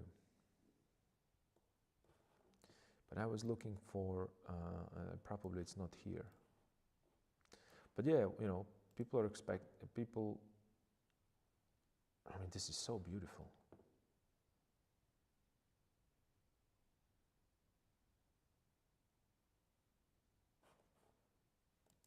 Just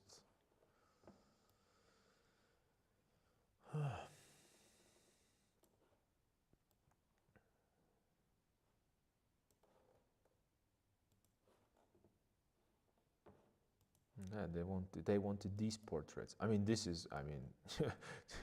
can't get better than this, right? When it comes to portraits, sometimes I have a hard time to believe that this is painting. This is what I wanted, and I understand why. I mean, can you imagine that you painting like this in 1600s, or first half of a 1600? I mean, you don't have a. I don't think that you have a,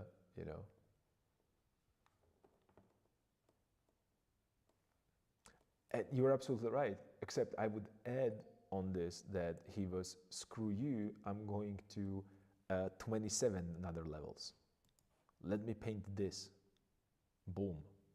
Because this is what people need to see. It's just that, it's just a raw feeling that I have there.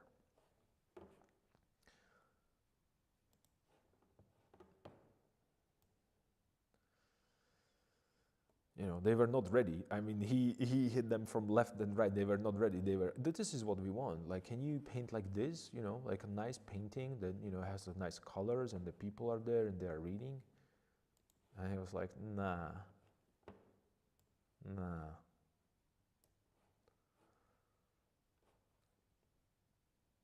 This is what you get.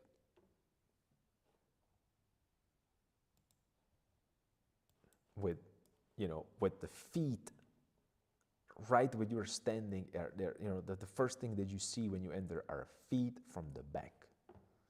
Let me hit you with this.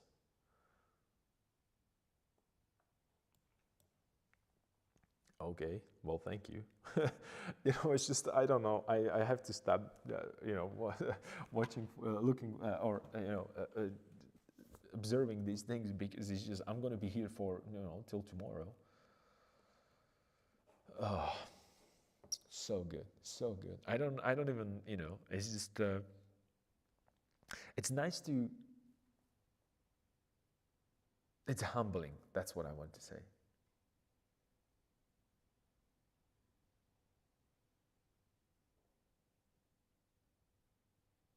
Yeah, I spent so much time with this painting that it almost, you know, I almost feel like you know, it would be awesome. It would be mine, you know. That's what I'm trying to say. That, you know, here's the thing: if I can, you know, have this one, I have to paint similar one. So, you know, maybe this little sketch that we are working on might be beginning of that. Aye. It's a long way to get there, but you know, it's a good thing that so many his paintings preserved in actually quite a good state. So we can still, you know, there's still.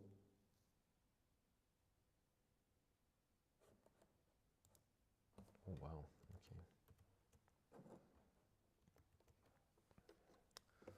We at least have that. That's what I'm trying to say. That.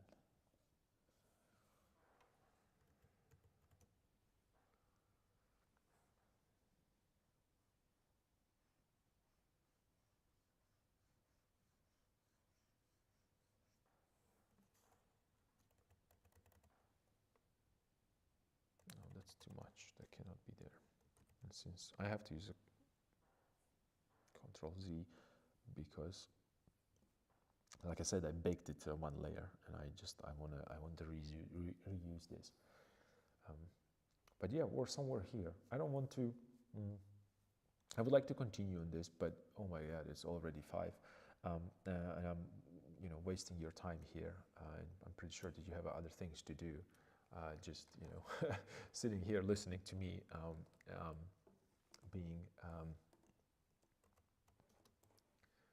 being completely mesmerized by Rembrandt's work and how far he was thinking, or how ahead he was rather.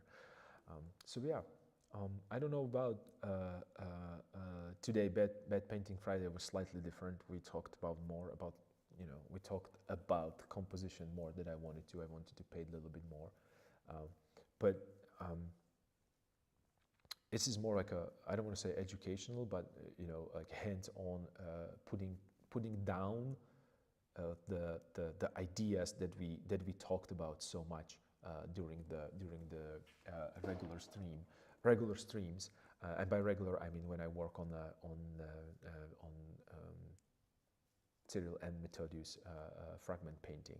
But this is what goes through my mind when I'm trying to adjust these things in the real painting, right? So I did not really paint anything specific. This all started from just, you know, from your painting that you have at home, right? So you can take advantage of that, a little abstract painting and push it. And you can maybe do a drawing on top of it the same way that I did. So you would have that interplay of these different colors there, and you don't need to work that hard. And especially because you already created a beautiful color gradient, and right now you just add the shadows there, and that's all you need to do, right? Because you're gonna unify the shadows, and everything that's happening it's on the light side, so it's just going to be like a half impressionistic, half baroque painting, and it's cool, it's awesome. It's just there's another quick tip for you, perhaps, to enjoy painting there. So you might wanna grab just one pigment, just one dark, and just create only a dark shapes, one unified form of dark shapes, right? And then leave it as it is, just beautifully designed shapes against that randomness and chaos of colors and light. That might be something that might look really, really interesting, right? Yeah, with the next of course you can, or you can store this idea somewhere in the back pocket, and when it's going to be really, really dry season when it comes to creativity, you're just gonna you're gonna surprise everybody with something cool new.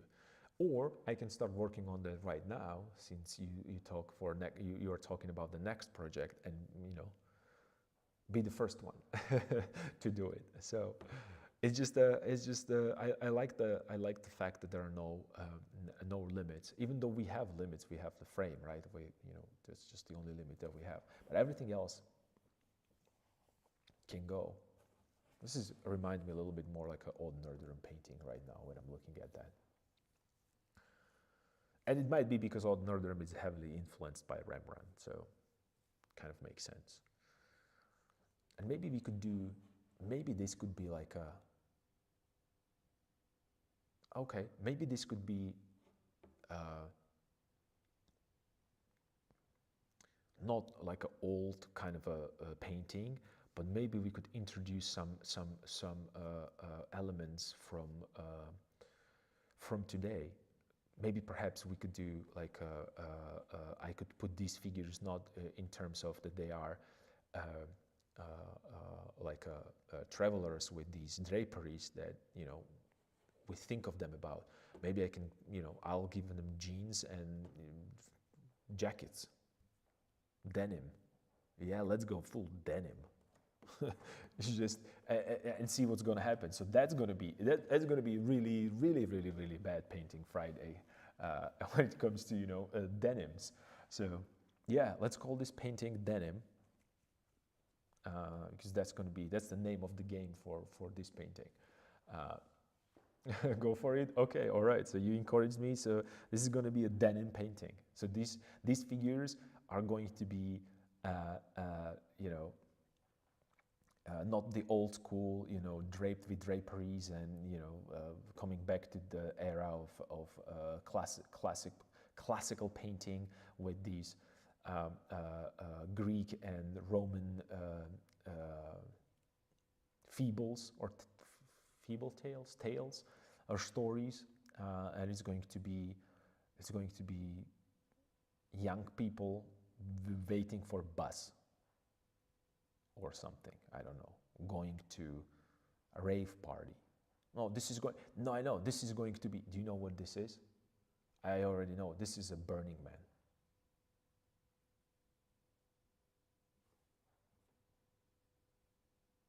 Yeah, this is a Burning Man.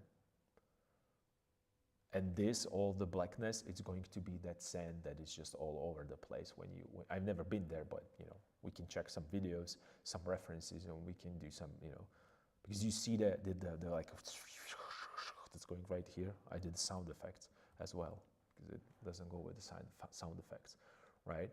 So I can these two girls right here, since I have just a fully male painting, I'm going to do fully female painting. These two ladies are, enjoying and dancing in the middle of the desert storm, and it's just like it's just all the sandstorm is right here. It's going to be like a, it's going to be like a Dune movie color palette. And there's dudes that are looking for them, like, where are you? Why are you, you know, so crazy? And they're like, no, we're free. We just want to have fun. I don't know, right? So it's just, this is just, I don't even know. It's just, I love that creative process when you're just thinking about these crazy things that will never be, you know, part of any painting. It's just, but you know, it's a rave party. It's gonna, no, it's a, you know what? We even further. Let's do Mad Max. Let's Mad Max this, because it's a dune, it's a rave, and it's a crazy, you know, style. It's just, and there's no end to this. So, yeah, it's going to be, you know, this, we're creating right now Greek mythology Rembrandt setup, which is going to include such a profound and deep meanings as a rave party, Burning Man or Mad Max. Yeah, let's show that juxtaposition. I'm pretty sure that everybody's going to appreciate that. Dude, I'm completely dark. This is, see, I'm right now, you can take plenty of pictures, and you can do Caravaggio style portraits. Right? It's just, I'm just looking at myself into a camera. It's so funny. What time is it? Oh my God. So yeah, we have this. This is awesome. I'm just kind of, I'm starting to having fun with this even more than I expected. So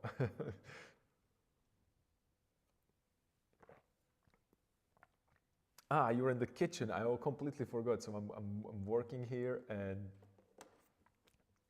it's only 12 p.m.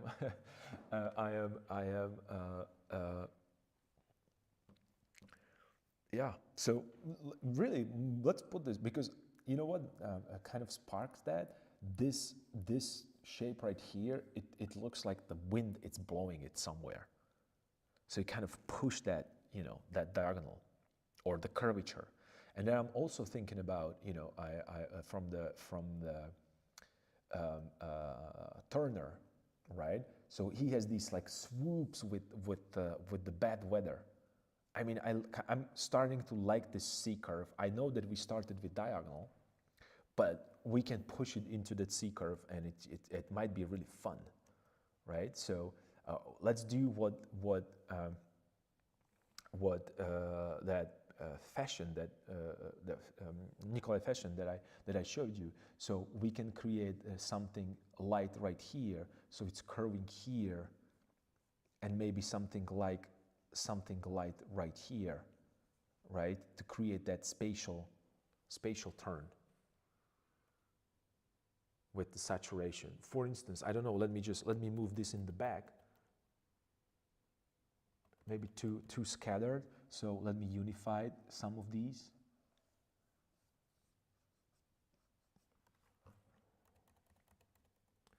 And I'm looking on another monitor because I can make it, you know, so it's not too small for you.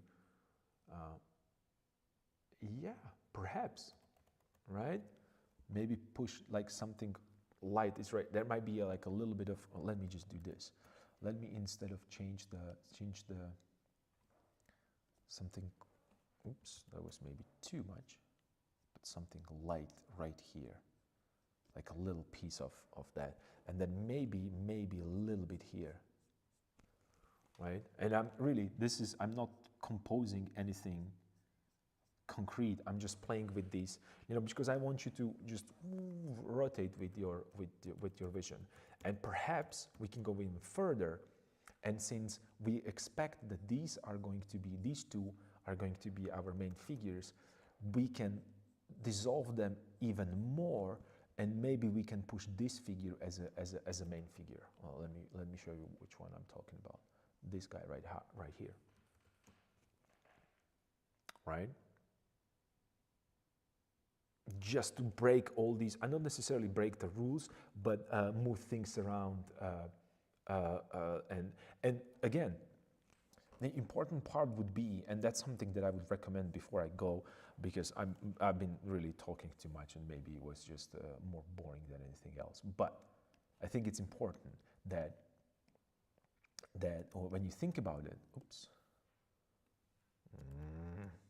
what is happening? Again, these layers. So let's just make a. Let's bring this closer. So imagine, not imagine, but this is what was happening. So when you go back, I definitely will go back to this. There is a, what, 1, 2, 3, 4, 5. I remember off the top of my head at least 5 compositions. First, it started with that shape, with a dark shape, plus a, oops, plus a,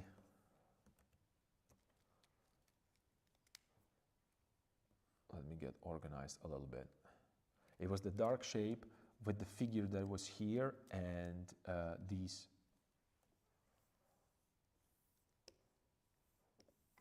2 figures or buildings that I had here. That was the first one. Then I remember that we talked about that this and this area are too similar, so I started to see the figures there, and then I decided this figure right here is going to have backpack and it's going that direction and then going towards her, towards them. That's another one. Then we flipped the script and we push it to the other side, and we were talking about this figure going that direction, right? And they're following you this way, and then following this way. Then we push it even further. We talked about that Brian Apthorpe, right? That's the area. So these guys right here and this guy right here, they are going the opposite direction, right? And we're going to have a center of a painting is going to be nothing. That's from, you know, we talked about that.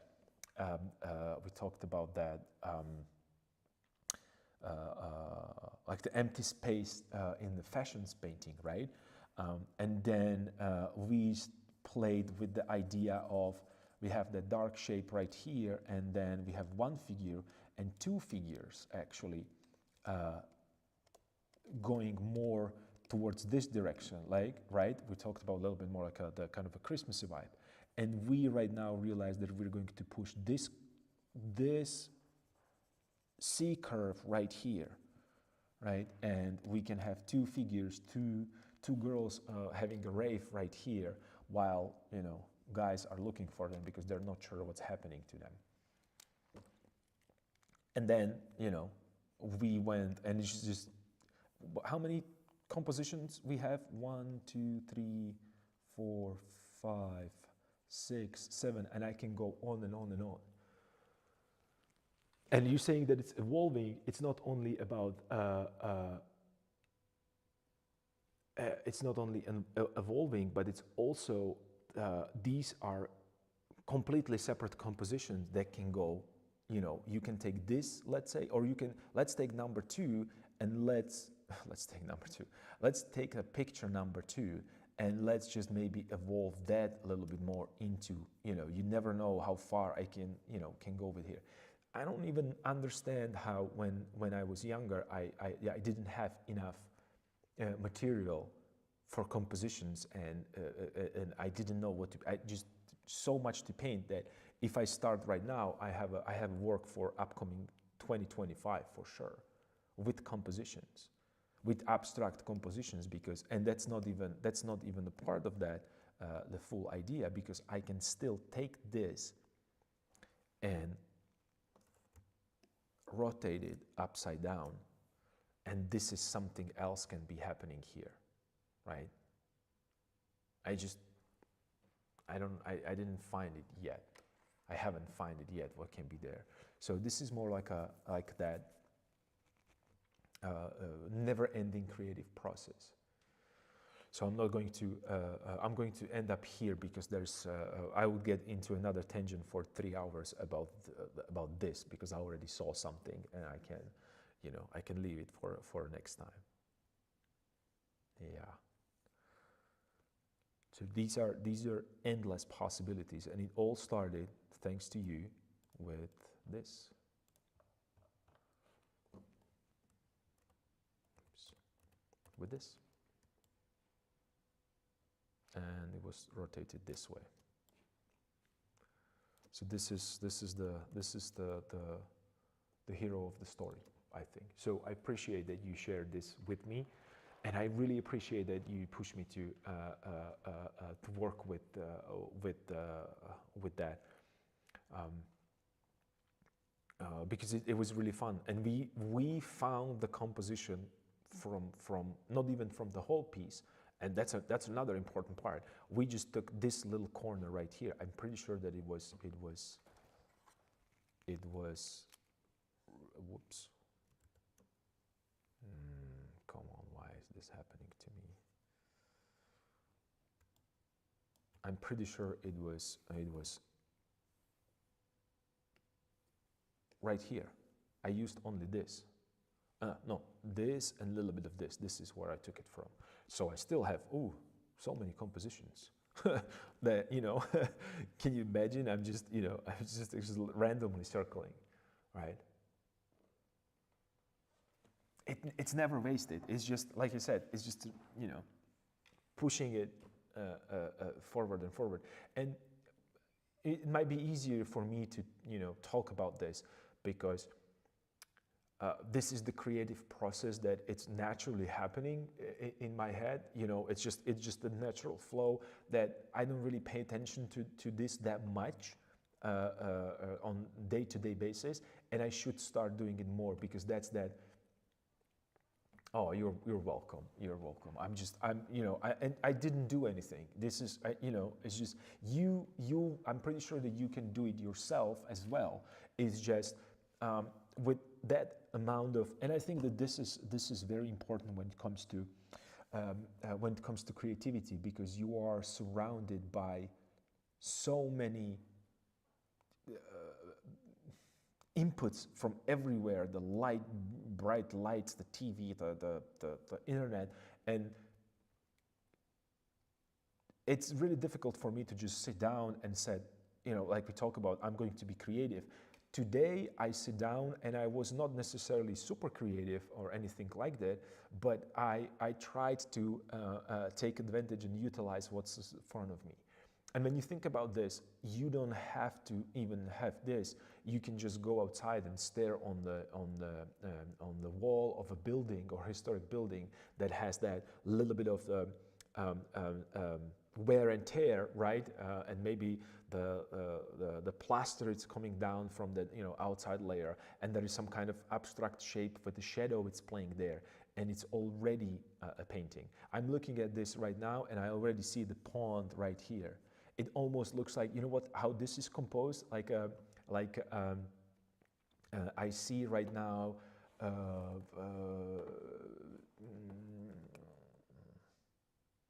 not Claude Monet, but Manet. What was his first name? Edward Manet, I think it was his name. So, and he has that. Maybe it's here even.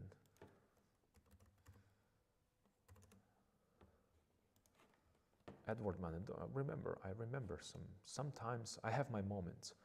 There is that very famous. Oh, there it is. I know that it doesn't look that way at this point, but when you really think about it, it kind of does. It kind of does. And, you know, just to prove the point, and then I'm going to sign off. The only thing that I have to do to make it work that way. Where do I have the brush that I was using the whole day? This is the one.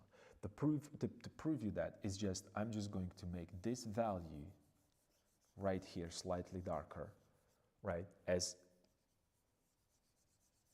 he did, and then push the diagonal right here a little bit, right, and curve it up like so. And this might be a little too dark. I understand that, it's okay, but I'm rushing it, right? And I can tell that this is the area where that figure in the back is bathing in that little pond. And I have these two figures right here, and I have him laying right down right here.